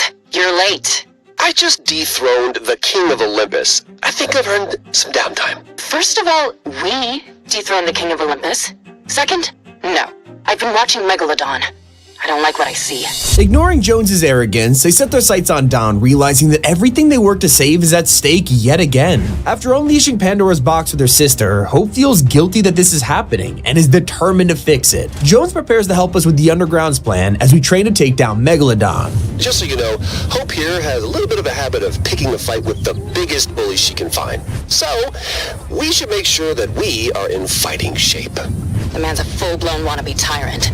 He wants to take the island, and he might just be strong enough. We begin to prepare supplies, but Hope gets concerned with something her surveillance equipment is picking up. I heard something out there I really don't like. Like, bad something or bad something? Just chatter, I hope. Whatever it is, she's not a fan. But after defeating gods and the society, this seems like a threat they can probably take on. Just right now, the Underground's gonna need some help. Wastelanders like Russ love the chaos of the desert and thrive on living dangerously. Dawn is now a threat to this lifestyle, and Rust is gonna sacrifice everything if it means stopping the destruction. The same goes for Bright Bomber, who watched as everything she loved was buried by the sandstorm. With nothing left, she's been forced to adapt to her environment and has evolved to Bright Raider. They'll join us in the fight against Megalodon and the Machinist as we battle for control of the island and use Nitro to our own advantage. As for the society, their leader Oscar has gone into hiding. The fall of their organization ruined his life, but he's decided to not hold a grudge. Sure, he's ready to claw back everything he's lost, but he also believes that anything you could topple doesn't deserve to stand. In rebuilding his society, Megalodon also poses a threat. After all, there's only one spot at the top. He even says tiger vs shark. I'm curious how that bout would go. So how will this play out? episode, we're currently watching as the battle for the wasteland begins to unfold. We'll have to pick a side, choosing to back the underground or Megalodon and his marauders. It feels like Fortnite's building him up to surprise us. Now we know someone 10 times more powerful is about to show their face. The secret outfit is a crossover, which would normally be written off as nothing to do with the story, but this time it's different. Magneto has embraced the wasteland, inverting his cape to fit the weather conditions, taking up spike gauntlets and armor from scrap. This reinvention of himself means he'll contribute to the battle and take us directly into the future of the storyline. We know for a fact that Season 4 will be focused around Marvel superheroes, the second time this has happened in the storyline. There's a strong chance that Magneto will help us fight against Megalodon and take Nitro for himself. Maybe he realizes that this is just the start of the threats against the island, noticing how it's been the center of the Omniverse since the beginning. It's possible he tells Professor X about his findings and the X-Men are sent to the island.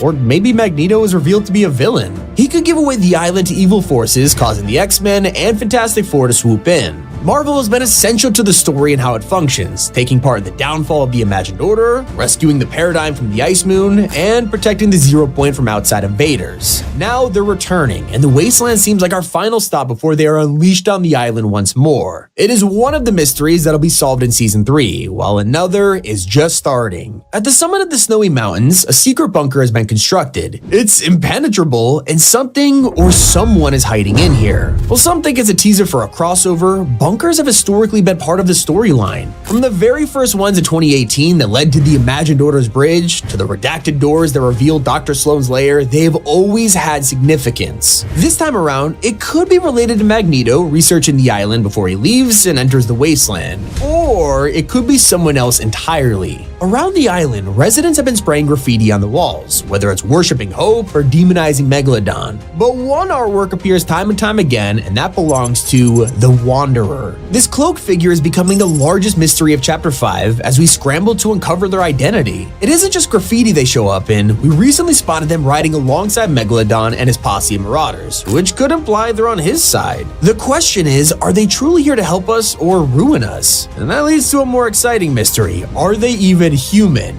Could this be a god who stayed behind to protect mortals, maybe a superhero or a mutant? In fact, what if they are the ones hiding in the Snowy Mountains, waiting to walk out of that bunker door any day now? Let me know what you think in the comments. It's been Tommy, and keep it here on Top 5 Gaming. So I'm super excited because although I have a very busy day today, I am going to my Botox cosmetic treatment, which I've been doing for years. People always ask me where I go, who I use, and why I like it so much. So today, I'm going to take you guys along with me.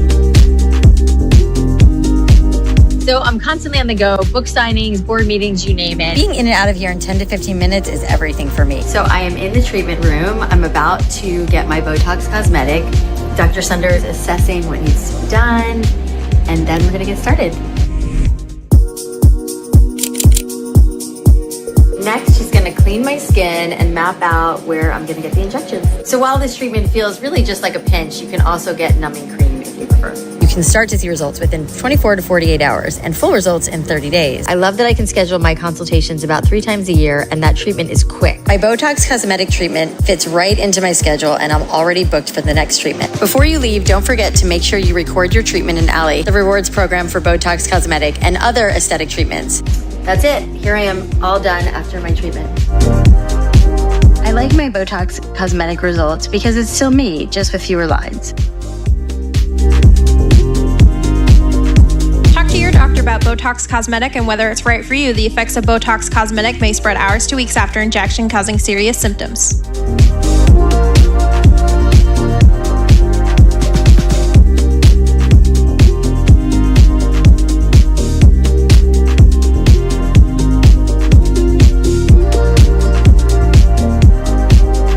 This looks good. Is there anything better than a good cracker?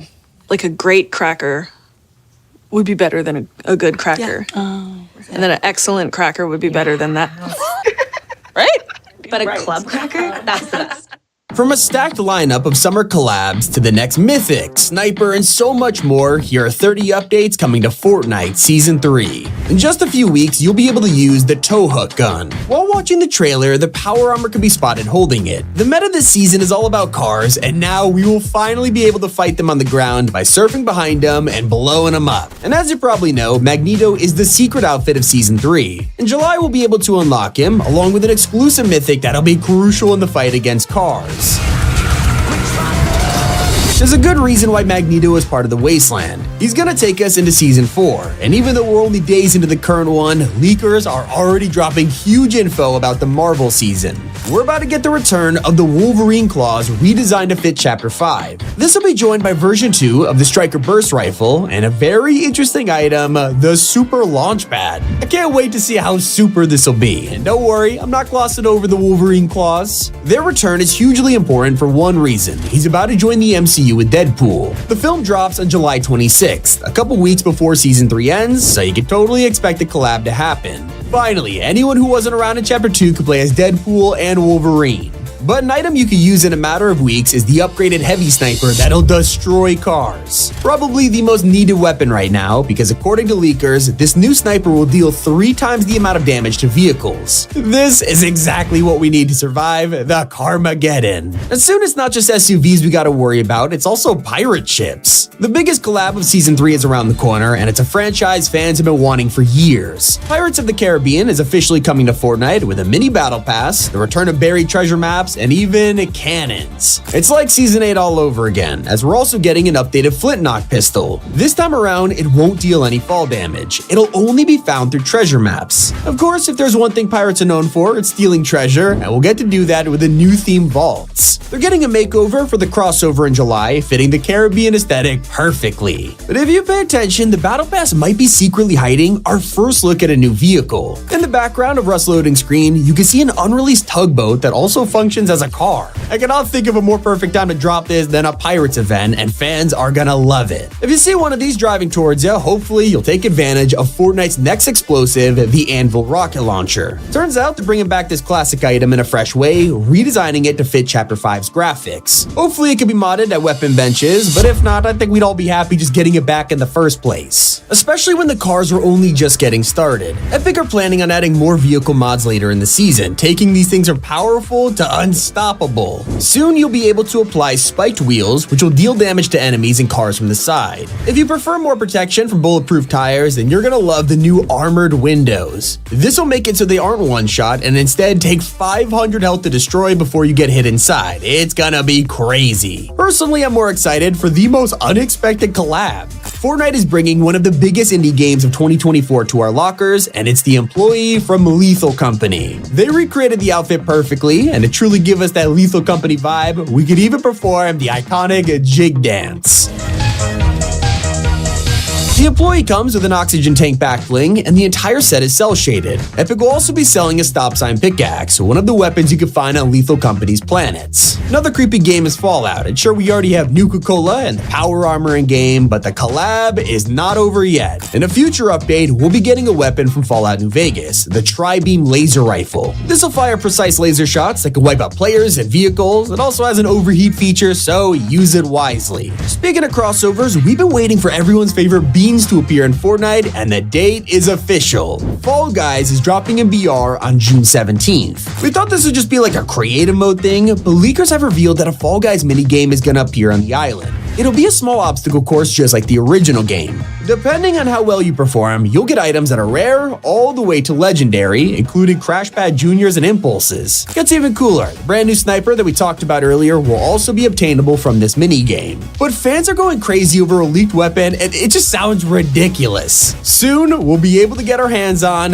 dual SMGs. In the entire history of Battle Royale, we've only had one akimbo item, and those were, of course, the dual pistols. Turns out, during the first Marvel season, Fortnite were working on a double SMG mythic classic and they just never released. Now it seems they're remaking the scrapped item and bringing it to 2024. All I gotta say is this sounds like a spray and pray fan's dream. It's not just new items in the way either. Fans can expect to see the return of Rift-to-Goes. They'll be the perfect way to escape an oncoming car, but that's not the only thing that'll help later this season. Fortnite is also planning on vaulting Impulse Grenades and Crash Pad Juniors, so there's even more mobility in ways.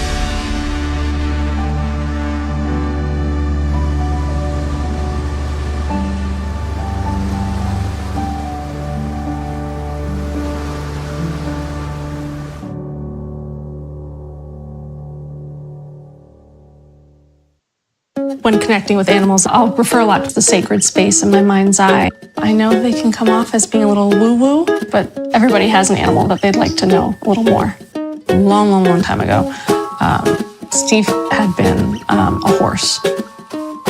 Interested in a career as a pet psychic? We're not the school for you. Want a career-focused degree from a school that's fast, flexible, and affordable?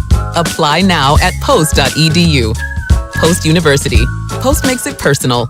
To counter the vehicles. Dynamite was also updated to return for the first time in so long, but the one item a lot of players are excited about is the lock-on pistol. Not only will this thing aim for you, but it means it'll automatically target enemies inside a car, which could be a really good solution. If you're staring at the wasteland and can't wait for a spooky season instead, it turns out Fortnitemares is gonna blow you away. Since 2017, we've been asking for one of the most iconic horror characters of all time, and he's never showed up. Until now. The Jason universe was recently announced that'll bring him to multiple games, and fans notice that the official Twitter account he follows is, you guessed it, Fortnite. Even the entertainment reporter at Fox 5 New York confirmed this is actually happening. So he's actually going to be in there. So now, Dan, when you're at home playing Fortnite with your kiddos, you can play some Jason Fortnite. And it turns out we've learned even more about the future with our first look at Chapter 6. Fortnite accidentally left files in the Season 3 update that reveal a totally new way to move around next year. In December, we'll be able to go prone for the first time ever, a feature that players have suggested over and over again. Not only that, but thanks to the popularity of the grapple glove and Spidey's web shooters, Epic are turning this from an item to Chapter 6's new movement. Maybe this will be similar to grind rails or zip lines where you can only swing in certain places around the map. And if you look closely, it seems we could use our guns while in midair. So this is gonna be really fun, especially when you combine it with sliding and shoulder bashing. For an item you can get your hands on much sooner, Catalina is days away from hitting the item shop, and her set is literally called the Feline Fandom. Yeah, we're getting a Catgirl skin. And while that already has players talking, her backbling has a familiar character hiding inside. Yeah, it's just Kit chilling in here. I guess he stopped needing the huge mech suit. Now let's rewind all the way back to Season 3's trailer. Not only did they leak a harpoon gun and Magneto's mythic, but if you look really closely, you'll spot the power armor holding a minigun. This isn't our classic classic weapon from Chapter 1 either. It looks like it's getting a total revamp so it can be modded.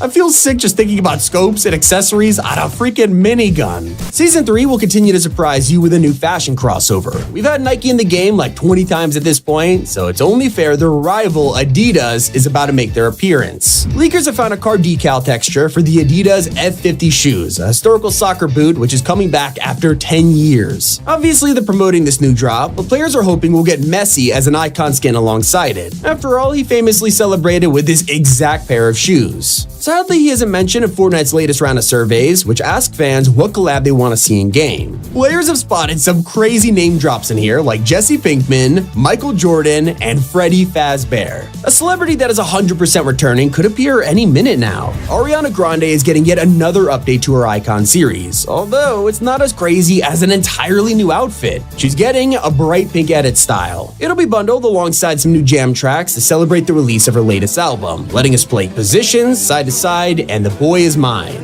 Hopefully, iOS players will get to enjoy it soon, because the UK recently passed a law that allows Fortnite to return to Apple devices. Epic has confirmed this will happen in the second half of 2025, and it's already coming to iOS this year for EU countries. Hopefully, we will get it in the US soon, please. Not the only return you should be excited for. Season 3 will be getting a fan favorite healing item that we haven't seen in half a year. The med mists were crucial to the success of Chapter 4, and when the OG season came around, Fortnite locked them in the vault and threw away the key. Since then, they updated med kits and pots to drink while walking, and experimented with new items like Flowberry Fizz. Seems like med mists just weren't useful anymore now that you could bandage up quicker, but thankfully they are returning in Season 3. And this season, we're also getting a mysterious gameplay feature that has left players confused. Fortnite is working on something called illusory walls, and fans have no idea what this could be. It has a different code name to the Pirates and Fall Guys crossover, so it's for a secret character. Personally, I think it could be related to Magneto's shield. An even more mysterious item is Fortnite's next shotgun, and it's intriguing fans who are desperate to learn more. Leakers have discovered a weapon known only as the revolver shotgun. Either this is a shotty with a revolving barrel, or it's a revolver with a shotgun attachment. Maybe it's something totally unique. Either way, I'm excited to get my hands on it. But you gotta know about one of the craziest rumors. Not only is Disney building an entire game mode in Fortnite, but we could see their iconic characters before that even drops. According to insiders, Kingdom Hearts is coming to the game, although it's currently in the very early stages. So if you want to play as Sora or King Mickey, you're gonna have to wait a little bit longer. Now it's time we talk about the most exhausting leak, first person.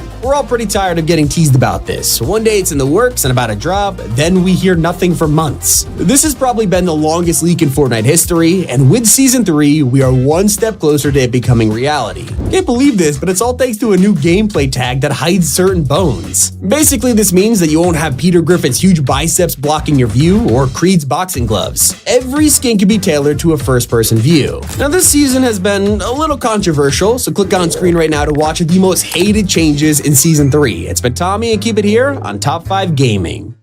Fortnite Season 3 is the most disliked of the chapter, but weirdly also the most loved. How could half of players be enjoying it while the other half is quitting? It's a fascinating question that's answered in Season 3's most hated changes. The Nitro Fists let you dodge bullets by dashing around, get really close to an enemy, then overpower them with punches. Most players are starting to use these instead of shotguns because they're simply more versatile. If your enemy tries to outbuild you, well...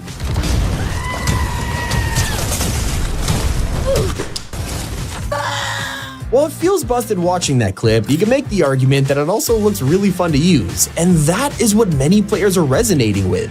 They're controversial, but nowhere near cars. If you haven't caught on by now, it's pretty obvious they are the meta this season. Fortnite clearly dropped items like Nitro Fists and dashing so that we could still fight on the ground, but 9 times out of 10, you are sent back to the lobby by vehicles. This is thanks to every car having thousands of health to encourage battles, and with repair boxes everywhere, they're almost unstoppable. The only counter is to hop in a car of your own, but then you come across people in boss cars. These have more health, unlimited nitro, and insane attachments. Instead of high-pressure, skill-based fights, it's now a race to see whose car blows up first. The next thing you'll hear is that Season 3 is anti-building, and they're not wrong. Everything goes straight through walls. For example, when you're fueled up on nitro, shoulder bashing becomes impossible to fight. Popping this, gonna dash right through, and I just cracked him. Wow, what? Oh my god. It's not surprising that players are freaking out when your average game looks like this. Why are you running? Why are you running? There's a theme I'm pointing out here, but for now, what is needed to make the angry players happy? They're demanding for EMPs to get involved in. I have to agree with them. Right now, the only way to disable vehicles is if you're driving a war bus. If Fortnite did this, it would give players on the ground a way to defend themselves and add a little more strategy to the meta. The meta isn't the only thing players are complaining about. Sweat and casual players all hate the most broken glitch in Fortnite. If you're in the turret seat when the car blows up, you won't get eliminated. In fact, you're rewarded with a guaranteed win. Thanks to this glitch, you don't take any storm damage, so you can just wait it out until no one's left. And it's pretty weird that the most obvious collab in Fortnite history didn't actually happen. Season 3 dropped on May 24th, and on the same day, the Mad Max prequel came to theaters. Both of them are set in a desert wasteland where warriors fight each other in scrap cars. In fact, players have been calling this the Mad Max season because it's that similar, and yet we logged in to find no trace of a crossover. It was almost too perfect. Instead, fans are left scratching their heads wondering why Magneto is the secret outfit over Furiosa or Mad Max. Now I have to shout out Epic for a second here because when they removed augments, they said they would experiment with them in the future. And that vision has finally come to life in the form of Wastelander challenges. Instead of perks, augments are now debuffs, like making health and shields not usable or making you take damage from touching the ground. Probably some of the most creative and unique challenges we've had. And while it's awesome, a ton of Fortnite players are struggling because of it. They're not explained very well, making it super easy to accidentally give yourself one. Let's be honest, no one reads challenges before we accept them. We just want to add things to our checklist to move on. Kind of our own fault, but at the same time, who expects a quest to punish them for accepting it? Personally, I do not want to see these removed because they are really fun when you know what you're getting yourself into. Let's just make it easier to understand for the average player though. But everyone agrees that Ringmaster Scar's medallion, it could use a nerf. This thing gives you infinite ammo and increased damage, which already sounds overpowered, but it's even more busted in practice. Once you eliminate her and pick it up, you also grab the keys to her boss vehicle, which has a minigun on top. Think about it. Not only do you have a car with unlimited nitro and a turret, but you also have a medallion that gives you infinite ammo. That means when your turret overheats, you can just switch to the passenger seat and keep shooting with a nitro boosted fire rate. It's like a storm of bullets that never ends. You also might have seen a ton of backlash over Season 3's Battle Pass. On page 1, they included a LEGO build that is basically useless to Battle Royale players. Fans were not happy about this, but you don't have to worry. Fortnite already saw this coming. Turns out the LEGO build doesn't take up a slot. It's a bonus reward that you're given just for buying the pass, and you don't even need to spend battle stars on it. Personally, I agree more with the other problem, the lack of cars. In Season 1, we got the Scorpion in the pass with tons of decals taking up an entire page. But now we're in a season where it's impossible not to hop in a vehicle and there's nothing. The only SUV right now is in the item shop. If you prefer to destroy vehicles rather than buy them, the Boom Bolt is one of the only weapons that can pull it off. These are designed to take out cars, and yet they only take rocket ammo. It's notoriously the hardest type of ammo to find, which makes it really hard to justify carrying a boom bolt when you need Ringmaster Scar's medallion just for it to be usable. The gun is already pretty balanced because it's not insane against players, it is clearly meant for vehicles. Maybe it just needs to use sniper ammo or something. The problem everyone agrees on is buried under the wasteland. We dropped into Season 3 already knowing what to expect. Thanks to the leaked concept art, we all got excited over the idea of a new train plowing through the desert at top speed. It looked crazy. After all, the last train wasn't known for its usefulness, so we needed a change. We should have been careful what we wish for, as Season 3 fixed the train problem by removing it entirely. Would have been cool to see an updated version, but I guess it was too complicated or something. An item fans didn't want to see is now terrorizing them for the 3rd season in a row. For the whole year, the Frenzy Auto Shotgun has been stupidly overpowered and people hated it. When they found out Season 3 was around the corner, they couldn't wait to see it replaced by a different item. So sure enough, we logged in and the Frenzy Auto was nowhere to be found. That's until they realized Oscar was on the map. He's an NPC that you could duel, and in return, you would get the mythic Frenzy Auto. Not only did Fortnite keep the most powerful shotgun in the game, they removed all the other ones, and now only one person gets to have it and conquer the match. Earlier I mentioned how Furiosa is nowhere to be seen, and fans are baffled that Magneto is the secret outfit instead. This is part of a trend that has been confusing players for the last 2 chapters. Fortnite adding secret skins that don't make sense. Ahsoka appeared in the heist season, Dr. Strange joined a war effort, and Korra was in a past full of Greek mythology. Now it's happened again, but it feels like Epic has taken this feedback. Despite Magneto having nothing to do with a Mad Max-style season, they tried their best giving us a totally original Wastelander Magneto. His cape has even been reversed to fit the climate, a detail you gotta appreciate. Honestly, if we can't stop the random collabs, designing them to fit the theme is a way better option. Getting back to the meta issues, one item keeps being brought up. We talked about how the community thinks EMPs will fix everything, but what about the Anvil launcher? They already unvaulted this in Chapter 5, and it was totally useless. Barely anyone used cars, and it locked onto an invincible train, so why would anyone pick it up? Well, now it's gone right as we drop into a season full of vehicles. This could definitely be a game changer, but players think it needs a little bit of adjusting. Thanks to cars having thousands of health, the Anvil would need a massive buff. I think maybe an EMP effect with it could hit two birds with one stone. But a truly missed opportunity is hiding in the Battle Pass. When Fortnite revealed that Power Armor was coming to the game, it broke the internet. I mean, we've been asking for a Fallout collab for years now, and seeing it come to life is something special. Except one of the T60's edit styles is inspired by Black Knight, because anyone who wears this in the Brotherhood of Steel is called the Knight. It was meant to be a cool reference to Fallout, but some fans ended up disappointed. Why couldn't Fortnite make the Power Armor customizable? You know, like Tuna Fish from Chapter 3. Not gonna lie, it would have been pretty cool.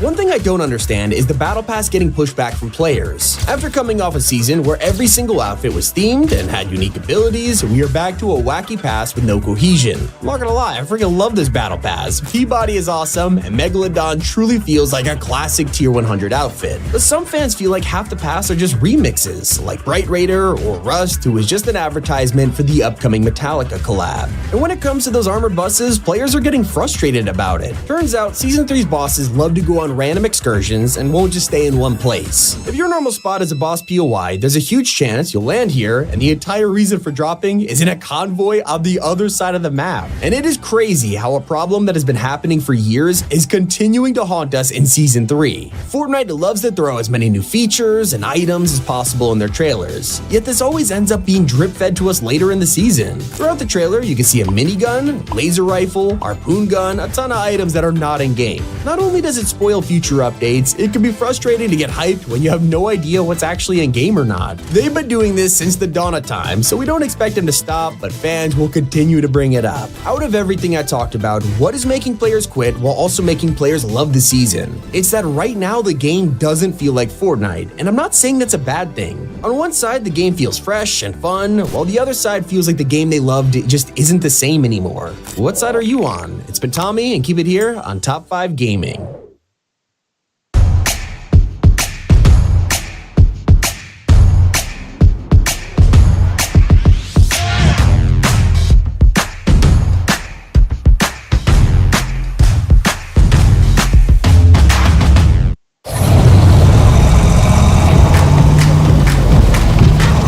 Flight delays and baggage claim. Nobody dreams of TSA lines. The joys of America's open road. It's right here. We're gonna split them. Okay. And then we're gonna lay country ham. So you can. Is it natural? You can take the girl out of Kentucky, but you can't take Kentucky out of the girl. I remember all this. I'm emailing her the recipe. Misbehave and you'll get some.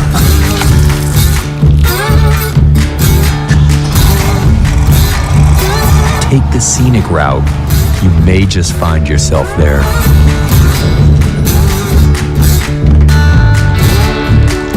This is Buffalo Trace, 8-year-old whiskey. It's stout, but it's really smooth.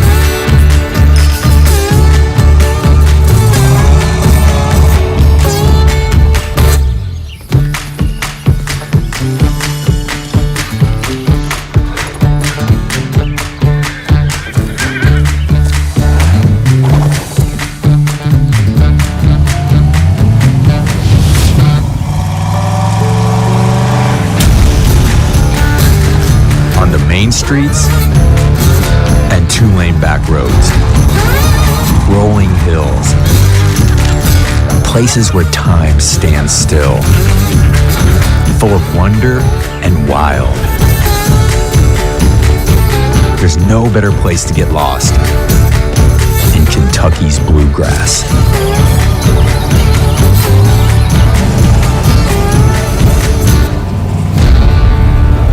Take Take a joyride.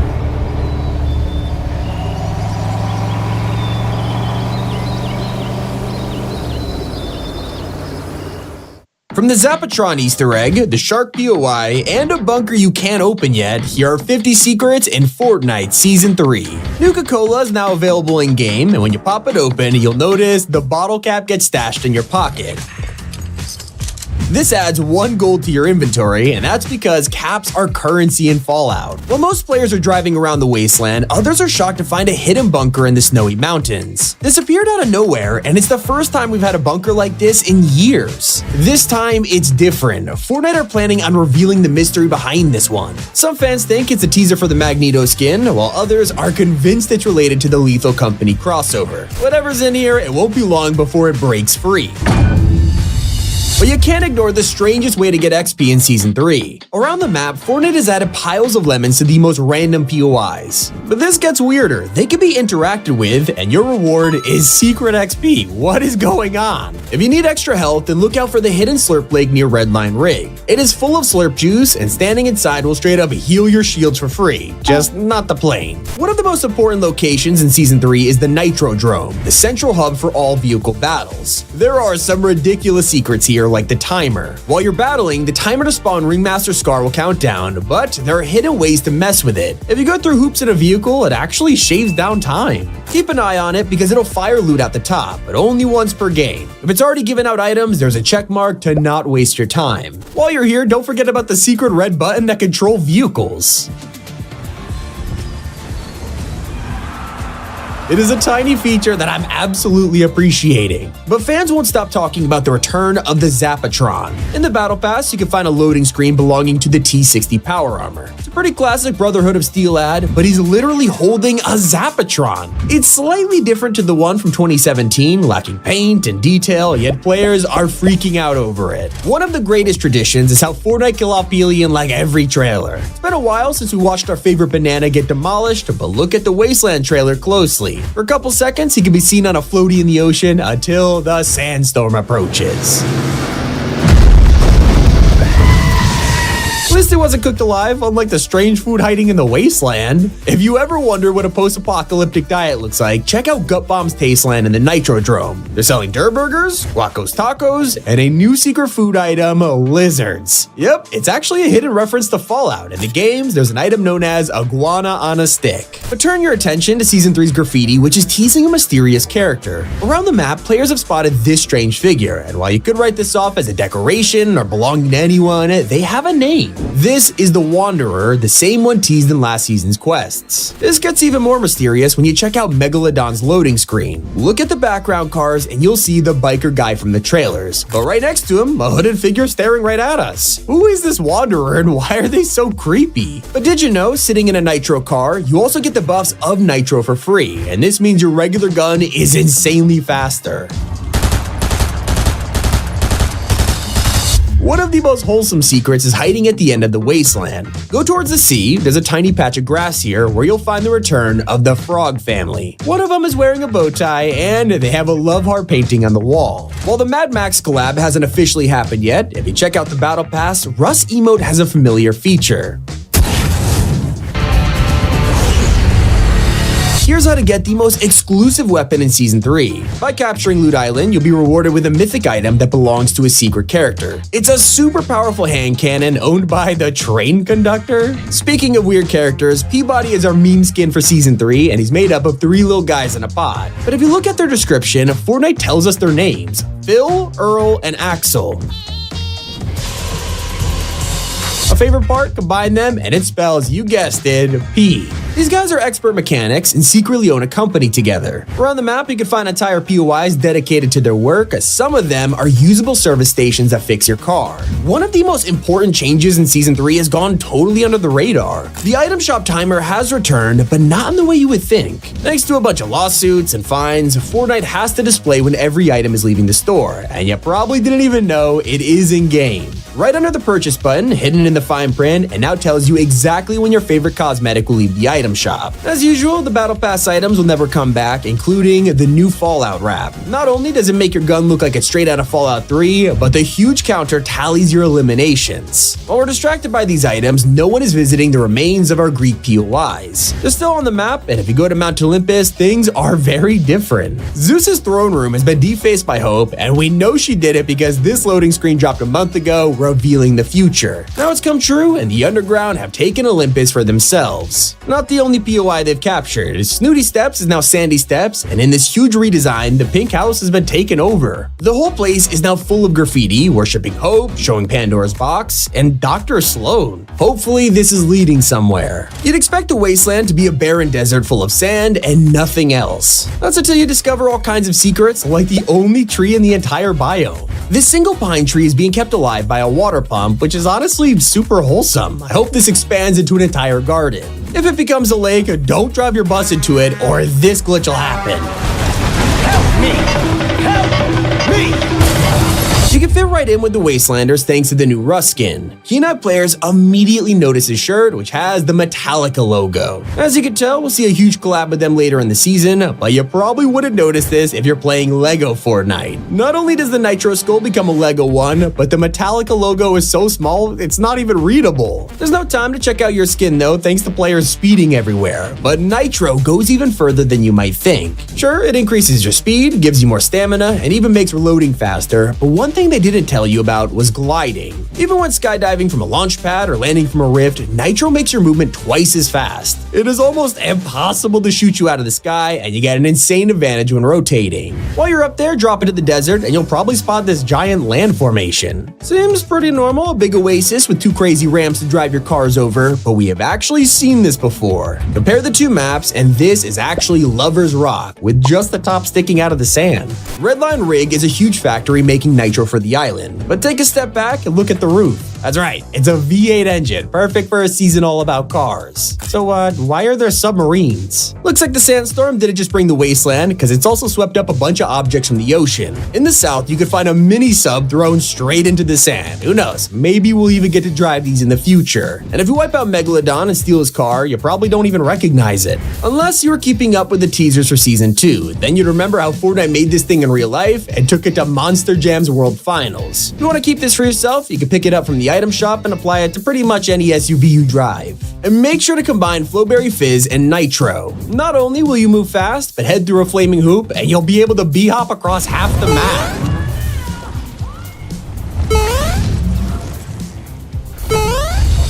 This gets even crazier when you combine this with the brand new Nitro Fists. Thanks to the low gravity from Flowberries, you could uppercut straight into the sky for insane height and mobility. Maybe you'll make it to Brutal Beachhead, where one chest is much more special than the rest. Climb to the top and you'll find it right on the edge of the shark's nose. Perfect placement, right? Well, if you played a Chapter 2 at all, this might feel a little familiar, and that's because it's a callback to the original shark. Something that no one has seen before, though, is a boat car. This season's introduced all sorts of vehicle mods for us to use, but take a look at one of Rust's loading screens and you'll spot an unreleased car. It looks like a mix between the war bus with tugboats on either end. Whether this is a scrapped idea or something on the way, we'll have to wait and see. I also gotta know who owns this house. In the middle of the desert, you can spot an old society house that survived, but one thing has changed: the interior. Now this place is completely filled with nothing but cheese. From piles on the floor, even paintings on the walls, I am very concerned for whoever lives here. If you land at the boss in a convoy, there is a very easy way to take him out. They aren't hostile at first sight, so you can drop right on the bus, pickaxe the turret guards, and use it to take the rest of them out. Don't worry about damaging the car either, because the boss ones repair on their own.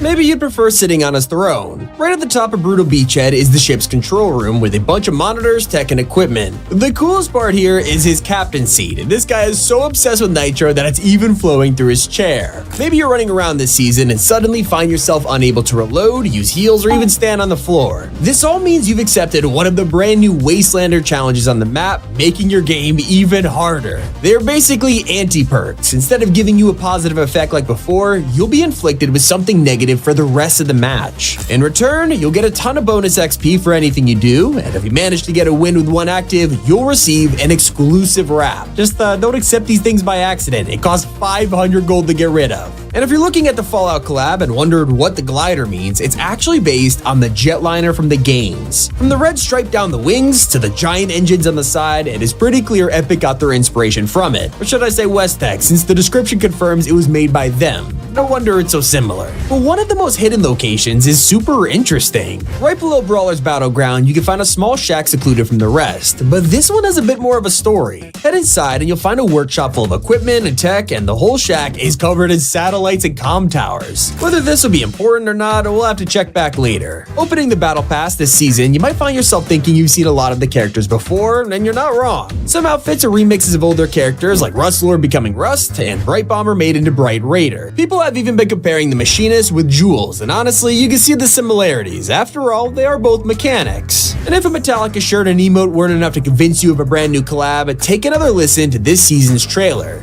Give me fuel, give me fire, give me that.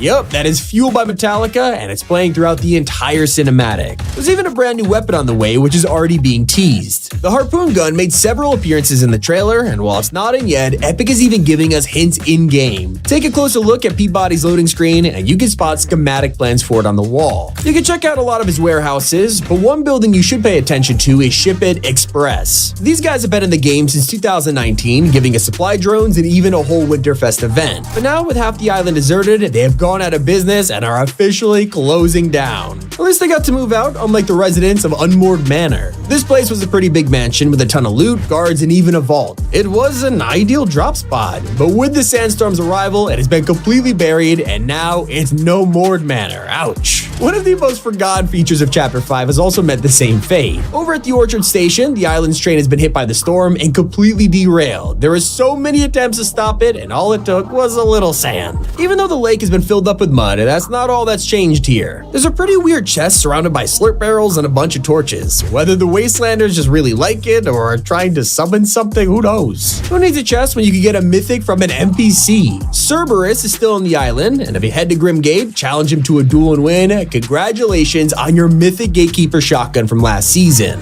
Not just Cerberus either, because one of the most powerful shotguns has also made a return. You can find Oscar over at Classy Courts. Defeat him, and you'll get his Frenzy Auto, the only one in the game right now. That is all 50. It's been Tommy, and keep it here on Top 5 Gaming. The Best Buy 4th of July sale is happening now.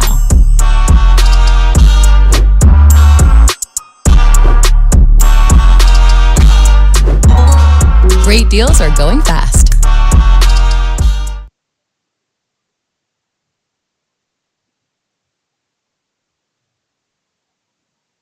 I don't know if you've ever met anybody that all of a sudden you just like share too much with, like immediately. You're the most beautiful woman that I've seen longer than I can remember, and I have a very good memory.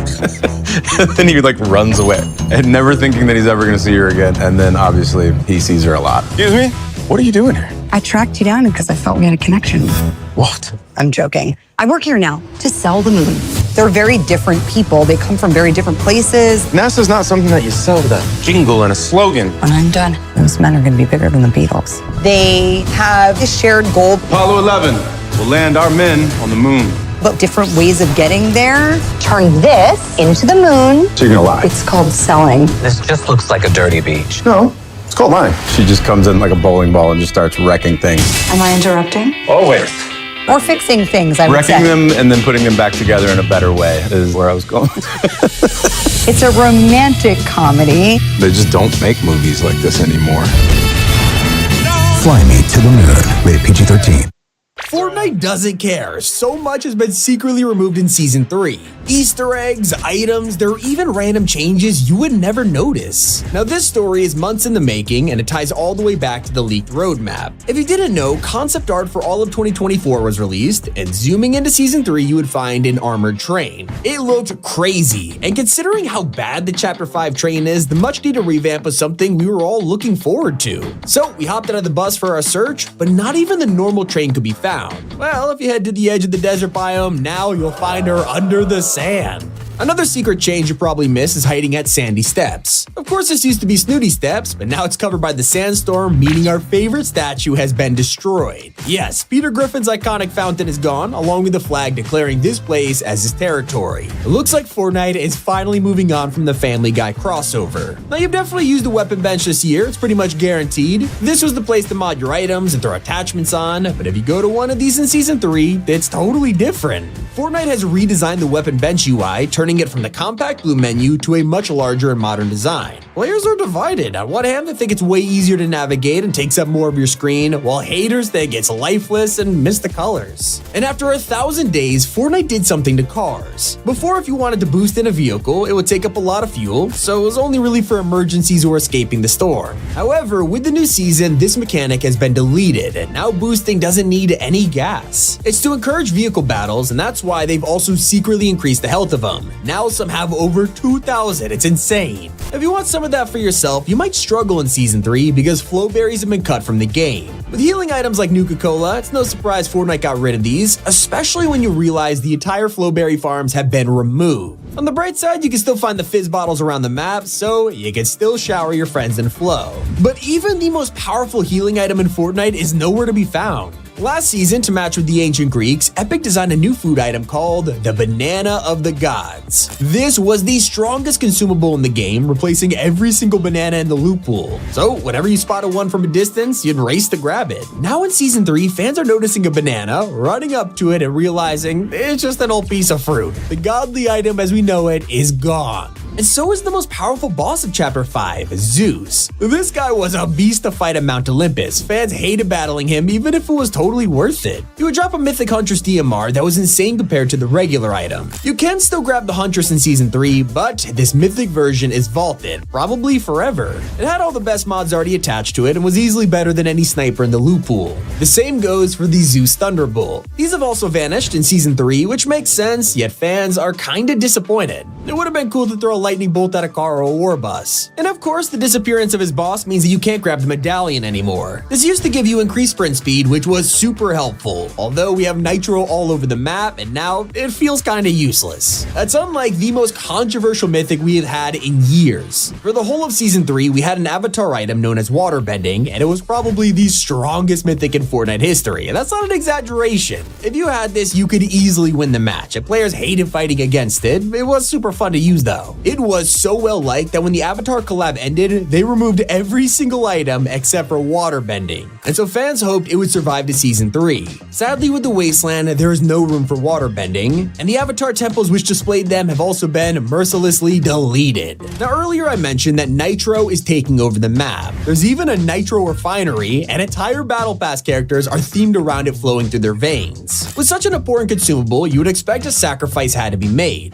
That's why Slap had to go. Last season, barrels were the only way to get these, but Fortnite has deleted this final item, causing the entire drink to vanish. Nitro has fully taken over, and to be honest, it does most of the stuff Slap did anyway, so players aren't really concerned about it. And you probably won't ever get the chance to fight Hades again. He was the main boss of the underworld, being summoned by a statue in the center as he fought players to defend his loot. Now this domain is empty with no one to protect it, which also means you can't grab his stuff. The Mythic Harbinger SMG sounded amazing on paper. Who doesn't want a ridiculous fire rate? Spray and pray is always popular, but in Season 2, it just wasn't picked up that much. Instead, players loved Hades' exclusive mythic, the Chains. Throughout the season, this would alternate between useless and the most powerful item in the loot pool. It went through a ton of changes as Fortnite struggled to find a balance, but at its peak, this was impossible to fight against. Now they're gone and you will never be able to use them again. Kinda like his medallion, which was extremely sought after. This gave you Siphon while running around, making it super useful and literally saved your life in the most intense scenarios. Fortnite didn't give this to Season 3's bosses. They decided to design a new medallion that only restores shield rather than the entire thing. It makes sense. Get a custom lip look that's true to you, with results that are smooth and natural looking. Keep it soft and subtle or go bold and plump. Results last up to 1 year with no maintenance. Learn more at Juvederm.com. For important safety information and to find a licensed specialist, visit Juvederm.com.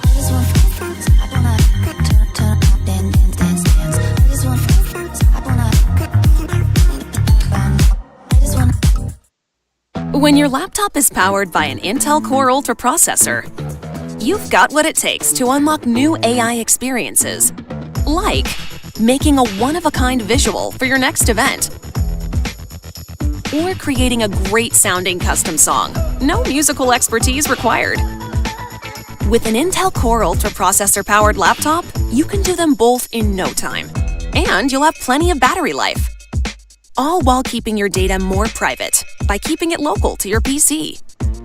Unlock new AI experiences with an Intel Core Ultra processor.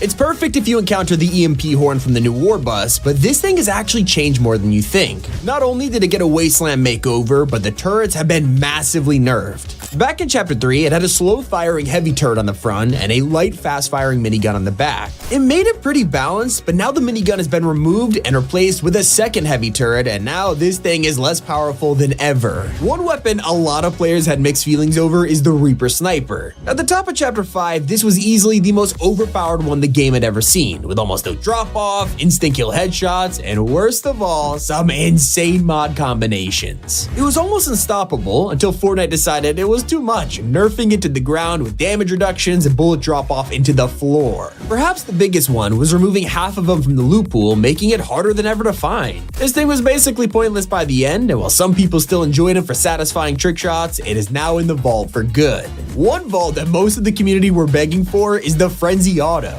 This thing has ruled the loot pool for 2 seasons straight, quickly becoming one of the most OP shotguns in Fortnite. From an insane fire rate, crazy mods, and even a mythic version, it took almost no skill to send a player straight to the lobby. Even after a couple nerfs, it was still pretty strong, but now it has finally been deleted. I'll let you in on a little secret though. While Oscar is no longer a boss on the map, you can find him as an NPC in Season 3. Challenge him to a duel, and you'll be given the mythic Frenzy Auto, the only one left in Fortnite. But nobody is talking about the secret removal of pickaxe rarities. After Fortnite purged the locker of categories, one of the only parts remaining were harvesting tools. You can equip them in-game and see their hidden color in your inventory, despite the locker showing nothing. A lot of people still like seeing this last hint of rarity sticking around, but with the arrival of Season 3, they are fully killed off. With all of the new consumables and wrecked, it's no surprise that some old ones had to go, so this time we've had to say goodbye to Chug Splashes. These things were in all seasons, they were pretty useful when playing as a squad, but let's be honest, when there was a godly banana and a whole bottle of anti-grav shields, nobody's picking them up. Pretty sad to see a fan favorite go once again, but now we got Nuka-Cola to take their place. Another classic item that players love has also been sacrificed. Season 2 was just getting started when Fortnite dropped a bombshell. Midas was returning. Not only did he bring back the entire crew, but also the drum gun, including his mythic version. It only stayed for a couple weeks, but the normal variants remained for the rest of the season, letting us mess around and apply a bunch of different mods. Now, with Midas sailing into the distance, so has his drum gun.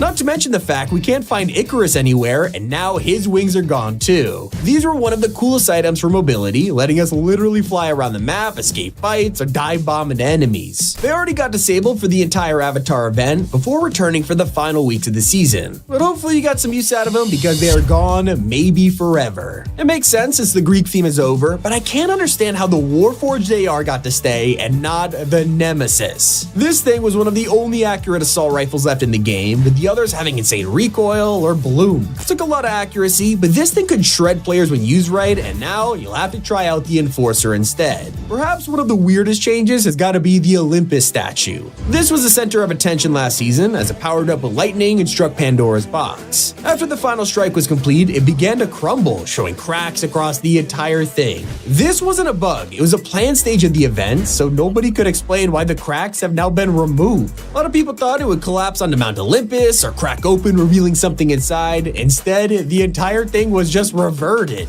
At least they didn't do this to Cerberus, who is actually still around. Now he's just an NPC over at Grimgate, so you can head over and chat or duel him for the chance to get his mythic shotgun. It is so much easier thanks to the removal of his boss fight and wolf minions, but one thing you won't get is his medallion. Infinite skull dashes are now officially off the table, so you won't have to worry about an enemy teleporting behind you in the final circle anymore. They even deleted the teaser for this season. And I'm not talking about the giant sandstorm, but the stunt ramps. Dummy appeared in the final weeks of Season 2, giving us a bunch of quests to do tricks, jump sports cars, and wreak havoc with our vehicle. Little did we know this was all a teaser for Wrecked, but now we have flaming hoops, and these old stunt courses have been deleted. Same goes for Ares, who we defeated multiple times last season. He was pretty easy to defeat as long as the storm didn't get you first. You can find him at Brawler's Battleground, which is now empty and giving you almost no reason to land at this place anymore. With his boss defeated, it also means the rewards are gone for good. His medallion was probably one of the most underrated ones, giving you a damage buff for any range weapon you use. This paired great with his other reward, the Mythic Warforged AR, but at least you could get the regular version still in the loot pool. So despite all of these huge map changes, you'd be surprised to hear that only a single POI has been removed in Season 3. It's pretty wild, right? Sadly, it was a popular location, with fans trying to drop at Fencing Fields only for it to be totaled on the new map. Everywhere else got to survive, but Fencing must have pulled the short straw or something.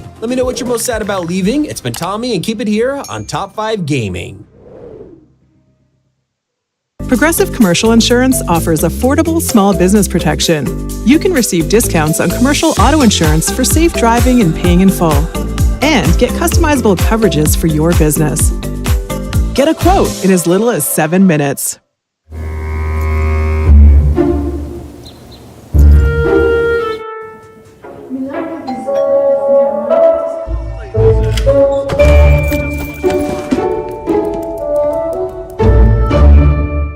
Fortnite Season 3 is chaos, from new mythics, medallions, vehicle upgrades, collab items, POIs, there's a lot. This is everything you need to know, and we'll start with the massive desert biome taking up half the map. Head to the bottom left and you'll get to Brutal Beachhead, a massive cargo ship that has crash landed on the sand. At the front it's shaped like a shark, reminding us of the iconic prison from Chapter 2. Here there are like 5 floors of loot, along with a throne at the top overlooking the map. This belongs to a brand new boss, and he's our Tier 100 skin for Season 3, introducing Megalodon. Yeah, not the most creative name, but he is terrifying. His entire POI and set is themed around sharks. It makes sense considering his name, but you should know, sometimes he doesn't even appear here. If it feels like it, he'll just get in a car and drive around the map. When Megalodon is defeated, he'll drop a medallion, giving you unlimited nitro while equipped. And if you're wondering, this is a brand new type of consumable in Season 3. It boosts cars to give them unlimited fuel and gives players super speed. You're more likely to find it in nitro splashes around the map, a new item that'll fill your veins with nitro. You basically become the Kool-Aid Man.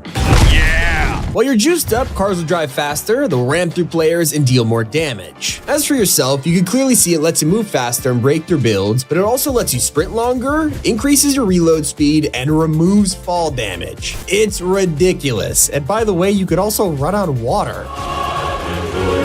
The medallion isn't even the coolest thing to earn by defeating Megalodon. He drops a mythic version of Season 3's most powerful item, Nitro Fists. I'm not kidding when I say these might be the most ridiculous item we've ever had in Fortnite. The mobility is over the top. You can punch to move forward or uppercut to go in the air. It is super versatile, and if you're in a 1v1, you're basically guaranteed to win. So imagine this in mythic form. No wonder players are scrambling to get their hands on this. And Megalodon isn't even done there. Not only do you get those items, but he drops a second mythic, the return of the combat shotgun. These are back in Fortnite, and you can find them in all types of rarity, but they are insanely strong, and trust me, if you get your hands on the mythic version, it's gonna tear enemies to shreds. And I'm still not done with what this guy drops. He might be the most overpowered way to get loot in Fortnite, because you'll also get an exclusive vehicle that only unlocks when the Dawn is defeated. It has unlimited fuel and a grenade launcher attached to the roof. This means you can boost for as long as you want, as your friend fires explosives at everyone. Best part is there are repair boxes around the map, so you can keep this vehicle for the whole match. You'll probably need to, because Season 3 is entirely designed around cars. It is almost impossible to play without them. Everyone's driving around, and it all connects at the Nitrodrome. This is a new arena POI where cars can battle to the death. It's full of power-ups, ramps, and spinning blades. It makes fights super intense. If you visit on foot, you'll come across another boss, Ringmaster Scar. She's page 7 in the battle pass, giving you a ton of car-themed items, including a fire show.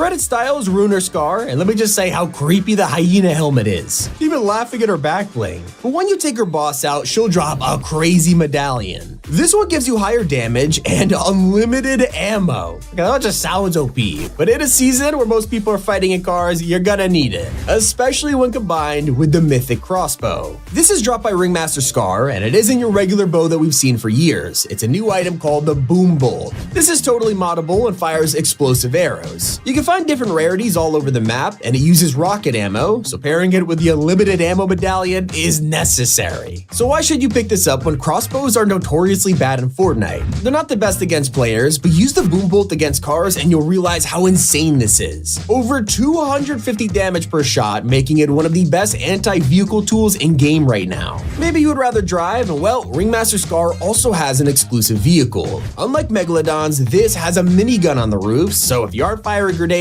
it's a barrage of bullets. To make things worse, the car has unlimited fuel and ammo, so getting in this with your teammates will give you one of the most busted experiences I've ever seen in Fortnite. We got over 10 kills without even leaving the car. There is so much content in Season 3, it's unbelievable, and that leads us to our third major POI, Redline Rig.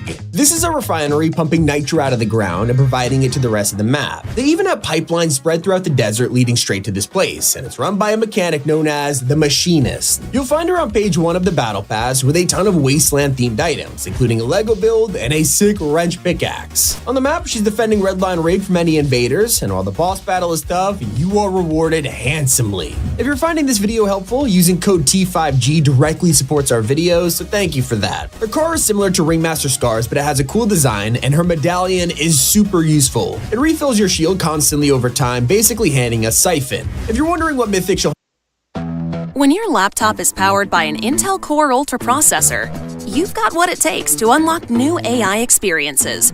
Like your very own customizable assistant, running right on your PC, helping you retrieve information, stay on top of your social calendar, assign personal tasks, and you'll have plenty of battery life. All while your data stays more private since it's kept local to your PC. Unlock new AI experiences with an Intel Core Ultra processor.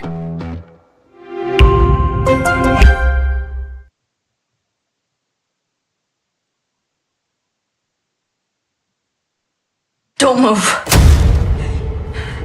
Is it scary being an FBI agent? The letter was left with the bodies. We have 10 letters like it over the past 30 years. And all of them signed with one word. Long legs.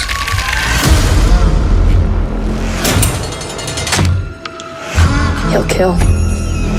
And kill again.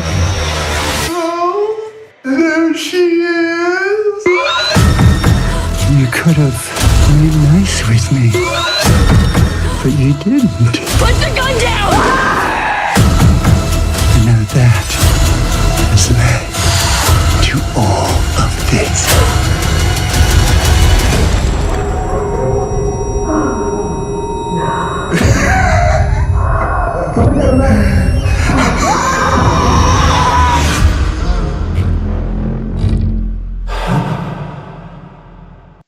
It's the return of a classic item from Chapter 2. Fortnite has brought back the Combat Assault Rifle, and it's currently the only one you can find, so expect to see the normal ones arrive later on. Now, all three of the major bosses don't just spawn at their POIs. Every match, one of them will decide to leave their home, hopping in a battle bus, and driving around the map in a convoy. This is a redesigned version of the armor bus from Chapter 3, this time known as the War Bus. It has extra defenses on the side, and most importantly, a new EMP feature. While driving it, you can activate the burst, and it disables other vehicles in the area. It's perfect for defending yourself. And so with all these new cars, Fortnite has decided to bring back vehicle mods. It has been a long time since we had cow catchers and chonkers tires, and they have finally returned along with 4 new attachments that have been in the works for years. Instead of throwing an item onto your car, these are now crates on the map, and driving through them will immediately attach it to the SUV. On the roof, you can get 2 different types of weapons, whether it's a grenade launcher or a minigun. The front bumper lets you choose between a cow catcher and a spiked bumper. This deals more damage to players and objects if you ram them, while the cow catchers are just more defensive. We all know about Chonkers tires and how they make you drive off-road, but there's another option,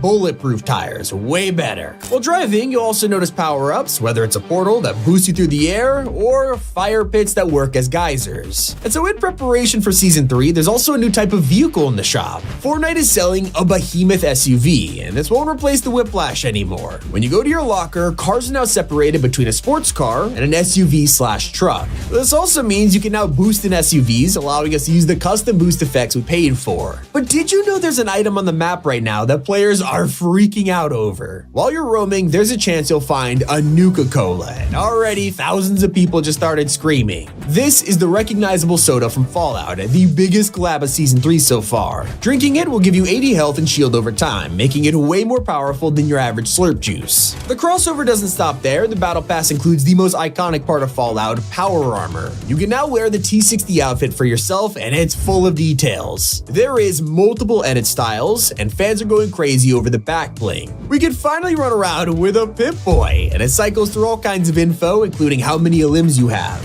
In the same page, you can unlock an animated Vault Boy emoticon, and my personal favorite item, the Codsworth emote. That isn't the only character who took us by surprise. The secret outfit is a Marvel villain. Magneto is here for some reason, and to make him fit the apocalyptic theme, he's called Wastelander Magneto. They literally equipped him with rusty gloves just so he doesn't feel out of place, and I kinda love it. This set is currently hidden and will be unlocked in 39 days, but you could grab one of the coolest outfits right now with Bright Raider. This is a reskin of Bright Bomber, and fans are loving it. She has a pastel edit style along with some interesting dance moves. But fresh content isn't just at the new POIs, the Sandstorm also changed half the map. Snooty Steps is gone after 2 seasons, but if this was your favorite spot, don't worry, because it's not all destroyed. It's now Sandy Steps and is completely flooded with sand dunes and rocks. A lot of buildings are drowned in the terrain, but there's still a good amount left if you want to drop here before rotating into the wasteland.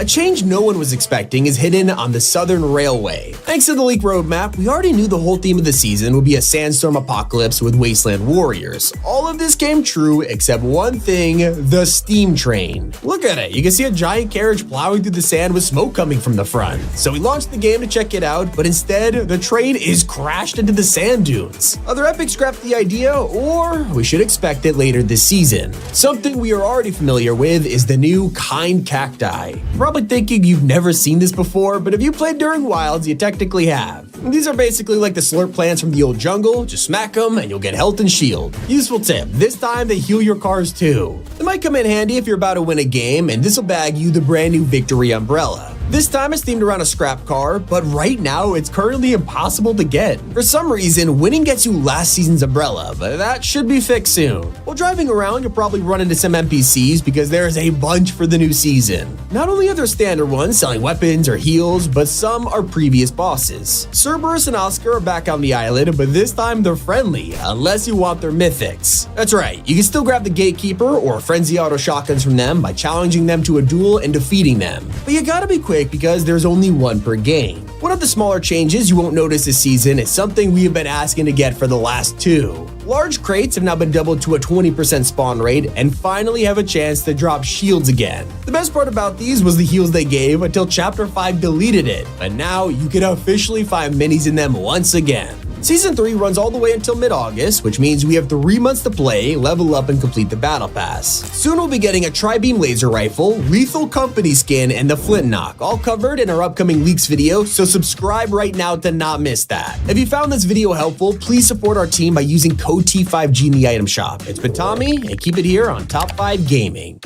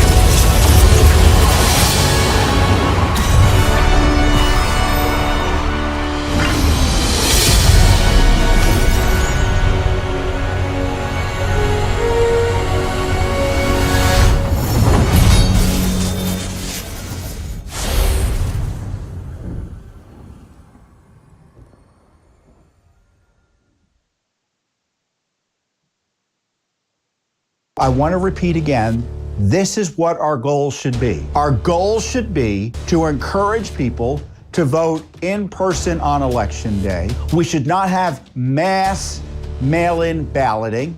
We should not have early voting that goes on for weeks and weeks beforehand. And we should demand that systems are in place to ensure that ballots are counted on election day, not for days and weeks and months afterwards. And of course, anyone who votes should be required to show a secure photo ID. And certainly anyone who's registered to vote and/or who votes should also be confirmed to be a United States citizen. What's so hard about this? You know what's so hard about it? That policy, those basic election integrity measures, are opposed by the left. Why do I think they oppose it? Because it makes it harder to steal elections. And they want to be able to steal elections when possible. Fortnite Season 3 is officially called Wrecked, and with it comes vehicle attachments, post-apocalyptic POIs, the Battle Pass, and everything new explained in this video. So the co-founder of Epic just confirmed that vehicles will have weapon attachments, and it gets even better, because Fortnite is already telling us to put our seatbelts on. Yes, they've dropped the first snippet of the cinematic trailer, and it looks insane.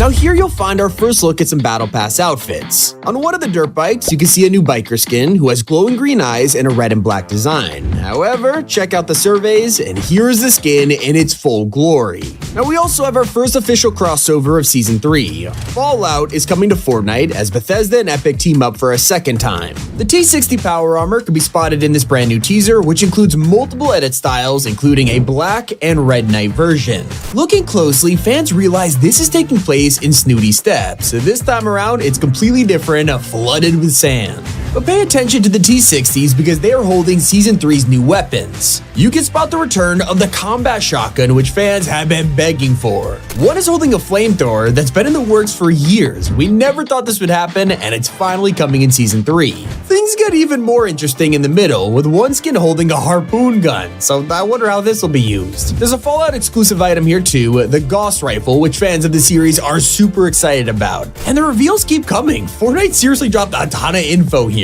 The minigun is making a return, along with the combat assault rifle, which will finally be moddable with Chapter 5's weapon benches. But you should be super intrigued by the next consumable, a drink that's being held in the air. Some think this is a nitro-fueled item, while others are speculating it's Nuka-Cola from Fallout. Now that would be cool. Back to the first image, this shows a factory-style POI. Whether this is a Fallout location, we'll have to wait and see. Another teaser shows off the POI, the Nitrodrome. We know exactly where this will be on the map. Just west of Mount Olympus, we currently have fencing fields, but this will get demolished in a couple days to make room for the Nitrodrome. Kinda looks like a prime racing spot. Now, of course, players are more distracted by the giant head in the background, and this belongs to one of the new Battle Pass skins. The leaked concept art confirms she was revealed in the surveys months ago. Back in the trailer, fans also spotted this huge outfit with metal armor and wires around his arm. It's just a silhouette, but if you compare this to the leak roadmap from last month, it looks very similar to the concept. He's ridiculously buff, and I'm wondering if he'll get his own mythic. That arm has gotta do something.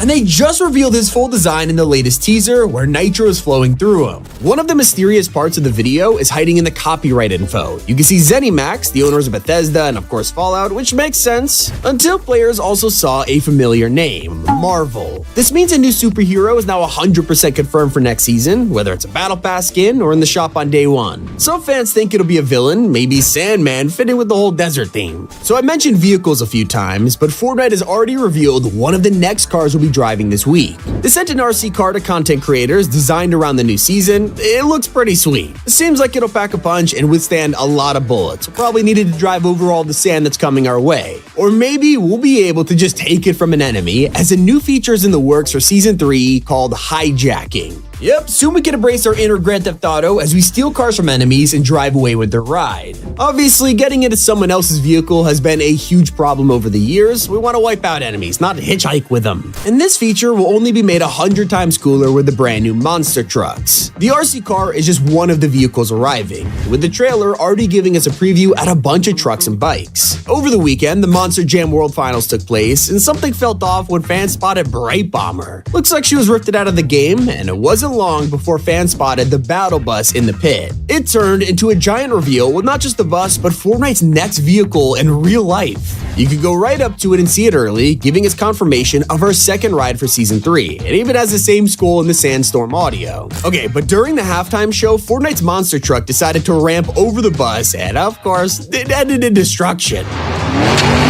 So Epic reposted this saying there might be a new bus in town, of course teasing a different battle bus next season, or maybe even another drivable one. All of this ties into our teaser word for the season, Nitro. Sure, the official name is wrecked, but Mark Rain has given us his own teaser and it's focused on the cars. This is the ultimate teaser after the license plate and outfit clues, 100% confirming that we're driving nitro-fueled crazy cars across the wasteland. Last time Mark teased the Icarus wings, it turned out to be awesome, so we can only expect the same from these vehicles. That's not the only hidden teaser though, because the minute the Sandstorm appeared, there was a clue waiting for players to decipher. Right in the middle of the giant dust cloud was a... When your laptop is powered by an Intel Core Ultra processor, you've got what it takes to unlock new AI experiences. Like using AI on your PC to make your photography more vibrant and dynamic. Or easily remove unwanted elements.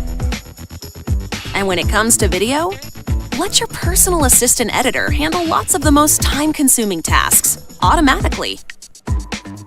With the performance of an Intel Core Ultra processor-powered laptop, you can do more in less time and have plenty of battery life to do it, all while keeping your data more private by keeping it local to your PC. Unlock new AI experiences with an Intel Core Ultra processor.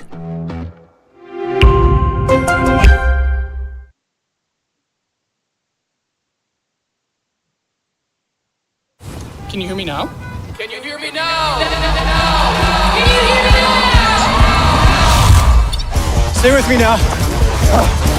You are so extreme. You are so supreme. Mírame ahora. Check me now. Have fun. Woo! Pinch me now. Come on. Play me now. Okay, bye now. Small blinking light. It seemed pretty normal, after all the whole storm is flashing red with lightning, but this was actually a flare. People started noticing it was Morse code, and finally it was solved. This flashing light literally spelled get wrecked. Yeah, it's one way to tease the season title. So as you see, there's a lot to look forward to, but how would this all play out? Last season, we got the Titan Hand and Pandora's Box, but this time Epic is going even further. They've given us several live events over a span of 4 days, from Mount Olympus charging up, to the statue shooting lightning at Pandora's Box, all leading up to the big one.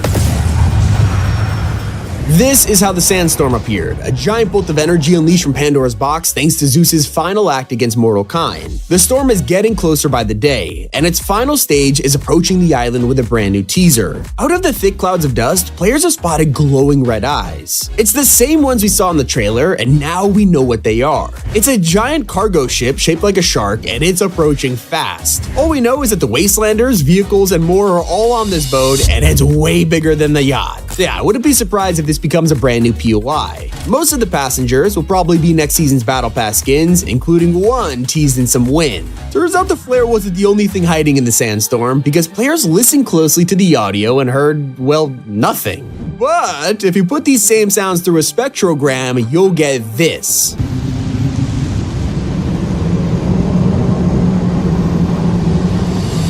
There's two repeating symbols which players notice, like this skull with spikes. Not only is it the same one on the monster truck, but it also seems to match this skin. He's got the skull shape, spikes on his shoulders, and even the one closed eye. If you're wondering about the second symbol, it's a diamond with a flaming face on it. The same one we've seen on the RC car box and in the first POI teaser. If you thought that was a lot of vehicles already, don't forget we still have a brand new train on the way. Right now, almost nobody uses this thing. It's just too time consuming, and the loot, it's barely worth it. But after 2 seasons, it's finally gonna get a revamp. The leak roadmap shows a steam train powering through the desert, so we can only expect some kind of crazy Mad Max train to be arriving soon. All of this will power us through right into the summer event, which we already know some stuff about. Instead of a jungle, this time we'll be celebrating in a tropical desert, and who better to arrive than Captain Jack Sparrow? We'll probably get an event pass, mythics, and a bunch of skins, and thanks to a leak for Rocket Racing, it's now confirmed to have an upcoming pirate adventure track. Before then, we could expect another huge crossover, but this one's with Metallica. Not only are they the next headliners for Festival, but their collab will even cross over into VR. It makes sense. The heavy metal will fit right in with a crazy wasteland vibe. I mean, who doesn't want to drive around a truck with giant speakers? And don't worry, your favorite falling beans are still on the way too. And these were originally set to arrive before the Metallica collab, but now they've been delayed till summer. Another season 3 outfit that no one expected was a mutant potato. Turns out this guy has a messenger bag that also has the word nitro on it, and judging from his spiked shoes and apocalyptic gear, I totally think he'll be joining us next season. You can see a girl with blue hair and goggles, matching perfectly with this design from the survey and official teaser. It even has the yellow pipes that are seen on the huge white-haired guy. Now at this point, we all thought Fortnite had ditched Colombo. He was killed off and never seen again, especially after his skull was on the island. Turns out, he could just be hidden away in LEGO Fortnite. He'll be the main part of the next big update as a giant new creature you can find in your world, and I cannot wait to see him return. The same can be said about fans of Dragon Ball waiting for the next collab. Insiders have already revealed that we could expect Trunks to arrive in his future version. Not the only anime collab either, because JJK is finally getting their second wave soon. Even rocket racing got leaked on the roadmap, and Season 3 is all about the jungle. From lava streams and temples, there's tons to expect with a bunch of new map names leaked. I already talked about the Pirate Adventure track, but there's also Coral Cove, Gold Rush, and more. Fortnite loves revealing future plans, and they recently dropped a huge list of season themes they're already considering. This list is absolutely ridiculous. I mean, there are way too many genres here. It's like 7 chapters worth of stuff. The ones that stand out are a horror season, a celebrity battle pass, even a steampunk theme. In fact, Fortnite is asking if we'd be interested in a season dedicated to streamers. Now that would be interesting. But if you check out the PlayStation Store right now, you'll see huge banners advertising Season 3. They're giving away nothing, but the theme speaks for itself. That rusty, chipped away paint on the wall, it is truly bringing the atmosphere. Now this will also be a huge time for Festival, as some of the biggest artists in the world make their Fortnite debut. We're getting jam tracks from Dua Lipa, Justin Bieber, Ed Sheeran, Bruno Mars. It is insane. In fact, some songs from this list are already here, like Stressed Out. In other news, Fortnite's largest collab of all time is still in the works, and today we got a brand new update. The Disney announcement already broke the internet, but it didn't reveal much about what was happening until now. It's been confirmed that we will not only have the chance to play and interact with Disney content, we'll also get the opportunity to create our own wholly unique Disney-themed gaming experiences too. So yeah, this is going to be just as big, if not bigger than the LEGO crossover. Now players are also freaking out because an anticipated Halloween icon is finally coming to Fortnite. Every time we get a Fortnite Mares, people are demanding to see Jason Voorhees. It's never happened, but then last week, the Jason universe was announced. It's basically a scheme that'll bring him to multiple platforms over time, starting with Multiversus. So fans check the account and realize they follow Call of Duty, IGN, and Fortnite. Basically, it confirms that Jason is in the works and could appear in 2024, but hey, don't get your hopes up. Click on screen right now to find out what Captain Jack Sparrow could look like in Fortnite Season 3. It's been Tommy, and keep it here on Top 5 Gaming. No regrets. No, I will have Babe, my dad is dead. Your father's final request was he wants you to take your mother into your home. I'm willing to give you all the money I got. We can pay off the house with that money. Everything in me is telling me to run away. Welcome home, Solange. Oh, what's in there? Yeah, that's the nursery. It's my room now. I realize I do not know my granddaughter's name. We're gonna name her Fern. Not a plant you got growing in there? No. Used to be parents understood names gotta have pepper. Your father, what was his name? I didn't know him really well. Call that a broken family. What the hell? She thinks that the Holy Spirit possesses her and gives her power. I can't practice my face. Not like I used to. You're a racist. You don't know what real racism is. You're gonna tell me? Have I offended you? Holy shit. Your stepmother is literally evil. Do you fear the Lord? No. Fear me. She said that you hit her. She wants you to think it was me. She wants to replace me. I am her mother. Oh, no, yeah, hey. Oh, no, yeah.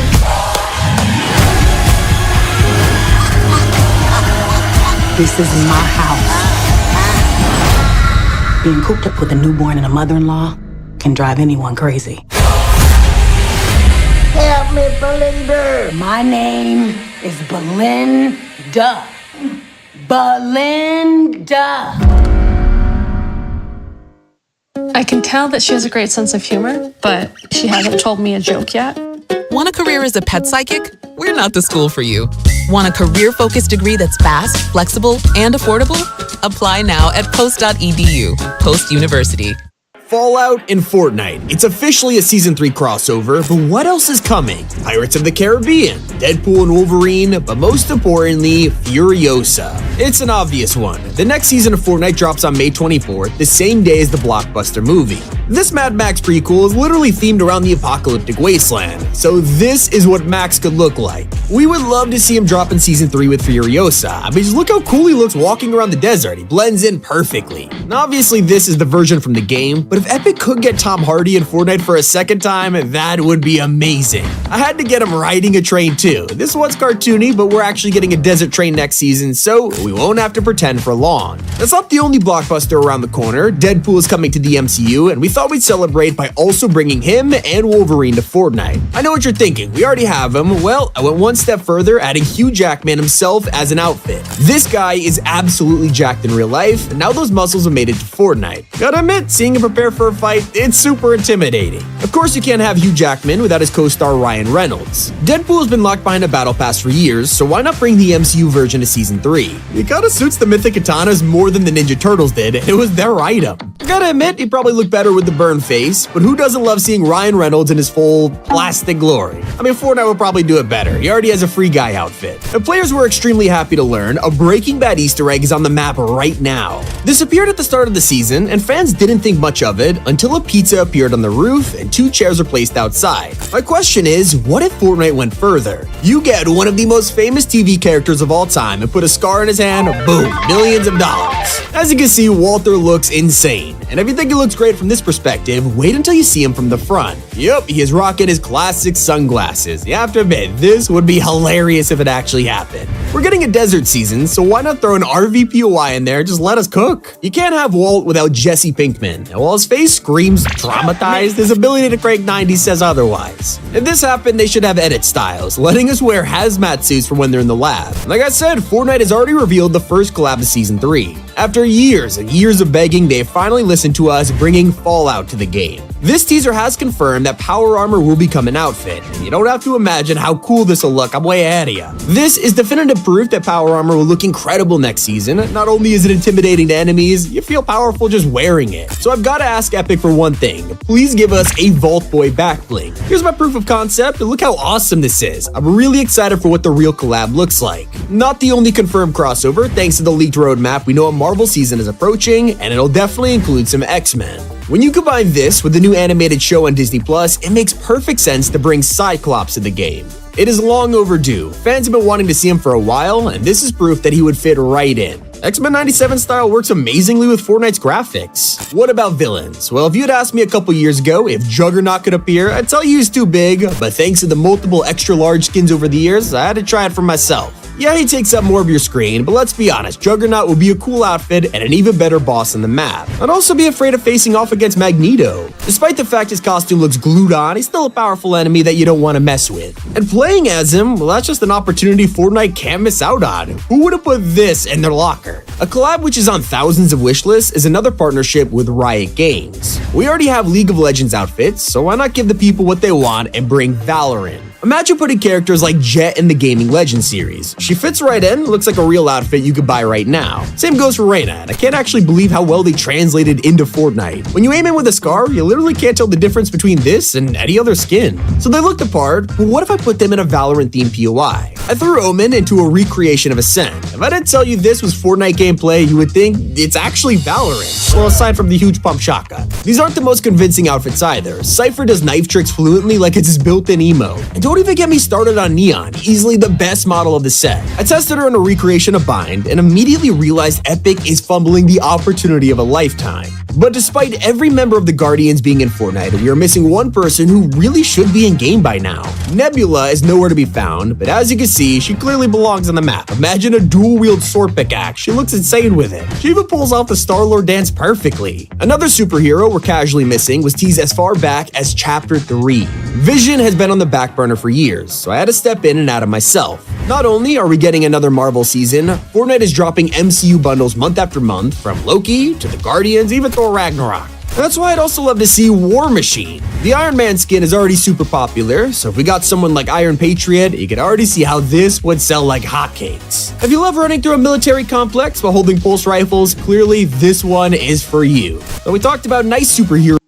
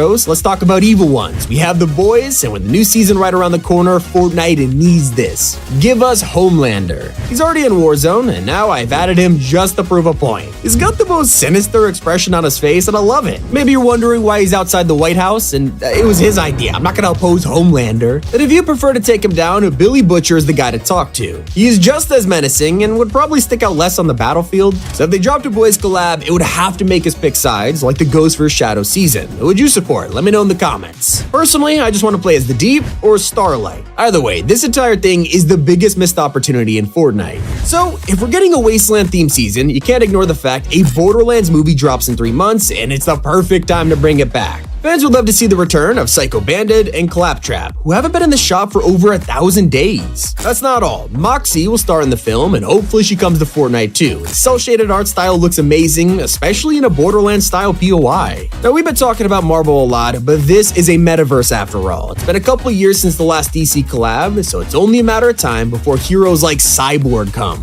He's one of the only Teen Titans to not appear in Fortnite, and I guess having a cannon arm doesn't stop him from holding up a scar. Does it like a pro. And Nightwing looks just as cool while diving from a building. I gotta say, this outfit with the Batman cape exceeded my expectations. Hopefully, when they reboot the DC universe, Nightwing will be one of the first to drop. When I decided to add Green Lantern into this set, I knew he would look good. Running around shooting is seamless until you go into the locker and realize he kinda looks like Elon Musk. Okay, I'm never on seeing that. Hopefully, Fortnite doesn't make the same mistake. They should be more focused on bringing classic supervillains to the game. We already have Batman's archenemies like the Joker and Poison Ivy, but huge opportunities are being missed here. Why isn't the Riddler in the shop yet? They could go for any version. I went for a more retro look, but they could easily give us the movie version too. I gotta admit, Two-Face might be way too disturbing to actually come, but this is the same game that handed us Peely Bones, so maybe not. He looks super menacing, especially with a baseball bat in his hand. Imagine seeing this guy on a rooftop about to fire at you. Terrifying. Another iconic DC villain who looks awesome is Mr. Freeze. These characters have so many designs from over the decades, I struggled to pick one. So hopefully, if it ever comes to life, that freeze gun will be a mythic.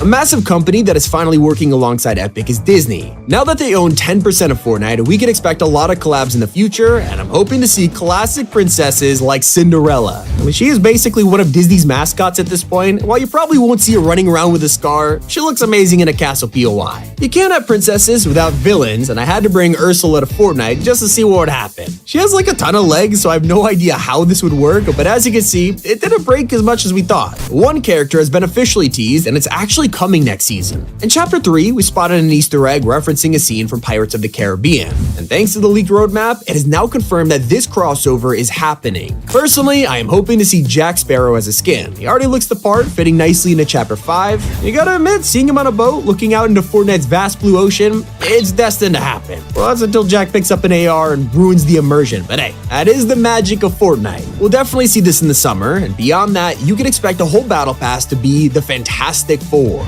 The upcoming Marvel season is heavily hinting at this, and that's why I'd love to see outfits like the Human Torch. Imagine a built-in emote where he could set himself on fire. That would be one of the coolest transformations in the whole game. Or how about Invisible Woman? Obviously, Fortnite couldn't bring her power to life, it'd be a pay-to-win emote, but that doesn't stop them from turning it into a mythic. Of course, I can't mention the Fantastic Four without the Thing. Another XL skin that would take a lot of work to bring to life, but if we could run around as multiple versions of the Hulk, this could easily happen. So my attempt came out a little weird, but you can totally see the vision, right? The icing on the cake would be a Mr. Fantastic or an ultimate form of Dr. Doom, maybe a Doom Zero style, I don't know. It's not just characters we want to see. One of the most popular categories is the Icon series. We can never predict who's gonna be here. Throughout the year, we're gonna see Metallica, Karol G, even Snoop Dogg, so like literally anything's possible. That's why I'd love to see Lionel Messi as the next sports star. He's already massive and even has a Warzone outfit, so what's stopping it from happening? Watching him do kick-ups in creative mode, it's already got me hyped. As for a singer, fans have been asking for Justin Bieber for years now. He hasn't dropped a new album since 2021, so we could see one this year, and if it happens, he probably won't be wearing a tuxedo. But I did have to dress him up because it's his Fortnite debut, you know? Players would love to see him alongside other artists like Taylor Swift and Dua Lipa. Personally, I'm waiting for the next YouTuber, maybe TG's. Let's make it happen, Epic. But I still can't believe we don't have the Lord of the Rings in Fortnite. They even teased it with a Helm's Deep reference back in Chapter 3, only for it to be an innocent Easter egg. The show on Amazon debuted with no collab, and now Season 2 is in the works along with an animated series, so come on Fortnite, let's bring Gandalf to the game. My attempt makes him look crazy, that beard is going everywhere, but watching him swing a sword, I kind of need the real thing ASAP. Same goes for Legolas. Seeing him walk around with a bow, the collab feels real already. Whether they add the classic characters or new ones from the show, fans will be happy either way. A crossover that would break the internet is with Overwatch. Lately, they've been going crazy with collabs of their own, so we need to merge these worlds and put characters like Genji in Fortnite. Look how insane this is. Imagine seeing this guy run at you in the middle of a build fight. Even worse would be him dancing on you after a one pump. There's other heroes like Mercy, Reaper, there is so many to choose from. Now Epic has to bring things full circle by turning their biggest Easter egg of all time into a real set. The Simpsons was referenced all the way back in 2019 with the Steamy Stacks donut, and yet we're here half a decade later with no Homer in game. We literally got Futurama before this. I have no idea what has stopped. Oh, wait. All right, we got a problem here. All right, pull the plug on Homer. No Simpsons. Look at this. This is horrifying. Okay, so moving on, we have spent just as long asking for Doctor Who. At one point, we were convinced by the fake leaks for like a year. We all fell for this with a battle pass, outfits, weapons. It was so bad the showrunner had to come out and say it wasn't real, but that won't stop me from putting it on a wish list. Fans are desperate to play as the 10th Doctor. Who doesn't want to equip this and get lost on an alien spaceship? There's a new season that started last week featuring the 15th Doctor, and they would love to see him in game, especially after being fooled by the fake stuff. Personally, playing as the villain, the Cyberman, that'd be awesome. These guys, they used to terrify me, and while they're more cartoony in Battle Royale, they still kind of give me the creeps. What collabs do you want to see in Fortnite? Let me know in the comments. It's been Tommy, and keep it here on Top 5 Gaming.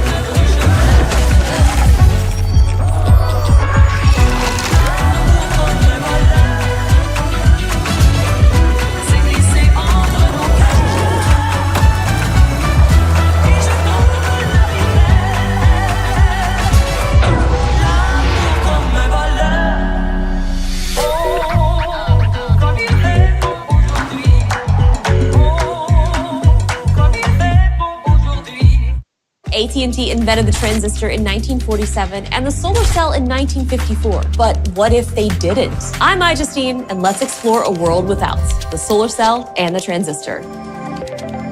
Solar cells convert the sun's energy to electricity. After AT&T scientists invented them, they were used on Telstar 1, an experimental satellite proving that the sun could power space technology. Thanks to solar-powered satellites, it became possible to rebroadcast historic events such as the moon landing and Dr. King's I Have a Dream speech from their original transmissions. Without these satellites, GPS as well as live broadcasts like sports and weather forecasting may be impossible. Today, lighthouses, farms, security systems, street lamps, and even whole towns use solar. It makes sense. 173,000 terawatts of solar energy hit Earth every day, more than 10,000 times the world's total energy use. The ability to harness solar energy helps communities connect and communicate, especially in rural or remote areas. Without solar cells, the world would be more isolated and disconnected. This invention enabled a global community and changed the world. In a world without solar cells, how would we connect with each other? If you think that's a doozy, wait until we imagine a world without the transistor. Transistors are tiny switches. They're the ones and zeros in computer technology. This tiny invention made technology personal. Without them, the computing power in a smartphone requires several floors of a building. Before transistors, computers used vacuum tubes to run their calculations. And these glass tubes can only get so small. There is definitely no watching YouTube in bed. There's no internet. In a world without transistors, technology is comically large and runs hot. Radios are the size of backpacks. Televisions have terrible picture and are huge. Pacemakers need to be plugged in. Forget space shuttles, fitness trackers, and home computers. They're too expensive, too big, and too power hungry. Want to invite people over? Go outside and find a phone booth with everyone else. Sounds stressful. Today, there are billions of transistors in your cell phones, televisions, cars, and even your toaster. This invention is one of the most important in human history. It's clear both inventions are integral to how we live today, but which has more impact? Solar gave us the power to reach people anywhere in the world, powering homes, satellites, navigation, and more. Transistors made technology small, efficient, and personal. We have technology around us, on us, and even inside us. For me, it has to be the transistor. My whole life revolves around tech that exists because of the transistor. Can you imagine if I had to make a review of the latest 80-pound phone? Without these inventions, our world would be a very different, more disconnected place. Thanks to AT&T, we don't have to make this choice. Connecting changes everything. From the Avatar crossover being pay to lose to Epic's apology, these are 28 details Fortnite got wrong. In The Last Airbender, Aang gets struck by lightning, and this leaves a huge scar on his back and foot. In our last video, we pointed out how Epic missed this detail, but they must have watched it. Fortnite immediately pushed an update, and now this plot hole has been solved. A scar is one thing, but how do you mess up a character's name? Fortnite designed an entire music pack to celebrate the Ninja Turtles, except when they list the gang, it gets awkward. Right, Leo, Ralph, Donnie, and Mike. Yes, I'm wondering who Ralph is too. They obviously meant Raphael, or Raph for short, and not long after, it was fixed with a hidden patch. Leo, Raph, Donnie, and Mike. Now, if you're designing a one-eyed character, make sure they actually use it. Midas is infamous for having a scar across his eyes. Obviously, he can't see anything through it. Someone should tell him that, because every time he aims, the only working eye is closed. Look at this dude. Reminds me of default skins who don't know how to use their own armor. If you ever paid attention to those classic outfits from Chapter 1, you might have realized they have knee pads on. They're helpful when kneeling down. What a lifesaver. Wait, what are they doing? That's the wrong leg. Chapter 1 was full of hilarious mistakes, but even when we go back there, Fortnite finds a way to add more broken details. During the OG season, they updated Tilted Towers with a diorama. What do Kevin the Cube, the volcano, and End Event all have in common? They didn't exist yet. This diorama was originally from Season X, making a super awkward plot hole. But things got really weird when Epic forgot what their own item looked like. For 2 whole weeks, Fortnite swapped out the icon of the kinetic blade. Anyone who picked this up would see a very different weapon in their inventory before realizing it was a sword from Save the World. 2 seasons later, the kinetic blade returned again, except they put the wrong item in the loading screen. Does Fortnite have too many swords or something? At least they didn't mix up gas vehicles with electric ones. Wait, they did exactly that. Usually, when you have a battery-powered vehicle, Fortnite accounts for it. The problem is you cannot refuel them, you cannot charge them. You see, it has charge, it has 62%, but you cannot charge them with fuel. Unless you're a Ninja Turtle. Apparently, these guys have electric drift boards powered by fuel. You serious? And I don't even know how to explain the strangest cameo in Fortnite. During a jungle season, players are super confused as they entered this outpost and discovered Stark Industries files. Everyone lost their minds, thinking another Marvel crossover was on the way, only for the table to be updated months later, turning into a plain desk with nothing on it. Turns out someone at Epic accidentally placed down the wrong desk. If you felt betrayed by that mistake, imagine how we felt when Fortnite OG lied to us. In the trailer, you can see the original classic weapons from Chapter 1. You know, something you'd expect in an OG season. It's only for us to log in and find the Chapter 2 versions. Something weird must have been going on in Chapter 3 because Epic forgot their own storyline. When you have a skin like Kiara KO, could it be more obvious what faction she belongs to? She has the same necklace as Dr. Sloan, she's the leader of the Tango Squadron, and most importantly, she has an IO logo on her belt. Well, someone saw this and still put her on the wrong side. It's still not as bad as the identity theft of Cuddle Team Leader. Since Chapter 1, her real face has been an open secret. She usually wears a helmet, but in replay mode, players found a way to zoom in and unmask their favorite outfit. There she was, Ramirez in her full glory. No matter how many Cuddle team leaders are dropped, one thing was certain, it was always Ramirez under there. So imagine players' faces when Fireworks team leader took her mask off. Yep, her edit style is Sid, a totally different person. Don't feel too bad about it, because we're about to embarrass Fortnite and one of their dumbest details yet. If you were around in Chapter 1, you might remember the classic assault rifle. It was an essential weapon, no one ignored this thing, but we still should have paid more attention to it. Look closely at the sights, and now compare it to the updated model. You can see Epic were trying to fix their mistake. For almost 3 years, we were aiming at players with a backwards sight. That's not the only time they confused us. During Chapter 3, there's a whole battle between the 7 and the IO. Pretty straightforward until a single flag threw everything off course. We began to take over the Daily Bugle, and usually you'd expect to see the 7's logo. Nah, I guess Fortnite forgot what the flag looked like because they gave us the Go symbol from Chapter 2. Now this survived multiple updates, leading to a ton of speculation about Midas. Wasn't until weeks later that the flag was removed and Epic pretended this never happened.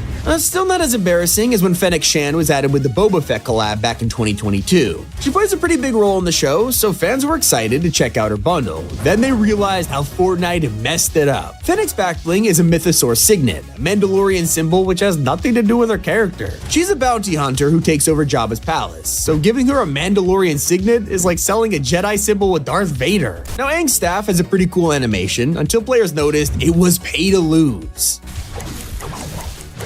Oh, brother! Even when Fortnite gets a detail wrong, they make up for it. Groot recently got a new outfit, and his backbling is taken straight from the movies. It's his gamepad, except not entirely. For copyright reasons, they had to turn this from an arcade defender to a Wish.com Game Boy. Hey, on the bright side, they included Lil 8-Bit Fortnite, so it's still pretty worth it. Some Marvel collabs were unforgivable, like the time Fortnite tried to lock us out of a pickaxe for accuracy. They tried to give Stormbreaker the most realistic details possible, locking this behind the Thor outfit and no one else. To make things worse, the endgame LTM had Fishstick wielding Stormbreaker, and it would take 2 years for this to be possible in game. I went too far for accuracy, but sometimes they don't go far enough. In BR, we have an Obi-Wan emote where he says, May the force be with you. Oh, this was cool. Fortnite confused everyone when they brought it to LEGO. This minifigure version has a hooded figure instead, and players tracked it down, and this is literally Palpatine. Still not as bad as the Darth Maul scandal. These wheels were already a ridiculous cosmetic, and if you shelled out your hard-earned money to get them, you probably didn't realize you were overcharged. It wasn't until players looked at the same wheels in Rocket League and noticed a huge price difference. Fortnite immediately apologized, refunding everyone who bought this to the correct price and handing out a nice amount of V-Bucks. And it wouldn't be the only collab they messed up. Avatar brought tons of mythics to the game, which was super exciting until they gave us a closer look. The scrolls seemed fine from a distance, but they copy-pasted the waterbending symbol and tried to pass it off like nothing happened. After being exposed for this, they secretly fixed it, hoping no one would bring it up again. One thing they didn't fix was the lack of detail in Katara's necklace. Most crossovers big enough to get a battle pass are usually designed very well, except when it came to Katara, I guess the devs ran out of time, as her necklace is a plain circle. Compared to the show, you could see why fans were confused. Why couldn't they simply draw this on? And I just have to point this out because it's been bugging players for years now. In the Chapter 4 trailer, we got to watch Paradigm in the aftermath of a live event. It was super cinematic and looked beautiful, but one detail was ruining everyone's immersion. Did you catch it? Paradigm's helmet isn't even attached to her suit. You can see her whole neck, making this the worst spacesuit in history. The 7 are supposed to have SEAL gear, so how is she even alive? And I guess the designers of Gref G's outfit were rushed too. When it came to the Icon series, he was way too excited to point out the skin looked nothing like him. Gotta admit, when you put them side by side like that, yeah, they are two different people. Years have passed, and Gref G finally got the courage to ask Fortnite, hey, do you think this can be fixed? Considering other outfits like Ninja, Ali A, and Cypher all look super realistic, it couldn't hurt to ask. What's the worst that could happen? They say no? Oh wait, they did? That's gotta hurt. But imagine messing up so badly that a band has to come out and expose you. A couple months ago, Fortnite featured a new song on Radio Underground, Sakura Chill by Milk Talk. But if you read it again, it clearly says Malik Talk. So the band went straight to Reddit begging to find a support agent to fix this. That's a little awkward. And I don't know why this is happening, but if you remember Ramirez from earlier in the video, something weird is going on. Over the years, her face model keeps changing. Anytime a new chapter or outfit drops, she'll be redesigned. I am not joking around. Now we have the latest iteration, Bright Agent, who looks more like Ariana Grande. Now I gotta mention the longest ongoing troll in Fortnite. Every time we get a cool looking glider, it never works the way you want it to. For example, Cerberus's motorcycle vehicle. It's literally a bike, so why are we hanging from it? This looks even weirder on Appa, a collab glider that you're meant to ride, but instead, players are surfing on his back. If we really want to get picky, some fans pointed out how Attack on Titan's loading screen is more accurate than the real Mythic. In the image, you can spot Levi doing his classic spin attack, holding his left sword backwards, which is actually accurate. Clearly, a hardcore fan made this art, but if only they brought this to the actual game. When it came to using the ODM gear, Levi did not get special treatment. I get it though, it's a lot of work for a very tiny detail. But some mistakes can't be unseen once you notice them, like Lorenzo's shirt. Somehow the people who made this outfit didn't realize that his buttons are the wrong way around. It makes no sense. This shirt would not close in real life, and it's kinda bugging me. Those are 27 details Fortnite got wrong. I get we're being picky, but hey, that's the video. Hope you enjoyed. It's been Tommy, and keep it here on Top 5 Gaming. Some dialects are harder than others depending on where you are from. You can really feel it in the mouth. Red roses. It's all about the R's, really. Interested in a career as a dialect coach? We're not the school for you. Want a career-focused degree from a school that's fast, flexible, and affordable? Apply now at post.edu. Post University. Post makes it personal.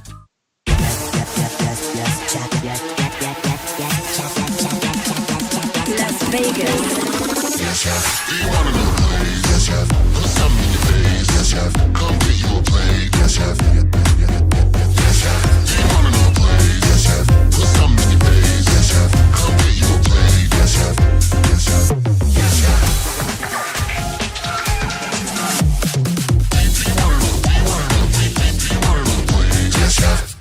The final countdown to Fortnite's next season has started. A Sandstorm mini event will take over the island, and that'll bring us to Season 3's Apocalypse. That's the theme of the next few months, and now we have our first look at Battle Pass skins, collabs, and Phase 1 of the event. It's already happening as players notice strange events at Mount Olympus. The clouds slowly began to turn gray, then got really dark before an intense storm. So these lightning clouds are happening because Zeus is preparing to end the world, and as each bolt strikes, his sword will begin to charge up. Okay, Future Tommy here. The event just started 5 minutes ago, and this happened.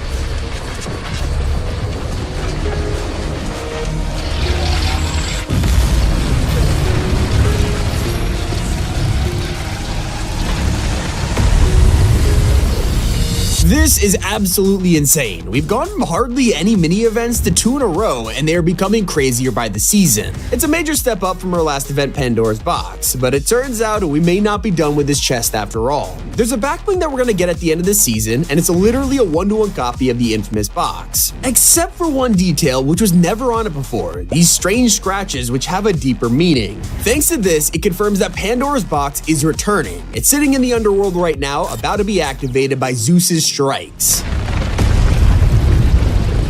This will happen multiple times until the gem is completely filled with energy, opening up the chest once again. Are we banishing the gods back to their home or unleashing something even more devastating? I guess only time will tell. It kind of makes you nostalgic for the older chapters when these mini events gave us iconic moments like Kevin the Cube or opening the vault. Back then, Fortnite would also leave secrets for us to find hiding in the audio. This hasn't happened for a long time, but that hasn't stopped leakers from trying just in case. You would never expect a secret hidden in some wind.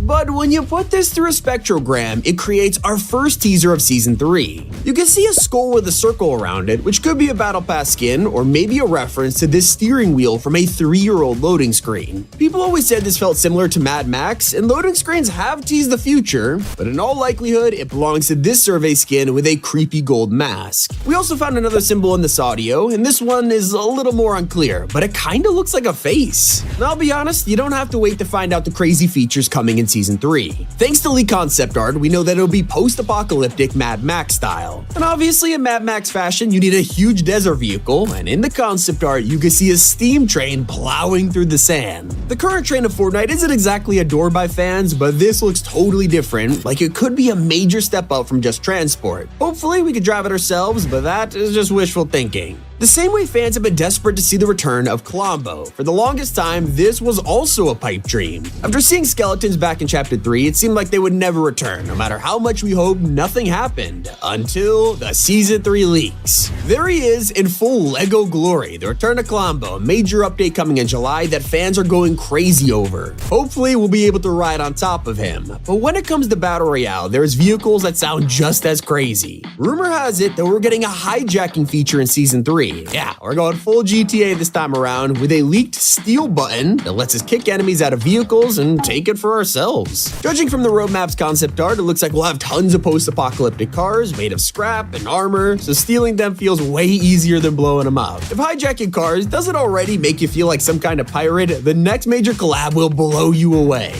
In the summer, you can expect Fortnite pairing up with Disney to bring us Pirates of the Caribbean. After years of asking for this and even seeing a Jack Sparrow Easter egg in Chapter 3, it is finally time to play as him this July. Hopefully we'll see other characters like Davy Jones or Elizabeth Swann. Because this crossover is big enough to put on a roadmap, you could definitely expect it to be huge. Maybe we'll get a mini pass or a POI on the map. And it's not the only significant collab in the works. Metallica is going to take over Fortnite in Season 3, becoming the next festival artist and appearing in Battle Royale. No one was expecting it to be this huge. Maybe it'll finally bring us one of the most leaked items in Fortnite history. Who remembers the power guitar that destroys builds on command? It would be an insane mythic, let's be honest. And before any of this, we were meant to have Fall Guys in Fortnite. This was scheduled for the start of Season 3, but Epic has confirmed they will be delaying this collab until the summer. So what should you expect once this finally drops? We'll be able to build our own Fall Guys mini-games, combining Fortnite mechanics like launch pads with the classic bean movement. As for Battle Royale, leakers have found a cosmetic set codenamed Brick Headset, giving us our first confirmation that Fall Guys skins are coming to the shop. Maybe they'll even be able to talk. Because it's not just beans we'll be able to mess around with in creative, it's also proximity chat. Fortnite is finally adding it, with it first being shown on the roadmap and now being added to the files. Right now it only looks like it's for creative experiences, but with the success of other proximity chat games like Lethal Company and Content Warning, who knows, maybe this will make its way into Battle Royale. But it turns out the game is hiding more than you think right in front of you. Not only have we got Zeus, Pandora's Box, and a giant sandstorm, there's even small teasers for Season 3 lying around. Dummy was added as an NPC in the last update, and if you talk to him, you might have got standard lines like going on a crash tour, smashing up vehicles, but if you stick around, you'll eventually get this. I wonder if my buddy Axel has any makeover ideas for me. Not only is Axel a character we've never heard of, but he's also gonna give Dummy a complete redesign. So, if the theme of the next season is anything to go by, it'll probably be this survey concept. And who knows, maybe Axel's even another wasteland scrap robot. We already know Metallica's on the way to fit the Mad Max theme, but that's nothing compared to Fortnite Festival's biggest leak. Just the other day, leakers uncovered over 25 new songs arriving soon from artists like Dua Lipa, Avicii, and Post Malone. Fans of Blackpink are also happy to see Sour Candy arriving soon. If that's not your style though, maybe you want to rock out to the iconic Guns N' Roses. But perhaps the most important of them all, Eminem is finally set to get his own track, Lose Yourself, after he literally opened the mode in the event. People also spotted upcoming songs from Karol G, giving us even more confirmation of her in the roadmap. Okay, loop it back. One thing is throwing me off entirely. Fortnite posted this image of Human Bill staring into the sky with no explanation, and we couldn't figure out why. Obviously, it's an alien skin, so players began speculating if the last reality would return, which only became more possible when leakers discovered a mysterious new alien graffiti rap in the files with the same symbols from Chapter 2. It was all adding up, and the weirdest part, none of it was shown on the roadmap. Speculation was going wild, but then Fortnite replied with another random image debunking the entire theory as a joke post. What feels like even more of a prank is the return of Kratos. Fans have been waiting all season. I mean, it was the perfect opportunity for him. There was a leak before the season, Epic literally re-added the section, and now Ragnarok is coming to PC this month. It has never felt more possible for him to come back, so please, I am begging you, Epic. One of the most likely collabs for next season is Fallout. The show just dropped on Amazon and became a massive hit, giving the game millions of players again. There has never been a better time to drop a crossover with Fortnite than an apocalyptic season. That's not the only potential collab, because there's literally a Mad Max movie dropping the day of the new season. I would not be surprised if we saw Furiosa as the secret skin, or even Max himself. And there's also some more anime collabs on the way too. We only just got a third wave from My Hero, but leakers have already found info for additional Dragon Ball characters coming soon. Trunks is on the way for the next batch, and while you might think he's a bit small, it's because we are actually going to be getting his future version. There's also going to be the first update to the Jujutsu Kaisen collab with Maki Zanin, Panda, and Yuta. Also, Season 3 will bring us a brand new update to Rocket Racing. It won't launch right at the start, but towards the beginning of June, fans can expect a giant patch bringing the new jungle theme. Thanks to the roadmap, we already have a pretty good idea, from temples to lava rivers. You can even get a taste of it early, with some of the maps teasing it right now like Python. Perhaps one of the most interesting discoveries this week was revealed in a brand new survey. People got these asking questions about changes to the supporter creator program, including different tiers of support, more ways to help creators, but most importantly, rewards for using their code. You might even be able to do so on your iPhone very soon. Fortnite recently gave us an update that it'll soon be available on Apple phones in Europe and even iPads later this year. Feels like we have been waiting forever for this, and now it is actually being tested. And with more and more skins arriving from surveys, it is almost inevitable that half of these are for next season. Previously, a ton of them were from Greek mythology, leaving players to predict pretty much the whole season, and now we've got the same with a Wasteland vibe. From mechanics to scrap armor, and even a whole bunch of food prepared for the apocalypse. There's plenty of skins to choose from. So take a good look, because you are probably looking at most of the next battle pass. That is everything we know about Fortnite Season 3. It's been Tommy, and keep it here on Top 5 Gaming. Grab some Little Bites muffins and get ready for Camp Little Bites, the virtual summer camp where kids learn to make s'mores, spaceships, and more, all without leaving home or Earth. Get your Little Bites muffins and join the fun at littlebites.com. Hi, George Weber. In 1902, Scott Joplin wrote this song in St. Louis, and my great-grandfather helped your great-grandparents buy a wagon. Soon he was helping them buy cars. Vehicles have changed, car buying has changed, but we're still here doing what we've been doing for the past 120 years, helping people find vehicles that meet their needs. And that's something nobody else can say. The Weber family is proud to have helped so many people for so many years. When you're in the market for a new vehicle, let us help you. Chewbacca is finally in Fortnite, but did you know about his secret celebration? Here are 50 secrets in Fortnite. Yoda has also appeared in the shop, but no one was expecting his hidden details. Number 1 happens while running around. There's a chance he'll use the Force. The next time you heal up, pay attention because he finds it hilarious. Sure, he's holding an adorable little cane, but you can get this as a pickaxe, and when you equip it, they'll take it straight out of his hand. One of the best Fortnite secrets was writing Dead Game on the Veronica outfit. At the time, it was an amazing reference to every comment they get online, but now LEGO secretly changed it. The new mode has had to censor hundreds of skins, including a Veronica. Now instead of a Dead Game, Fortnite is the best game. Fans are also loving the incredible Star Wars drum kit, where all of the symbols are replaced by helmets from the Empire. Turns out this is a hidden reference to the ending of Return of the Jedi.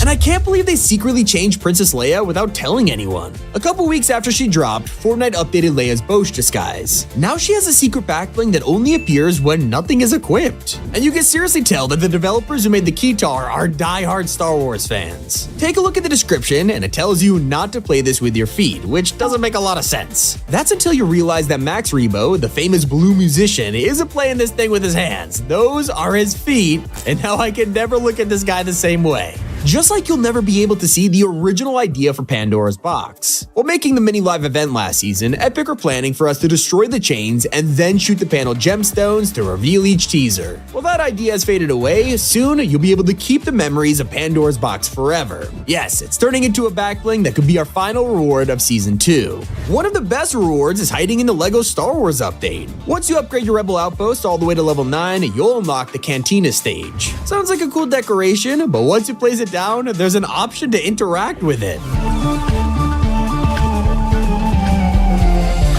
If you own the LEGO Cantina pieces, this will fit perfectly into your village, but if you're a true fan, you might already know the layout. These building pieces are based on the real-life Cantina set that costs like $400, but Fortnite also designed a Star Wars village of their own. Over in Festival's Jam Stage mode, the entire map has been closed off, letting us jam with our friends in Mos Eisley. It's surrounded by a Lambda shuttle, a couple of buildings, and of course, that cantina with tons of detail. There's plenty of areas to play music, and in the back, you'll even find tables for sabacc. A few months ago, players began to notice a trailer in the jungle, but nobody realized this is a secret reference to one of the biggest TV shows. Eventually, fans spotted 2 chairs outside and made the connection, what if this was a Breaking Bad Easter egg? At the time, it was convincing, but it kind of felt like a stretch, until the final update of the season changed everything. We walked into the trailer to find a new interior, most importantly the oven, proving that whoever lives here probably likes to cook. If the joke wasn't obvious enough, Epic 100% confirmed this reference with a pizza on the roof. But things are starting to get weird on Fortnite's beach. All across the coast, players are finding telescopes looking out to the sea. Turns out the island is preparing for an upcoming mini-event, as storyline quests have been prophesizing dark skies and storms that'll hit the map any day now. And yeah, even the frogs are hyped. And Fortnite is teasing Season 3's Apocalypse theme right now, and no one is talking about it. A new dummy NPC was added to the map, which seems pretty innocent, and when you talk to him, he'll wonder if my buddy Axel has any makeover ideas for me. Obviously, we've never heard of Axel before, and they definitely aren't in our lockers, at least not yet. Dummy is actually teasing the release of this secret concept that fans have been wanting since last year. Not only could this be Axel, but his design is super Wasteland themed, fitting perfectly with next season's Mad Max style. They aren't done yet, wait until you find out Fortnite is already teasing Season 4. Let me explain. If you talk to Anwar on the island, you'll start talking about a familiar character. Eons ago and very far away, a hungry beast consumes star after star to warm its belly. The beast still roams the dark, hunting for some eternal warmth. Let's just say if you were around in Chapter 2, you definitely know who this Devourer of Worlds is. That's why it's terrifying to hear he still roams the dark. Could he be plotting a return? Well, some players think this is teasing the Galactus skin that's been in the works for 3 years. Others think they're already dropping hints for the Marvel season in August. And that's not the only secret character to be name dropped. Spirit Hunter Psycho is on the map right now, and if you strike up a conversation with her, she'll talk about Midas, who left the island last month with his gang. The underworld is causing chaos for the island spirits. It is rare that a spirit can escape the underworld. This Midas will return to a half-life, but a life nonetheless. This explains one of our biggest questions. If Midas was a spirit in the underworld, how is he still alive? Thanks to this, we now know he is technically half-dead. And if you've been keeping up with Chapter 5's insane Easter egg, I wanted my hepatitis C gone. I put off treating mine. Epclusa treats all main types of chronic hep C. Whatever your type, Epclusa could be your kind of cure. I just found out about mine. I knew for years. Epclusa has a 98% overall cure rate. I had no symptoms of hepatitis C. Mine caused liver damage. Epclusa is only 1 pill, once a day, taken with or without food for 12 weeks. Before starting Epclusa, your doctor will test if you have had hepatitis B, which may flare up and could cause serious liver problems during and after treatment. Tell your doctor if you have had hepatitis B, other liver or kidney problems, HIV or other medical conditions, and all medicines you take, including herbal supplements. Taking amiodarone with Epclusa may cause a serious slowing of your heart rate. Common side effects include headache and tiredness. Ask your doctor today if Epclusa is your kind of cure.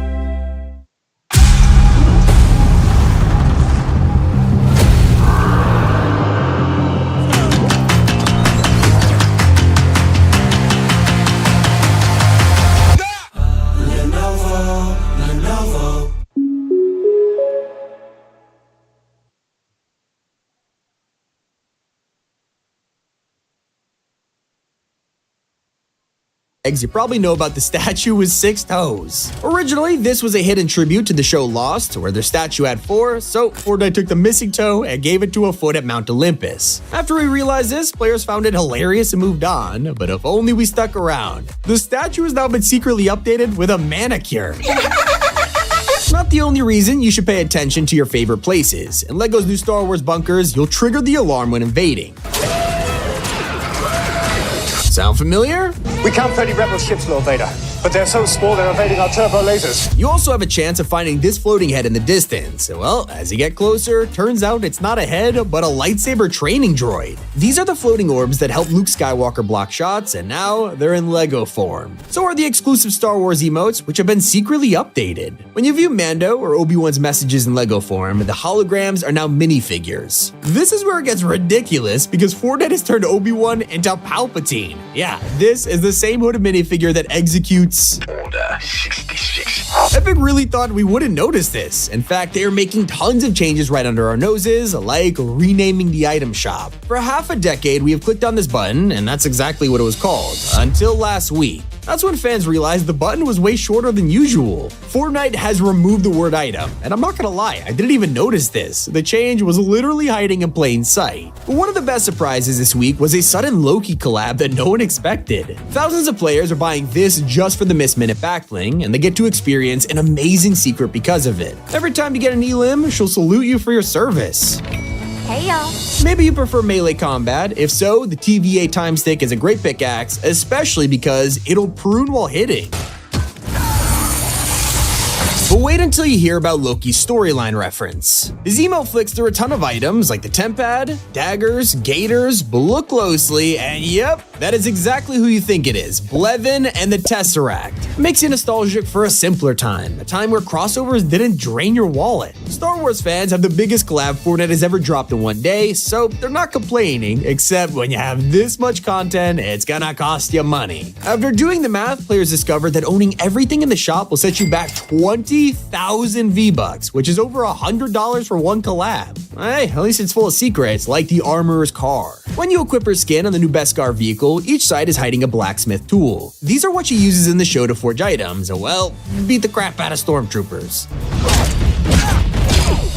The players are disappointed. The C-3PO is a backbling rather than a skin, but at least it's a funny reference. You get to carry disassembled 3PO on your shoulders, just like The Empire Strikes Back. And if you wait long enough, you also get to use Chewbacca's unreleased pickaxe. This is a Wookiee battle staff, and while most Star Wars fans won't recognize it, it belongs to Chewie's dad from the comics. Speaking of the future, the build-up to next season is already happening at Mount Olympus. Right in front of the Atlas statue, players have found an hourglass belonging to Zeus, and it's ominously ticking away. We have no idea what'll happen when it runs out of sand, but I guess we'll find out in Season 3. While we theorize, it's not the only secret map change. I mean, sure, an hourglass counting down towards the apocalypse, it's important, but we could also enjoy ourselves, and that's why stunt ramps are appearing around the island. They're here for the upcoming Wild Week, letting us jump over RVs and sports cars, so don't forget about it if you need XP. But you probably have forgotten about Creative Royale. Originally, this is meant to be a mode that let us create our own Battle Royale LTMs, except no one really used it, and this became more about finding glitches than actually making maps. People abused it to the point it was broken every update. So Epic disabled it at the start of Chapter 5, and no one even noticed. And now, half a year has passed, and Fortnite has decided to delete the mode entirely. Instead, we're playing regular BR and taking advantage of some insane secrets. Fortnite has left chickens in the same loot pool as Zero Dashes, and I guess fans have learned how busted the combo is. They're not the only animals with secrets. Thanks to the new Wookiee bowcaster, it's not just enemies that hate this thing, you can blast fish too. And if you're looking to counter the Star Wars items, pick up a Shield Bubble Jr. This is one of the only items in Fortnite that can block a lightsaber throw. One of my personal favorite secrets belongs to a smuggler. What is so interesting about this guy? Well, if you thought their gibberish was familiar, you would be right. This character is voiced by Connor Fogarty, or as you probably know him, Kato Thorne.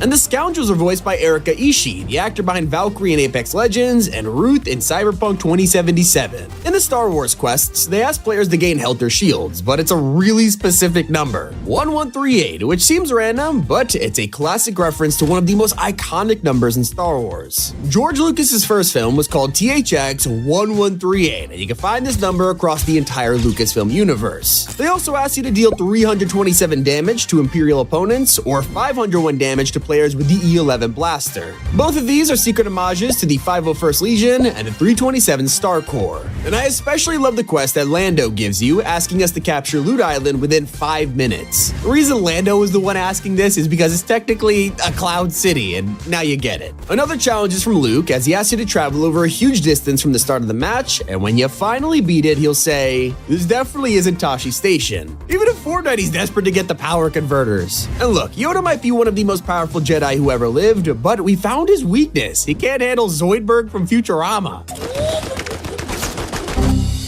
Yes, this is actually crashing people's games. So if you get tired of Yoda freaking out on ya, you might prefer Vader instead. Turns out he's giving people free XP without them even realizing. There are secret quests that only pop up when you complete them, like winning a game with a bowcaster, blaster, or lightsaber in your inventory, where the Empire will be most pleased. Or if you hit enemies with 5 different item rarities in a single match, you'll say, you've been taught well. You can also watch from afar with the LEGO macro binoculars. These are pretty sick, but it's made even better by their secret utility. Now, a green number on the left, it is the actual distance of the object you're looking at. And it turns out Fortnite may have trolled us with its biggest Chapter 5 secret. During the OG season, the Victory Umbrella had a striking date, May 4th, 2024. We had no idea what this could be, but the fact it was on a time machine is something big had to happen, right? Fast forward to May 4th, we are counting down the hours, hoping for a grand reveal or Easter egg, only for nothing to happen. Was Epic talking about the Star Wars update, or was this date totally random? There was one more, so I'm holding out hope, but I'm also starting to have trust issues. Now, earlier I mentioned how expensive all this Star Wars stuff turned out to be, but I wouldn't worry about the LEGO decor bundles. You can get a ton of these for free just by playing. As you help out villages, buildings will start to appear in your locker, like the Imperial Outpost and the Tatooine Spice of Life. There's even more free items Fortnite is secretly giving out. If you watch an eligible Twitch stream by May 14th, you can get Twitch drops like a Chewbacca emoticon and a Star Wars loading screen. Now, there's only one character we're missing, a scrapped outfit for Leia. I guess while they were designing Dagobah Luke, they wanted to drop it with Rebel Leia, giving us a remade pair of the Skywalker twins. Sadly, this never happened, and Rebel Leia has been deleted from the files, leaving fans devastated. Not the only scrap cosmetic, this season has been full of Greek gods, but some players would argue there's plenty of missed potential. Like Hephaestus, the god of fire and blacksmithing. In the surveys, fans saw this guy and immediately assumed it was him, but that was just speculation. Well, now it's been confirmed that Fortnite was bringing Hephaestus to the game. Leakers discovered a cancelled mythic known as a Firehammer, which would have belonged to him. And that's not your only sneak peek at the early days of Season 2. An Epic employee has revealed concept art for ancient Greece, and while most of it was perfectly translated, you can see Hades in the back looking super different. It also turns out Zeus's grenades were originally planned to be lightning in jars, but clearly Epic had to make sacrifices. So why did Kratos not return this season? Click on screen to watch why so many skins did not come back. It's been Tommy, and keep it here on Top 5 Gaming. This summer, do it all for a lot less with Rural King. Get all fired up for this week's Rudy special. Rural King Premium Barbecue Pellets, now 2 for $10. At your neighborhood Rural King or ruralking.com. All engines running. Showtime, folks! And action. Critics are raving. Fly Me to the Moon is genius. Yes! I'm gonna make sure everybody sees it. Scarlett and Channing have chemistry to the moon and back. You're supposed to stay on your side. I missed you. It's captivating, compelling, and hilarious. The president loves it. It would be the greatest event ever. She's good. It's built for the big screen experience. Perfection. Fly Me to the Moon. Rated PG-13. Why did Fortnite remove the Dragon Ball Z glider? Think about it, why hasn't The Rock been seen in over 500 days? There are secret reasons a collab may never return, but Rick and Morty, everyone knows why. Is the reason because he's just a Battle Pass skin? No. The voice actor Justin Roiland got in a lot of trouble and was fired from both the show and the game High on Life. Battle Pass skins have returned with variants, but one thing Epic Games avoids is controversy, and this is one of the biggest. Now, Star Wars is back in Fortnite, everyone has returned from over the years, but one of the most popular is missing. The biggest show on Disney Plus is The Mandalorian, and he has become one of the most iconic additions to the Star Wars universe, so when he came to Fortnite in 2021, the internet went crazy. It was so popular, they dropped the Mando's Bounty LTM entirely themed around a Battle Pass skin. We could complete challenges for Beskar armor, finish the pass for Baby Yoda, even use his mythic jetpack and sniper rifle. Obviously, as an exclusive skin, Mando isn't returning, but what about his LEGO version that only just released? Still no, you had to buy him all the way back in 2021. He's not the only lovable character you'll miss out on. We are 2 months away from Deadpool coming to the MCU, and if there is one thing Fortnite is known for, it's promoting Marvel. Fans are desperate to see a new Deadpool in the shop, hopefully based on his design from the films rather than the comics. But it won't make up for the fact that the original skin was borderline perfect. When he was revealed as the secret collab for the spy season, players were determined to get their hands on him. Only problem? Fortnite is constantly getting new players, and if any of you are hardcore Deadpool fans, you are guaranteed never to get this skin. Same goes for his buddy Wolverine. We've had a handful of outfits for this guy, whether it's the iconic yellow suit, a Logan style, or a Wolverine Zero version, there's been plenty of chances to get him. But sadly, they were all limited time, just like some of Fortnite's gaming legends. The most famous characters in gaming history are never returning, leaving fans heartbroken. These are not forgettable people either, it's huge names that carry entire franchises like Lara Croft. That's right, you'll never be able to get your hands on the Tomb Raider, whether it's her modern design or the classic PlayStation 1 version.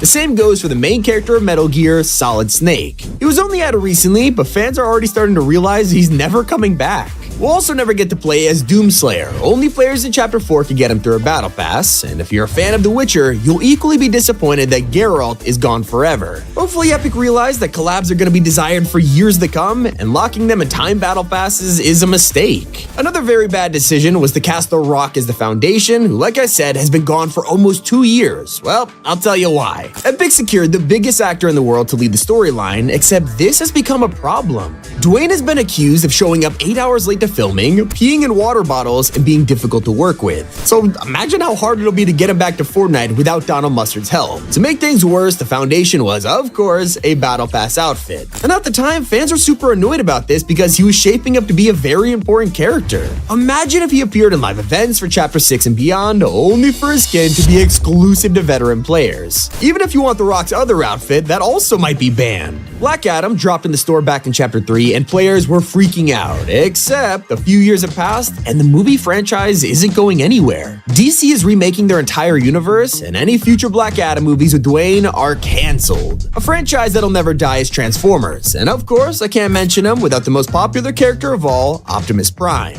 There's basically a new Transformers film every year, yet we only got Optimus in Chapter 4. It was a long time coming. One of the first Easter eggs in Fortnite was Truckosaurus, an homage to The Simpsons, and of course, everyone's favorite robot. After requesting this for years, he finally dropped, only to be an exclusive Tier 100 skin. Not to mention the mythic Cybertron cannon we all loved, well, you just had to be there. Battle passes have ruined so many chances to get popular skins, but that is not why the Ferrari will never show up again. Nowadays, we're used to getting constant brands like McLaren or Lamborghini, but they're just cosmetic skins for the Whiplash. Back then, this was an exclusive vehicle on the map that smoked every other car. Fans absolutely loved it. But sadly, the reasons why it was special are also why it'll never return, as vehicle cosmetics have guaranteed the death of exclusive supercars. If it does come back, it'll probably just be an item shop skin. One of the craziest decisions Fortnite has ever made was designing an entire season around Marvel. This broke the internet at the time and brought millions of players to the game. It definitely was a huge gamble that paid off, except now we're looking back on it, and that Battle Pass was almost too ambitious. They filled this with everyone, from Iron Man and Thor to Doctor Doom and Mystique. Because of their exclusivity, Fortnite has had to think outside the box to bring these iconic characters back. This was the OG Groot, but if you want him in 2024, you'll have to buy this skin from Guardians Volume 3. Honestly, I do kind of prefer the item shop bundle, but anyone who likes the original will never be able to get him. An Icon Series cosmetic that everyone forgets about was never sold in the item shop. When Mr. Beast came to Fortnite, he dropped now serving number 51.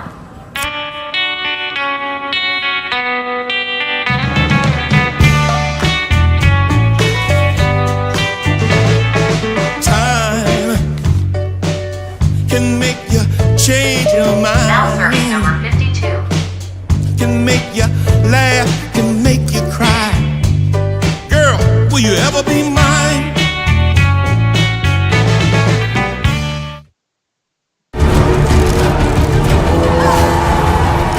For your greatest battles with dry and serious skin conditions, the choice is Remedy Skincare. Nutrient-based, rich in antioxidants and skin nutrition. Clinically formulated to maintain your skin's natural defenses. Remedy. Rescue your skin. tons of content, including 2 outfits and a custom tournament. Well, who remembers the secret beast umbrella that only 100,000 people were allowed to get? As you can tell, if you perform well enough in the Mr. Beast Survival Challenge, you would earn this glider, and to this day, it's the only part of the collab that'll never return. Reminds me of other YouTuber items that new players won't even know about. With the release of Laserbeam's Icon series, he got his own LTM, and with it, a custom exotic pistol. It was Laser's Flint Knock, a weapon that would send you flying with each shot. Cypher PK also got his own tournament, and this included an exclusive grenade. Instead of a porta-fort, you would throw this down and spawn in Cypher's Trap Tower, a classic build that he was known for trolling with. Now, you could use them yourself, but both were only in a single tournament, meaning they were gone the same day. Now, earlier I mentioned how players are upset about the disappearance of the Mandalorian, but to make things worse, you could find Darth Vader on the map right now. We are literally able to fight him, just don't get your hopes up for buying him because Vader was locked behind a battle pass. The same goes for his former apprentice Ahsoka, who randomly appeared in Heist Season,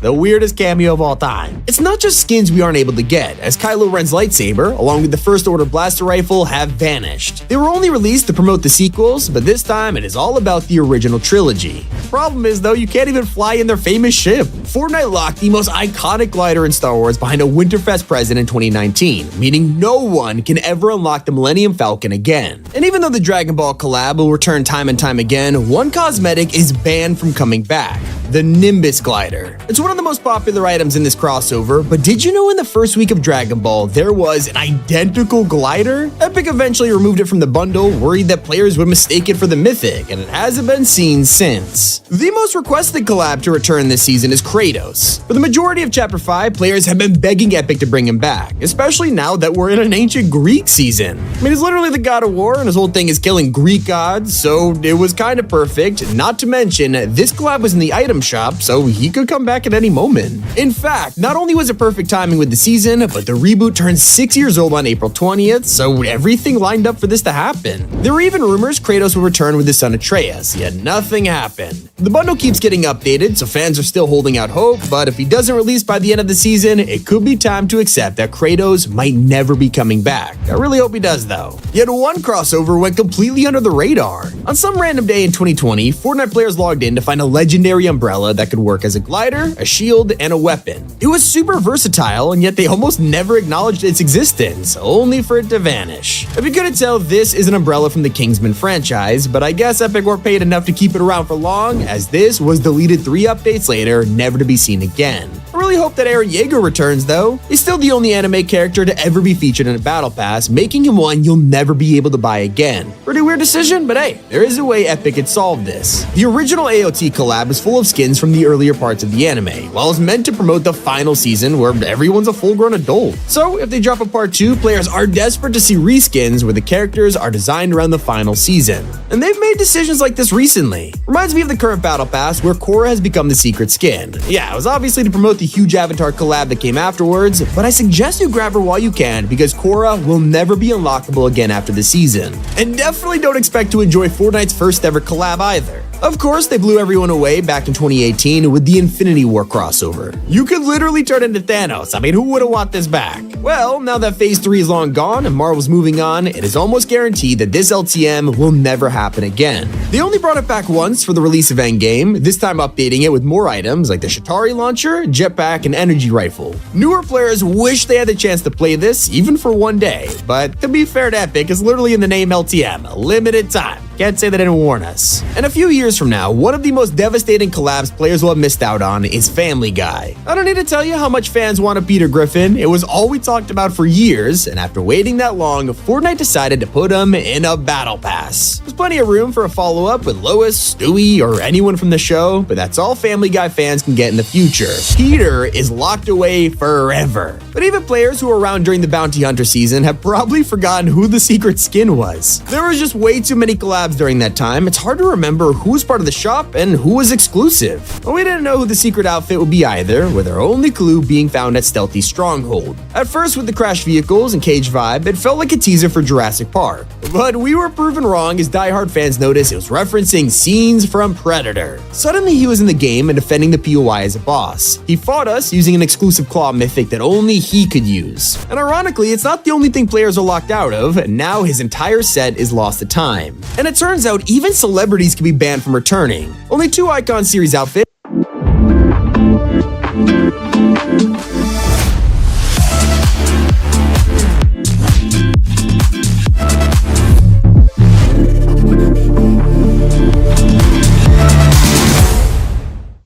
I'm a dialect coach. I'm a dialect coach. Want a career as a dialect coach? We're not the school for you. Want a career-focused degree that's fast, flexible, and affordable? Apply now at post.edu. Post University.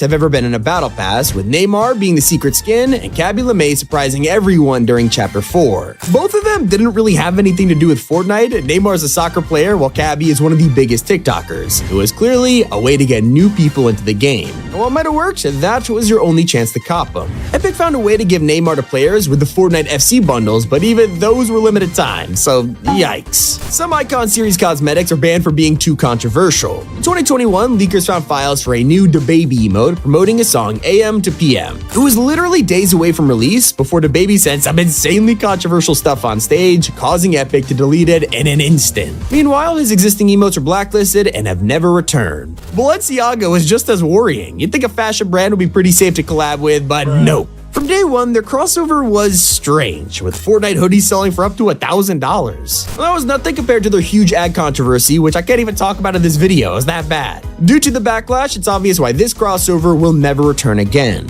Now, there is a chance that 2 of the most iconic band celebrities might actually come back to the game. Will Smith made his debut in 2021 with the release of Mike Lowry from Bad Boys. It was to promote the new film, which made sense, but then as we know, Will Smith slapped Chris Rock at the Oscars. A lot of heat at the time, causing the skin to be blacklisted, except there is another Bad Boys film about to drop, and the backlash from the Oscars has pretty much died down. So while it is completely safe for Epic to bring this collab back, the question is, will they? The other infamous celebrity is also the most anticipated to return. Travis Scott still holds a place in millions of players' hearts, putting on one of their favorite live events ever. For years, it was thought that he was banned from Fortnite after the Astroworld tragedy, until Tim Sweeney himself confirmed he was always welcome. From this, it became obvious why this outfit was so hard to find. The original contract probably only let them sell Travis for astronomical, meaning his team are responsible for him vanishing. On screen right now, you'll find a video about items that'll never return. Definitely go watch it. It's been Tommy, and keep it here on Top 5 Gaming. Your family fun getaway is just minutes away at Merrimack Caverns. Tour the largest and rarest cave formations. Kids love to pan for gold or enjoy the excitement of the Caveman Zipline. 3,000 feet of zipline rides and speeds of 50 miles per hour. Take a scenic canoe, raft trip, or riverboat excursion. Stay for the day or the whole weekend at Merrimack Caverns, where it's always a cool 60 degrees. On I-44, just 45 minutes west of St. Louis in Stanton, Missouri. Call 573-HOT-CAVE. Merrimack Caverns. Get a custom lip look that's true to you. Go bold and plump with Juvederm Ultra XC and get results that are smooth and natural looking. Ask your licensed specialist about the longest lasting lip filler brand. Learn more at Juvederm.com. For important safety information and to find a licensed specialist, visit Juvederm.com.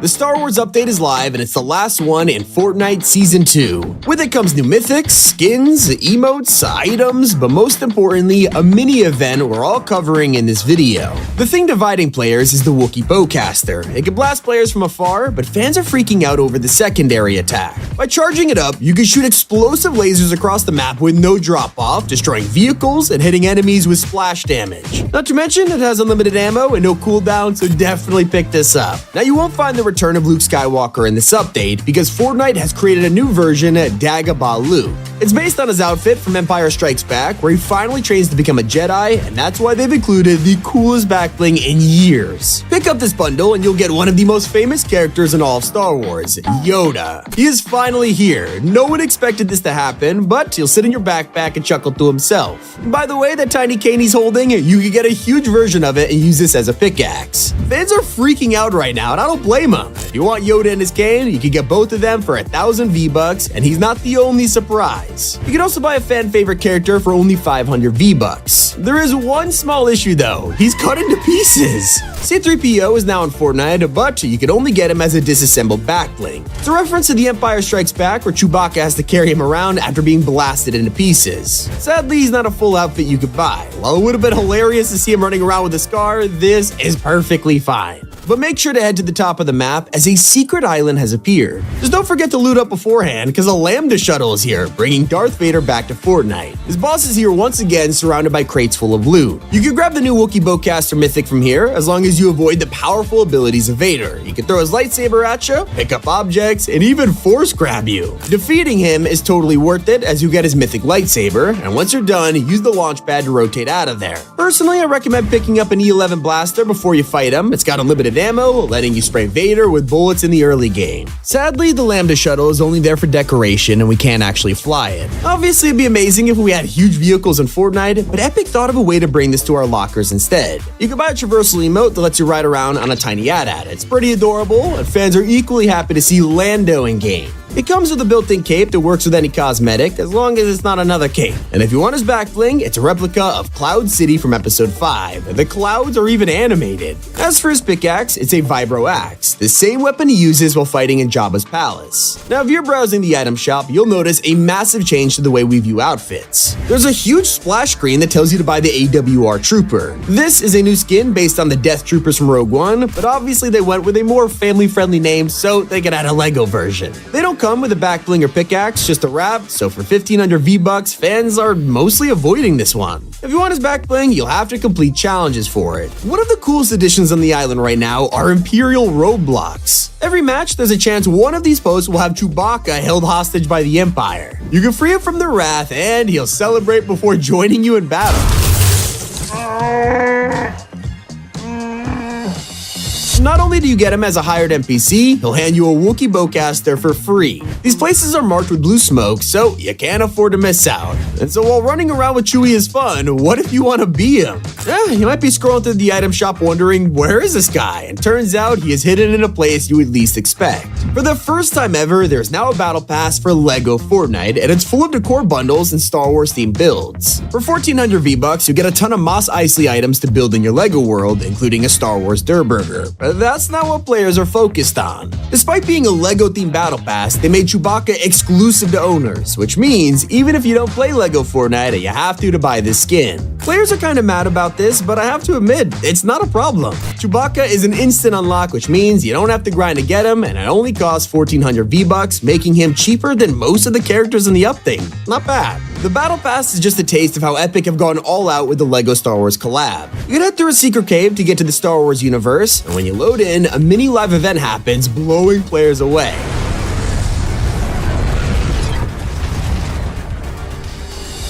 In this world, you can find locations like the Rebel Camp, full of exclusive characters that aren't in the item shop. Talk to the Rebel Captain and clear up the camp. As a reward, you get new resources like Durasteel and Plastoid. It lets you upgrade the village and build a farm. For all this hard work, you'll unlock the new Rebel Workbench, allowing you to craft rare Star Wars weapons like the DL-44, the E11, the Wookiee Bowcaster, and my personal favorite, the Thermal Detonator. The ultimate reward is hiding for players who upgrade their village to level 6. For the effort, the Rebel Captain thanks you with a LEGO lightsaber. If you want to earn a red one, head to the enemy base where you can battle the Empire, break into their bunker, and grab a red saber from a chest along. At VA, Veterans of Color can find resources to support them on their mental health journey.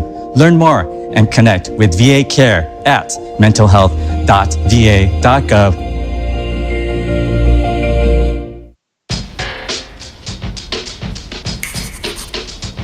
Innovation never happens in an instant. A history full of hurdles and groundbreaking events woven through time.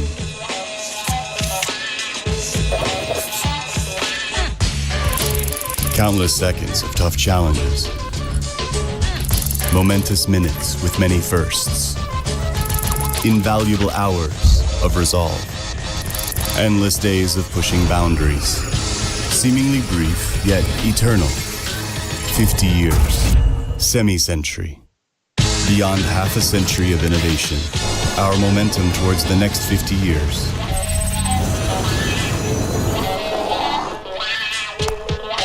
Has begun. new challenge for a new century.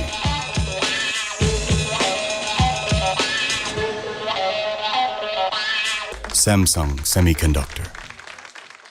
With tons of resources. But maybe you want new items that you can use in Battle Royale. There's a bundle for 1200 V-Bucks called Mad About Me, letting players earn Max Rebo's Keytar, an Endor drum kit, and of course, the famous Cantina Band song as a jam track. It is meant for festival players, but that doesn't stop us from jamming in BR. And I can't believe what else is hiding in the shop, probably the most ridiculous crossover of all time. You can now buy a Beskar car because the Mandalorian is clearly famous for driving it around. If the Mando-mobile wasn't absurd enough, you can decorate it to look like Boba Fett, Bo-Katan, even Sabine. But the funniest part is how Fortnite are selling Darth Maul wheels. Like, imagine showing this to someone back in 2019, they would never believe you. Now this update isn't all about Star Wars, it's also the final update of the season. There's only 20 days left until Season 3, with leaks of a Wasteland theme on the way and a mini-event. Data miners have found evidence of another one that'll build up to Season 3, this time featuring lightning craters and a storm that'll slowly arrive from a distant desert island. Yes, it is all lining up with the leaked Wasteland theme, and we'll even be able to see it arrive on the island in multiple stages. Around the same time, you can expect to see another anime collab. Fans of My Hero Academia got excited last week when a brand new shop section was added, giving them a total of 7 tabs. Normally, there's only 5, but now it makes sense, as we're getting a whole pack for the League of Villains featuring Dabi, Shigaraki, and Toga. They come with a bunch of items like pickaxes, backblings, and even emotes all in one pack, so it's likely going to be a real money purchase, so your V-Bucks can't help you with this one. If you're not a fan, maybe you prefer getting your hands on a brand new Loki skin. We've already had him appear once in Fortnite's crew with his outfit from the Avengers, but this time we are getting one based on the show. He'll likely be in his TVA uniform, or maybe his final style, but the best part, he isn't coming alone. There's 2 sections planned for the collab, so it's almost guaranteed we'll get Sylvie or Mobius with him. Not the only thing Marvel fans can look forward to, because the X-Men are also on their way. Currently, we don't know if there'll be any new characters arriving just yet, but with sections re-added just for them, you can expect to see Rogue, Gambit, and Dark Phoenix return for now, but who knows? Maybe Cyclops or Jubilee are secretly encrypted. Something that wasn't so hidden are the first cosmetics of next season. Epic's already added the upcoming starter packs, giving us an early look of who's on the way. Battle Royale will get Tatsuo, along with his Crimson Sai, while Save the World will get Yakari, along with her drone and clamp hammer. Something no one expected to see return though is Wild Weeks. We last saw these in Chapter 3, and now they're returning for sports cars. The spawn rates will be increased over the map as we complete a bunch of quests for bonus XP to help reach a level 200. Who knows, maybe they'll even buff the cars temporarily. And if you want to match a brand new Mandalorian car with some Star Wars cosmetics, you're in luck. A bunch of old cosmetics have returned from Han Solo, Leia, even Boba Fett. Don't worry if it's not who you hoped, because the Rise of Skywalker cosmetics are also on their way later in the event, giving us Rey, Kylo Ren, and more. Sadly, it doesn't look like everything is returning, with Luke, Obi-Wan, and the prequel sets not making a comeback this time around. So, if you were looking to complete your collection, you'll have to wait until next time. You'll also be able to pick up a brand new loading screen that looks amazing. It's already teasing something happening later this season, and it'll probably be a free reward just like the mural from last time. There's also a new backbling of Pandora's box itself, so hopefully we could earn that for free too. And if you want to check out one of the new skins early, head over to Classy Courts to find Lavendra. She's a brand new NPC who loves taking photos of nature and even sells you a sniper and shield bubbles to help you explore in peace. If you're in the mood for an adrenaline rush, head over to Dummy at the gas station selling shockwaves or even a prop disguised to hide away from enemies. There's also Spirit Hunter Psycho at Rebel's Roost, who will give you the Gatekeeper shotgun and moddable hand cannon. Anwar can be found over at the scrapyard selling the new TAC AR and Chug Splash. Even though it's a crazy update, a lot of players have felt let down by Aphrodite. Her third style has finally been revealed, but it's just blue. Everyone was hoping Epic would pull through, giving her the survey concept we all loved, but it looks like we're never gonna get it. To make it even worse, she already has a blue super style, so we basically had it with a few minor changes. But changes are super noticeable when half your skins are now bricks. Fortnite has converted dozens more to Lego styles, so now you can play in your world as Darth Vader, Thunder, or even Ariana Grande. Despite all of these new edit styles, there's one skin that is disappointing players, mostly because it doesn't exist. There's a new PlayStation Plus Celebration Pack, and a lot of the time, this has an exclusive outfit, but the next one will only be a pickaxe, wrap, emoticon, and banner. I mean, on the other hand, it's literally free, and this is the rest of a set that belongs to the last PS Plus skin. Players are very happy to see the return of this season's theme, though. A couple weeks ago, Fortnite removed the Greek mythics to make room for the Avatar collab, leaving fans scratching their heads. But now, the Avatar crossover's ended, allowing us to finally use Olympian powers once again. Wings of Icarus, man, did I miss ya. So that is everything new in Fortnite's final update of Season 2. Let me know if you consider this to be a W update, or if you wish something else would have came with it. This has been Tommy, and keep it here on Top 5 Gaming. Oh, wow. Oh, wow. This is pretty cool. That's really awesome. So vibrant, like a paintbrush. Flows like ink, covers like paint. Sharpie did it again. This marker is the game changer. Oh, the CEO. Financial losses don't let her sleep. Well, she should control who enters the company's network. This boss is counting lawsuits instead of sheep. Next time, he must protect his employees' data. Someone's having a ruined reputation nightmare. Lesson learned. It's better to block online threats. Choose NordLayer, a stress-free way to secure your company's network. Now with an extra 20% off on the core and premium plans. NordLayer, cybersecurity for business. OG Fortnite had a teaser for May 4th, 2024 and June 8th. Something is gonna happen on one of these days, and it got me thinking, what else should we know about? There are 25 secrets in Fortnite Battle Royale, and before we talk about OG Season 2, there's a new update to the Disney partnership. Leakers have discovered a mode named Bulldog, and Epic is currently testing version 5421. For reference, the season releases on like version 400, so this tells you how massive it's gonna be. You're probably thinking, what is Bulldog? Well, turns out this is the upcoming Disney crossover that broke the internet in February. Well, this is still a while away. The fact Epic has over 5,000 builds is insane. It's gonna be the biggest crossover in history. Here's a fun little secret. Fortnite's latest emote lets you drive a supercar while making it rain, and you could use it for free. Yep, just emote after your friend, and you'll be able to drive away from each other, even getting a hidden variant. But I'm even more focused on the OG umbrella. If you remember last year, they gave out a victory umbrella that was themed around the time machine from Fortnite OG. Except for some reason, there was mysterious dates locked into the screen. It said June 8th, 2068, which is obviously pretty random, but then it also said May 4th, 2024. That is literally days away from happening, and fans are going insane. Now, some players shrugged it off, saying it was just a teaser for the Star Wars event, but that doesn't really make sense when this is a time machine. Not to mention, the Star Wars event happens one day before that on May 3rd. Right now, fans are torn over what's gonna happen. Are we gonna see the promised return of Fortnite OG? Epic already said they were bringing it back, and yeah, we know Chapter 2 is happening later this year, but one theory is sticking out among the rest. Season 3 is basically confirmed to be apocalypse themed, and maybe, just maybe, the time machine is what brings us there. It's looking like we'll have to wait until June to find out, but that's why it makes sense it's in the future. You know, because the apocalypse happens in the future. Speaking of hidden details, if you played Fortnite a long time, you might have heard of Gemini. The Space Bunny was meant to drop 5 years ago, and fans could not wait to get their hands on it, but others pointed out a huge problem. She looked oddly familiar, and Paladin players were able to figure out why. Put Gemini next to the Rave Mave skin, and yeah, feels like a lawsuit waiting to happen. So obviously Fortnite panicked, and this was turned into Astro Assassin. Even though she was now a human with a plain helmet, there was still plenty of rabbit references in the set. This was 100% confirmation that Gemini would never come to Fortnite, but now, after so long, that is not the case. When Billie Eilish's loading screen appeared, people were more distracted by Gemini making a cameo after all these years. Maybe she'll release soon. But one of the most adorable secrets involves wildlife, which there isn't much of a Battle Royale. If you've tried dancing in your Lego village, you probably notice your residents join in, even the animals. Pretty cool, but if you come across a large pack of cows, you could create a giant concert.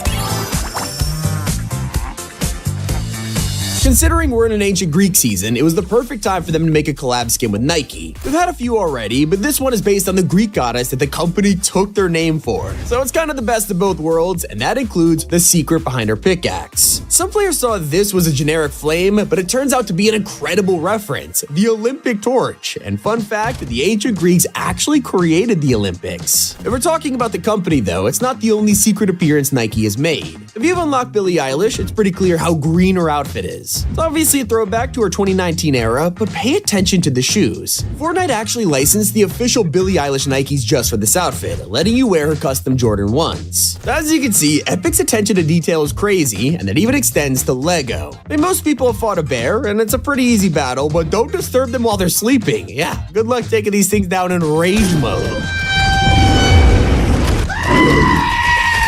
A secret only dedicated players will notice is hiding in the Avatar Battle Pass. If you don't own this or just haven't gotten around to finishing it yet, the design looks normal, but for anyone who completes the entire thing, the next time you open this menu, Aang will transform from his regular style to the Avatar state. Most players wouldn't even notice this. Thankfully, Aang is meant to be bald, but a massive glitch is causing every skin to also be bald. In the latest update, you can be rocking Deadfire, only to have no hair or cowboy hat. It's even worse for Crackshot. This guy's Jonesy in a bodysuit. Not to mention how codename Elf is basically Lex Luthor. Now your hair ain't gone forever, it's actually just floating really high above the characters. Honestly, it's 10 times more goofy, but at least Toph is doing alright. You can find her NPC on the left side of the map, and talking to her is great, yet some players are absolute psychos. They'll attack NPCs on sight for the chance to get loot. Well, if you fire at Toph, she doesn't seem to know where you are. Feels random at first, but Avatar fans will know exactly what's going on. In the show, Toph has been blind since birth, so the devs brought this to Fortnite so you'd feel extra bad while shooting her. And to really rub it in, your prize for taking her out,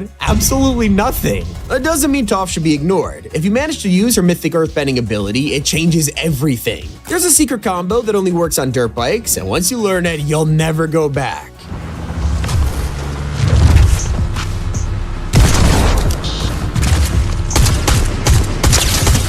Okay, earthbending isn't going to be around for much longer, and neither are your favorite costumes. Fortnite is secretly changing every outfit in the game to be more family-friendly, all thanks to the LEGO mode, and some of the edits are hilarious. Fans have pointed out how ridiculous this is, with skins like John Llama getting candy instead of shells. 8Ball's knife was turned into a fork, while his gun became a spatula. I guess that's understandable, yet Bandolier might have the silliest change of all. His belt no longer holds ammunition, he's now a painter. At least they didn't change the Greek gods. Actually, that might be a problem because Medusa is in need of a major update. At the start of the season, you could ask her a ton of questions, including her friendship with Perseus. This was meant to be a teaser because he wasn't out yet, and honestly pretty slick. Except when Perseus actually dropped, fans rushed to Medusa only to be ignored. Turn around! That's not even their most embarrassing mistake. A couple days ago, they updated the item shop with the Biker Brigade set. Pretty cool, right? Everyone loves classic bikers like Chopper, Backbone, and Blaze. We were all super confused until fans cleared up this hilarious accident. Epic was meant to put the Blaze glider in here and somehow ended up giving us the skin instead.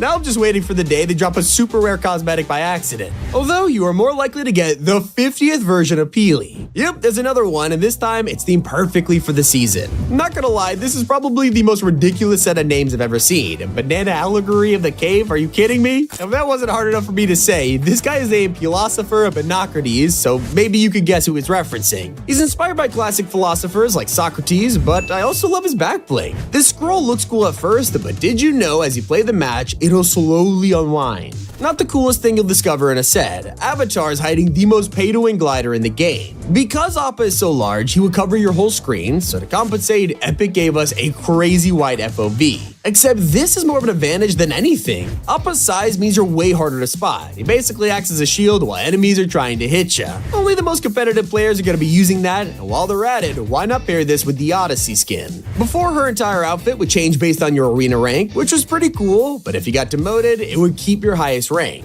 This means fans had no choice over the style they'd be unlocked, which kinda sucks, right? If you buy a skin with that many edit styles, you would want to be able to choose, so in the latest update, Fortnite has righted the wrongs, finally letting players customize her. Some outfits are amazing from day one. If you're a Marvel fan, you probably cop the Thor Ragnarok bundle, including Hela. Her cape could be used on any outfit, but Fortnite wanted to make sure the purists out there were taken care of. It doesn't float on your back if you wear Hela's cape with her outfit. It blends in perfectly. A detail no one's talking about was only revealed on social media. Medusa has a lot of snakes on her head. I mean, it's kind of her whole thing, but Fortnite Australia has secretly dropped a bombshell. Medusa has named all of her snakes Bob, and I get the joke about her haircut, but you gotta love it. They really go all out on the most meaningless stuff, and that's what gives Fortnite personality. It's probably why you can now use baths in the Lego mode, and your character will even get soap out of fully scrubbed. The reason for it? Nope. Is it awesome? Absolutely. Not the only mode you should be looking at, because Fall Guys was also announced back in March, with Epic saying that we can build our own bean maps in May 2024. Well, it's already here, but Fall Guys is nowhere to be found. Sadly, Fortnite has confirmed a delay until summer. We're also waiting for the next Icon Series emote. When the Supercar pack was released, it accidentally included an encrypted dance called Meander. No one knows what song this belongs to, but hopefully iOS players will get to use it when Fortnite returns to mobile this year. Epic just dropped an updated statement confirming that the game will be back on iOS pretty soon, while also revealing that includes iPads later this year. Let's get some W's in the chat. Sadly, it means mobile players will miss out on the Star Wars event. This is right around the corner and expands over 3 modes, from LEGO getting lightsabers, Star Destroyers, and speed bikes to Festival getting its own Cantina Jam stage. But for everyone, we are finally getting anticipated Star Wars characters like Chewbacca. He's bringing a Wookiee bowcaster to the loot pool, while Darth Vader's returning to give us Force abilities again. He'll be joined by Lando Calrissian. I gotta admit, fans weren't expecting him at all, so it's an amazing surprise. So are the other 2 outfits, Rebel Leia and Death Troopers. The real question is, will Force abilities and Greek mythics be in game at the same time? Looks likely, but I guess we'll find out when the huge Star Wars updates drops on May 3rd. It's with Tommy, and keep it here on Top 5 Gaming. Still on the corner of the grandstand there. Yeah, he loves it. We didn't take much time with that one, guys.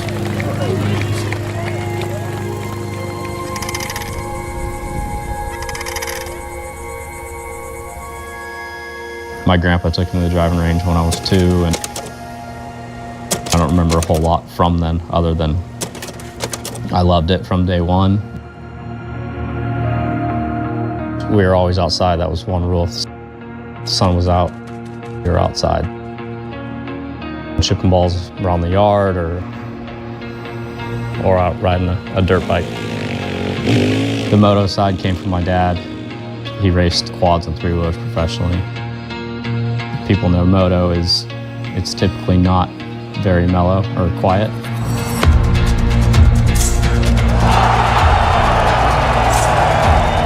Your gear was kind of how you stood out or made yourself look different out there. Dirt bike racing background, Murrieta, California. Wearing colors, having fun. Walked it in. The early walk. Love it. Look at a little sidestep here. Puma for me was a great fit from day one. Kind of have a chance for it to be my own in a way. Man of many hats, ladies and gentlemen. Ricky Fowler. All right. Wants to rile him up. Get him going. Just a laser. And I didn't try and be like anyone else or copy. That's what they've been waiting for. It's a lot easier to just be yourself or do what comes natural. A perfect shot or hitting it solid and it doing exactly what you kind of envisioned or wanted it to do.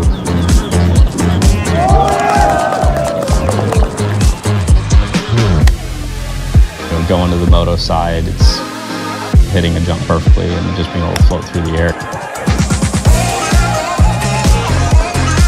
Go get him, Ricky. That span of where you're weightless in the air and in full control.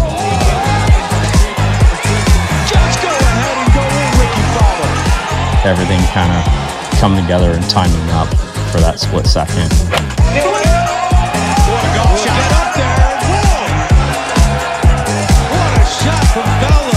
Again on 18. On a good day, it might happen a few times in a round. Some days it doesn't happen. Between the mental and physical side, it varies day to day and week to week. You're struggling and not hitting it well and trying to manage your way around. It becomes both a physical and mental battle at that point. You go through ups and downs, deal with struggles. Certainly the 2021 start he had hoped for. The last few years haven't been great for me. A position he has not been in a long time. Trying to think through and understand why the last shot you didn't hit how you wanted to, or missed it where you did. At the moment, it's just those sloppy, mediocre shots. Or was it mental? Was I not committed? Was I scared of something? I just didn't have it today. Not the position I wanted to be in after today. In my terms, it'd be like I'm trying to kickstart a dirt bike and just sitting there kicking it every once in a while, kind of fire up. And you know, there's not many days where you get to just cruise around and it feel effortless. The challenges continue. You definitely enjoy those days, but those are few and far between. And it just statistically not anything close to where we're expected to see it.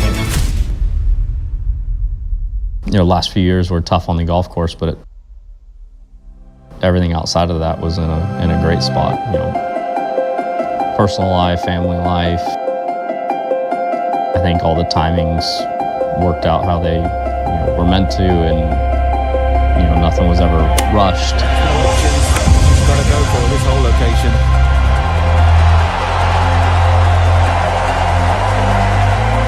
A little glimpse into the future of the game here today. First ever U.S. professional victory. Yeah, you can almost see the will pouring out of the crowd. It's been a great evolution over the 13, 14 years. Yes. Number 1 for Ricky. Golf was always my number one. It's what I love to do. But it's not all of life. big picture, big scheme of things, yes, we want to, win tournaments and, be the one holding the trophy.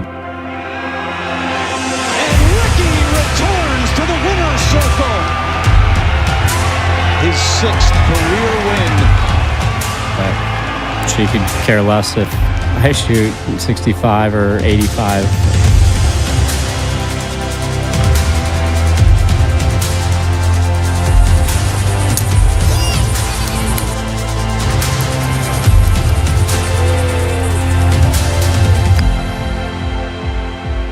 Being a dad, whether I play good or play bad, it doesn't matter. Maya doesn't have any understanding yet on winning or losing, so we'll try and milk that for the next few years until she understands. At the end of the day, getting to hold her and hang with Maya and my wife, yeah, winning's great, but there's a lot more to life than that. And now, back on top.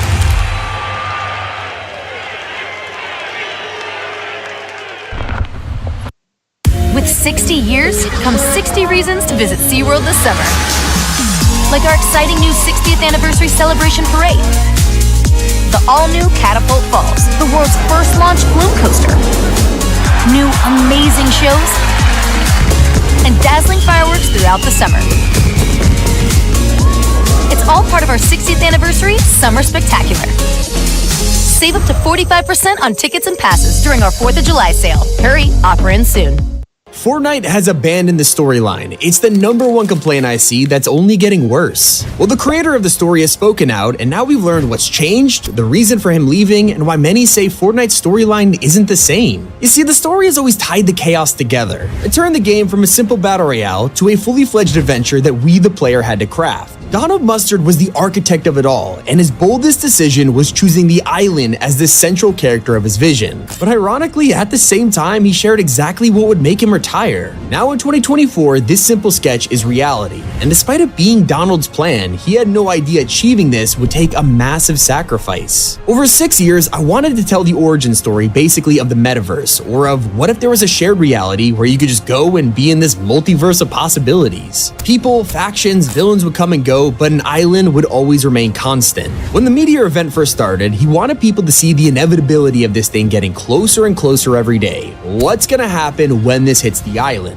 Donald's gamble paid off, with more eyes on Fortnite than ever before. This way of telling a story through the environment itself, players were drawn to it, and what seemed like a simple meteor would be the birth of a 6-year plan. The mystery of the visitor was one thing, but Donald decided to take this further. While fans were busy trying to figure out the secrets of the crater, Epic was already full steam ahead, designing a story character that would move in real time. The cube appeared and physically changed the map as it rolled around and went viral. The entire internet came together, sharing the theories as to what this cube was, and they even came up with their own name, Kevin. In a single day, the cube turned from a drawing on Donald's whiteboard to a character that the community felt ownership of, something we all helped to create a story for. They didn't explain why Kevin was here or what his purpose was. That was for players to figure out. Epic would never reveal the story directly. Everything was laid out with clues and callbacks to events, something they would forget in just a few years. At this point, we had never heard of a 0 point. It was only a handful of characters, but they were already dropping clues. The cube tried to blast a hole in Loot Lake, the same spot where the vault will be shown over half a year later. Each event was connected to the last, while also foreshadowing the future, and this was a part of their genius secret. Not only were players drawn in, as everyone could watch the same thing live, they wanted to learn more about it. Reasons why an Ice King was covering the map in snow, or why a giant robot was fighting a one-eyed monster. Epic had us right where they wanted us. Our love for live events made us desperate for a way to connect them.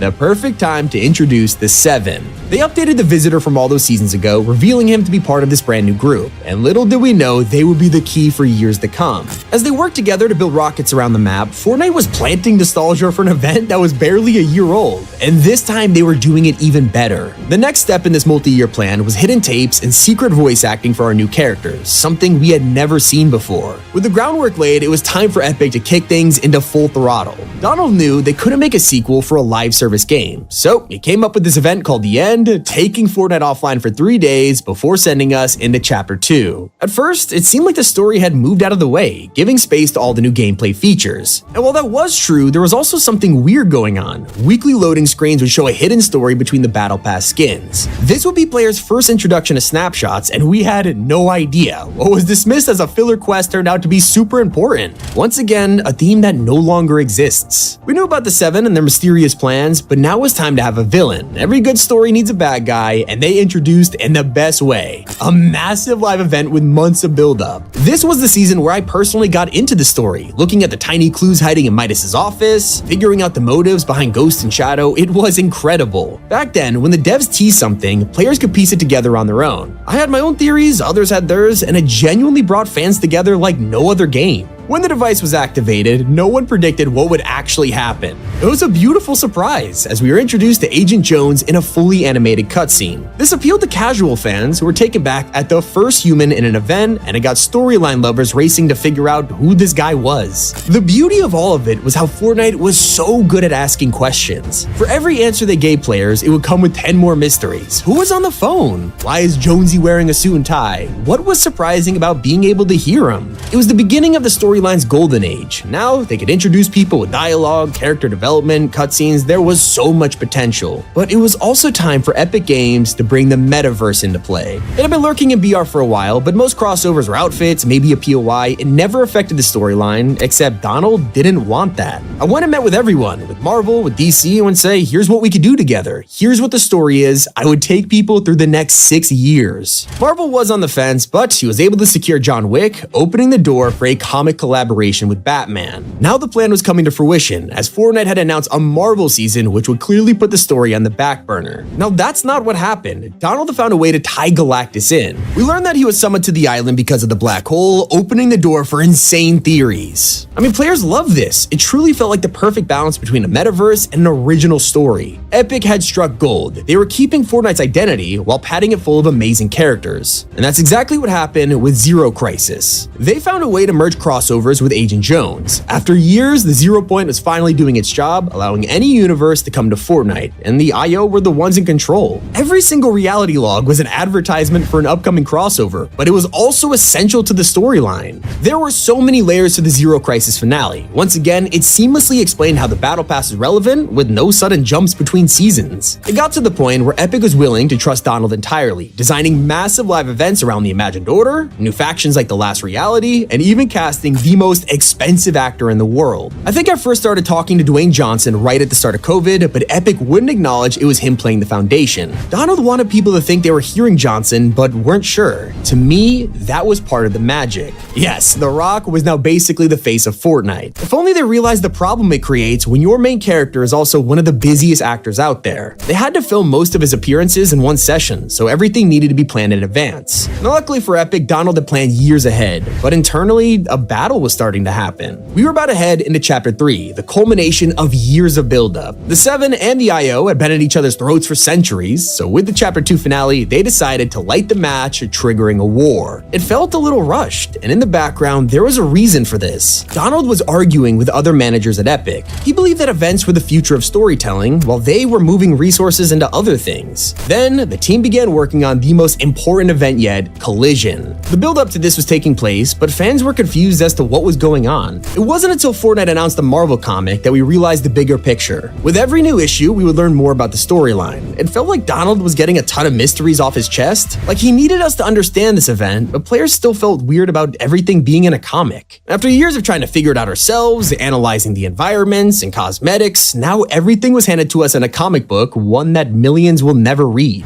Looking back, we should have had more appreciation. The cracks were beginning to form. Collision was a success. People loved the idea of bringing back the mech, recruiting Agent Jones to the Seven, and finally defeating the IO in a huge battle. Not to mention, we got our first tease of Geno, a villain who had been hinted at for years. From him being the motive behind the Foundation and Jones teaming up, to pictures of Geno on the map, players were convinced a grand reveal was coming. We expected it to be in a cinematic trailer, or maybe the next event. We defeated Sloan in the IO, but clearly it was time for Geno to take vengeance. There was so much potential, so many theories, but everything went wrong. When the final issues released, it exposed major problems at Epic. Fans noticed that characters were drawn incorrectly, showing how rushed the artists were. And when the comic aligned with Collision, we thought we would see a pretty accurate recreation, only for the event to be completely different. So should we trust the game or the comics? These revealed the true story as seen through the eyes of Donald. It was his actual vision, a live event where Marvel superheroes would help us bring back the mech and take down the IO. You could even see it in the season trailer. Doctor Strange literally opened a portal on the battlefield, and yet this was nowhere to be found in the Collision event.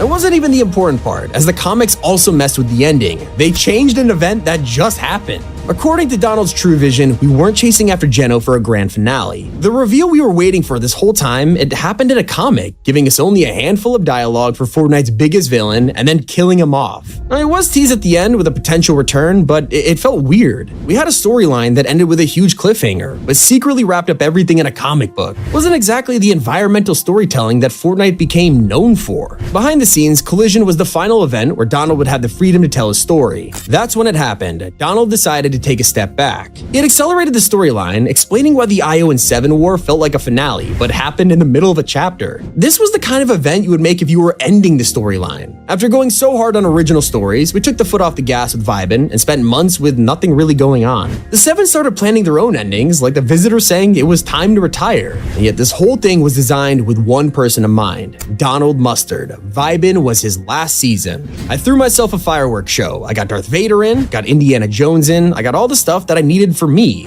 That's why that season is called Vibin. It's like a celebration. Despite the magic touch and ability to bring tens of millions of people to the games, live events were now going to happen once a year. And without Donald to supervise the Chapter 3 finale, things fell apart quick. The first season without him, we watched as the Seven were consumed by Chrome. This was meant to happen in Donald's story, but it felt wrong. There wasn't much buildup behind it, and because half of the Seven were played by famous actors or didn't have a voice at all, they vanished. The Foundation's quote-unquote death was confirmed by a helmet on the map. The Order and the Imagined also just disappeared with no explanation. Instead of wrapping up and starting fresh, Fortnite kept going with these beloved characters, leading us to the last event of Donald's reign, Fracture. And even saying that word, most players have terrible memories. In what became the most hated live event, fans considered it vague, confusing, and lackluster. They pointed out how nothing made sense. We spent all season preparing, saving houses from Chrome, only for the island to just explode. Then we spent like 20 minutes doing chores while helping Paradigm fuse everything back together, but they never explained what this meant for the Seven.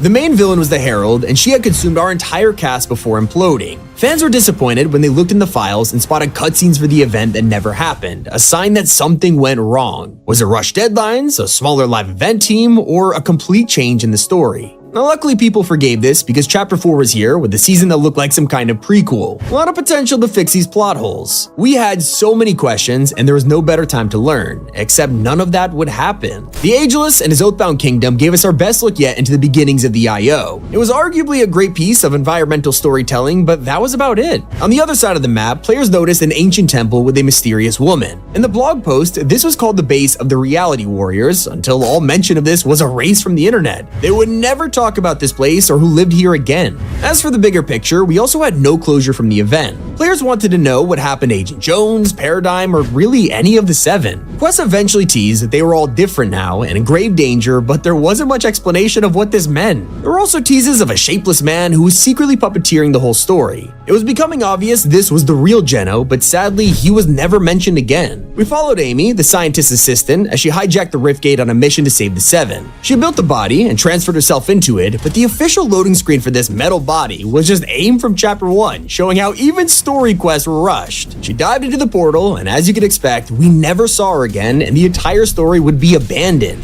Our characters were thrown away to do all the amazing stuff off screen. We hoped this was preparing us for their return in the Chapter 4 finale, but if only we knew. Kato Thorne arrived as a bloodthirsty vampire with the ability to time travel. He seemed like one of the coolest villains yet. He even collected artifacts like the Seven's calendar and Midas's hand, so clearly he was important. We couldn't wait to learn more about Kato and figure out how he would slot into our world. Wait, they killed him off with a quest? They built this guy up for months and they got rid of him with one line of dialogue. Turns out we only needed this guy for his time machine, and Fortnite didn't bother keeping him around. Time traveling wasn't even for story purposes. Sure, we could have literally saved the 7 with it, but instead, they used it to take players back to Fortnite OG. Okay, most players could accept it was to explain Chapter 1, but it felt forced. And they were getting into a pattern of randomly bringing back iconic characters to get us interested in the story, only to pretend it never happened. Remember Sloane? She planned this OG mission, but once it was over, she straight up vanished and hasn't been acknowledged since. Jones was finally brought back for OG, only to drive around and prepare us for the event, one that was never explained in the first place. It involved putting the time machine onto the rocket from Chapter 1, but we had no idea why, and despite the fact that 7 were the whole point of this, we never heard from them. Turns out this Chapter 4 finale wasn't going to be a grand explanation or the return of the 7, it was the Big Bang, an advertisement for a new beginning. This new beginning wasn't just for Fortnite, but also Donald Mustard. After an incredible adventure, I will be retiring from my role at Epic this month. I'm humbled to have been a part of the team that every day tries to bring joy and delight to the Fortnite community. So it sounded like he was moving on, but this week the true reason why he left was revealed. By mid-2022, Epic was committing to make LEGO Fortnite and racing. To build all this stuff, it takes so many people and so much time. Basically, the event team was starting to be needed for other stuff, and it was devastating to me because I'm like, this is actually the magic, and not everyone at Epic agrees with that. And that's what we gotta remember. There are still tons of Epic team members who care. With the Titan Hand buildup capturing the environmental storytelling that made this world so great, maybe we just need to give it time.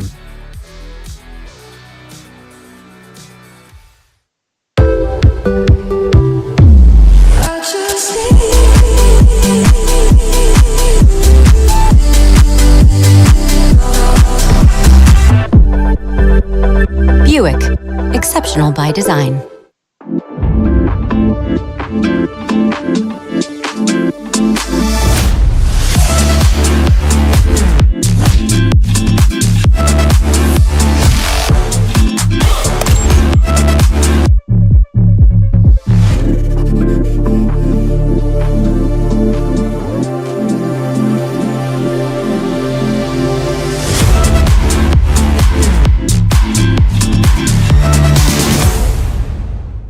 Fortnite banned these emotes and everyone is losing it. A lot of people are saying Epic are too picky, so I looked into it and found 20 updates never coming to Fortnite. For example, one of the most requested collabs of all time, Power Rangers, when a few months ago, it was confirmed it was arriving, or so we thought. The same people who leaked Doomslayer and TMNT mentioned it was in the works, and the community went crazy. YouTubers started posting about it, and this thumbnail happened to include a character named Crimson Hawk. It's literally Ryu as a Power Ranger, and the creator of this outfit saw the art thinking it was real. He posted it to his story claiming it was officially coming to Fortnite, and we took it as confirmation only for the whole thing to be a huge misunderstanding. The Shrimp Power Rangers may come to the game one day, but Crimson Hawk, let's take you back to Street Fighter, buddy. That's not the only time fans were devastated over a dream collab. The Greek season was leaked early, dropping details on the mythics, battle pass skins, even the crossovers. Everything came true except for a major leak that promised Persona was coming to Fortnite. Persona is a massive series, and the third game just got a remake, leading fans to believe that all of this was perfect timing. Little did we know, it was a lie. The leaker sprinkled real info within a fake post, so we couldn't tell what was true.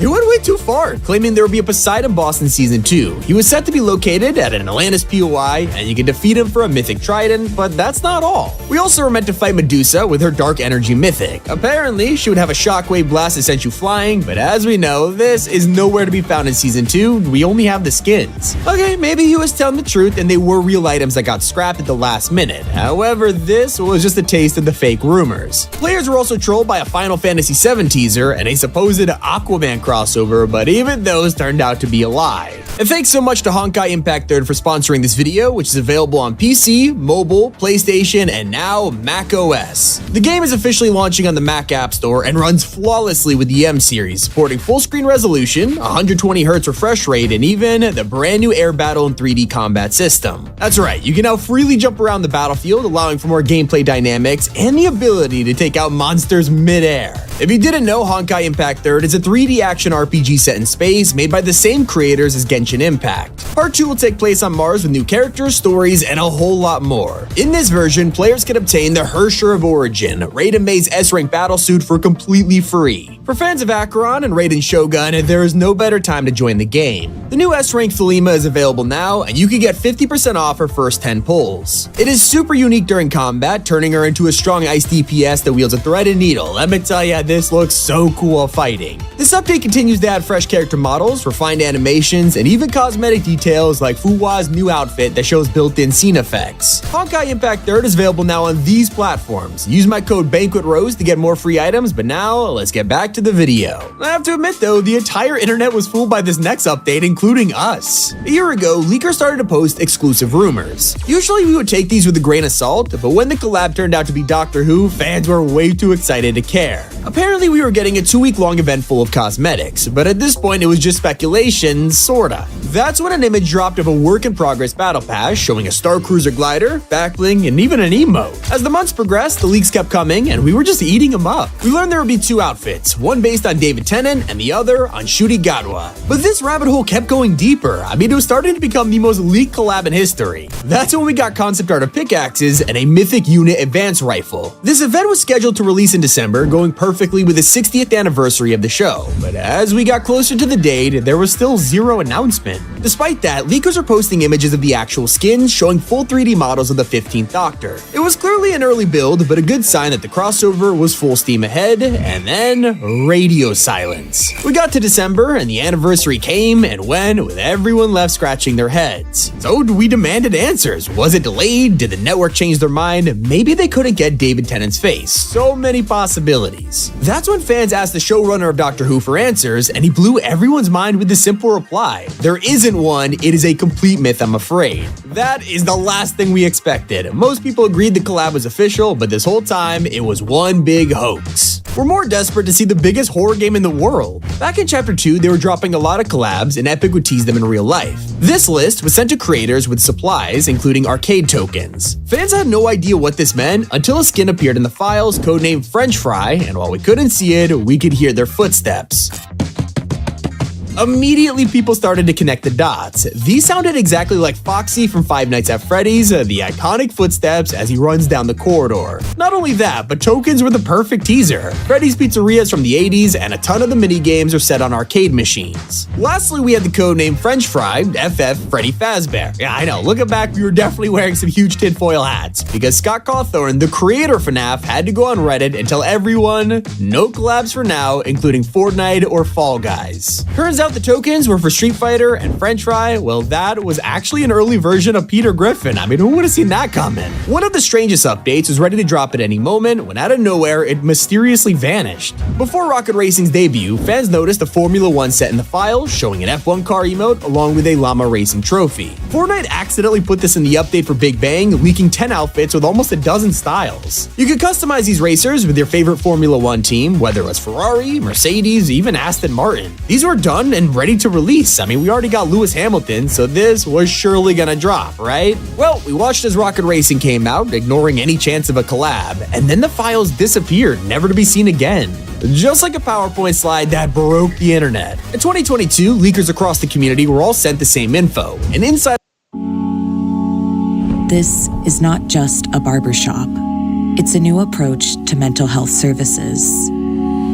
It's one of dozens of barbershops across 40 cities that's training barbers as mental health professionals in Black communities. You know, barbershops have always been seen as a way to get information out. It's been done like that since the 60s, during the civil rights era, when they organized in barbershops. In the Black community and with males, period, we keep a lot of stuff bottled in. My friend committed suicide. I haven't felt the pain like that ever. It's estimated that 1 in 5 Americans today are experiencing a mental health crisis, and more than half do not seek treatment. Some of the barriers of why, people and Black people particularly are not seeking out treatment is because of the stigma and shame in mental health. By using barbers in our communities, we can change that conversation. If this idea works, could America's 100,000 barbers be a game changer in the fight for mental health? And things like this, just being able to vent it off my chest, that might be what get me through.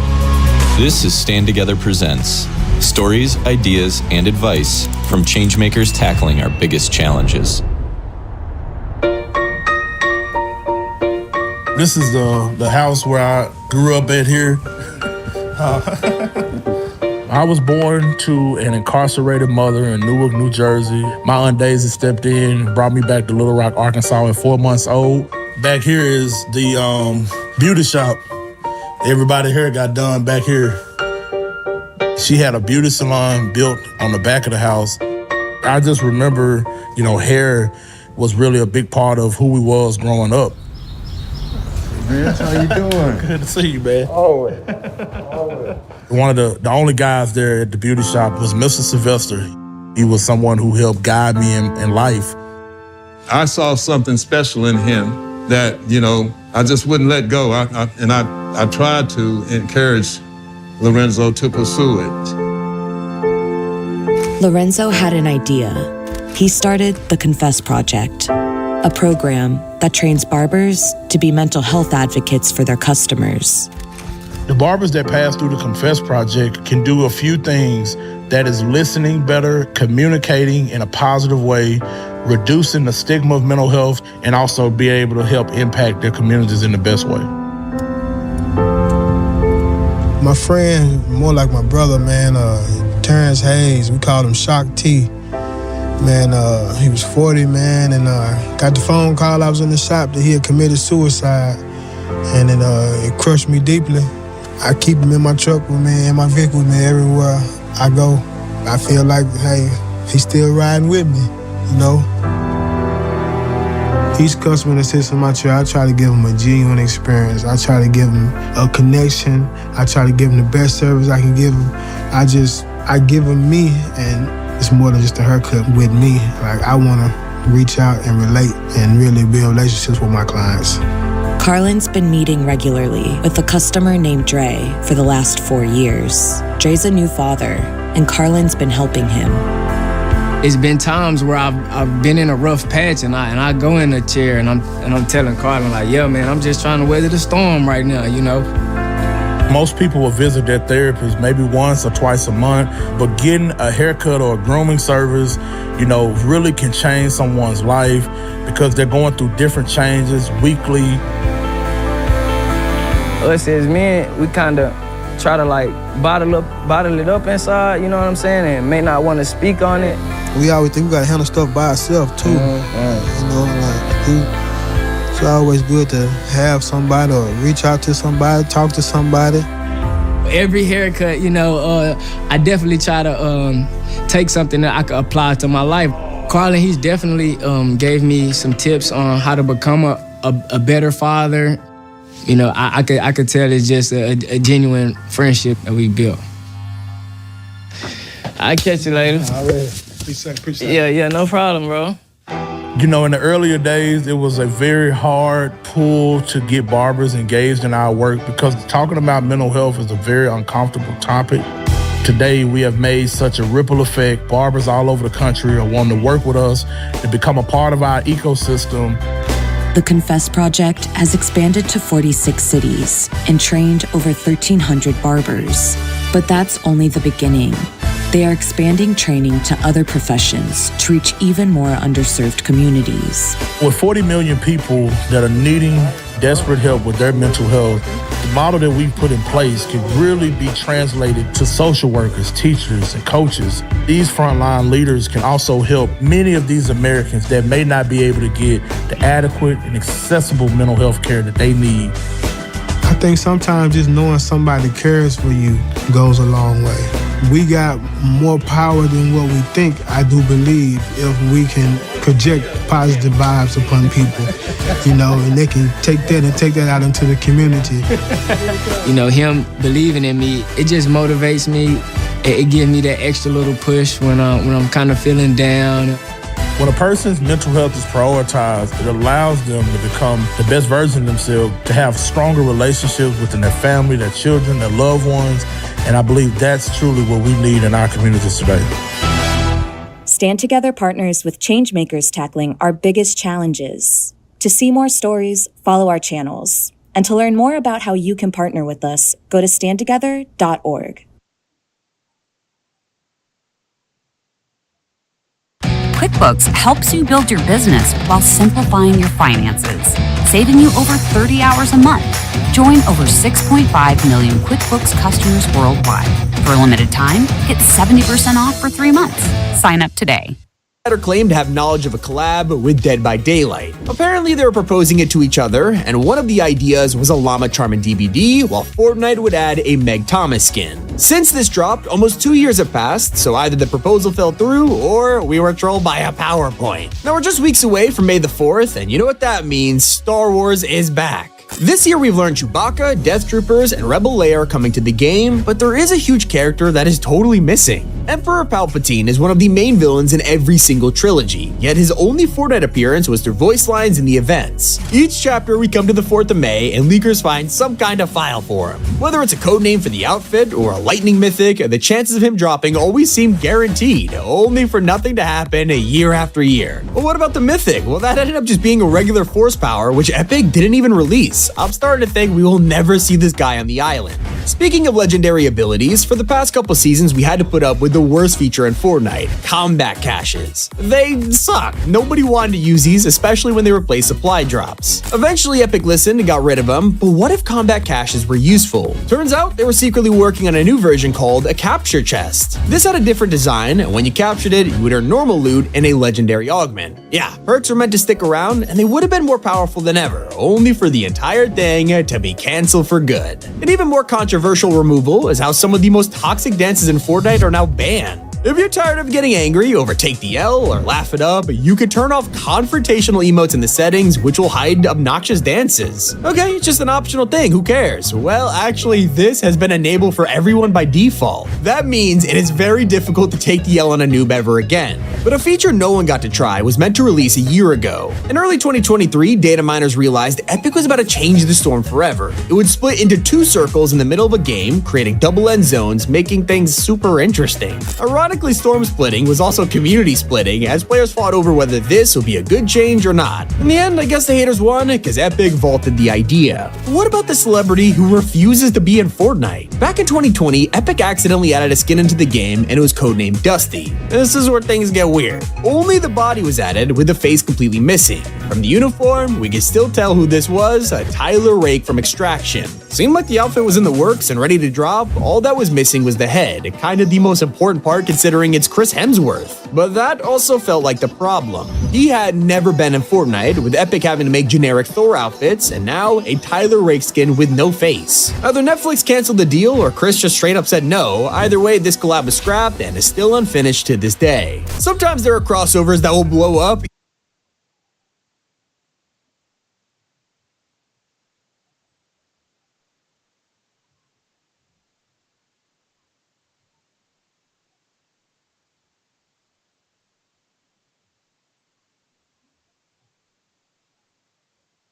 Crossovers that will blow up.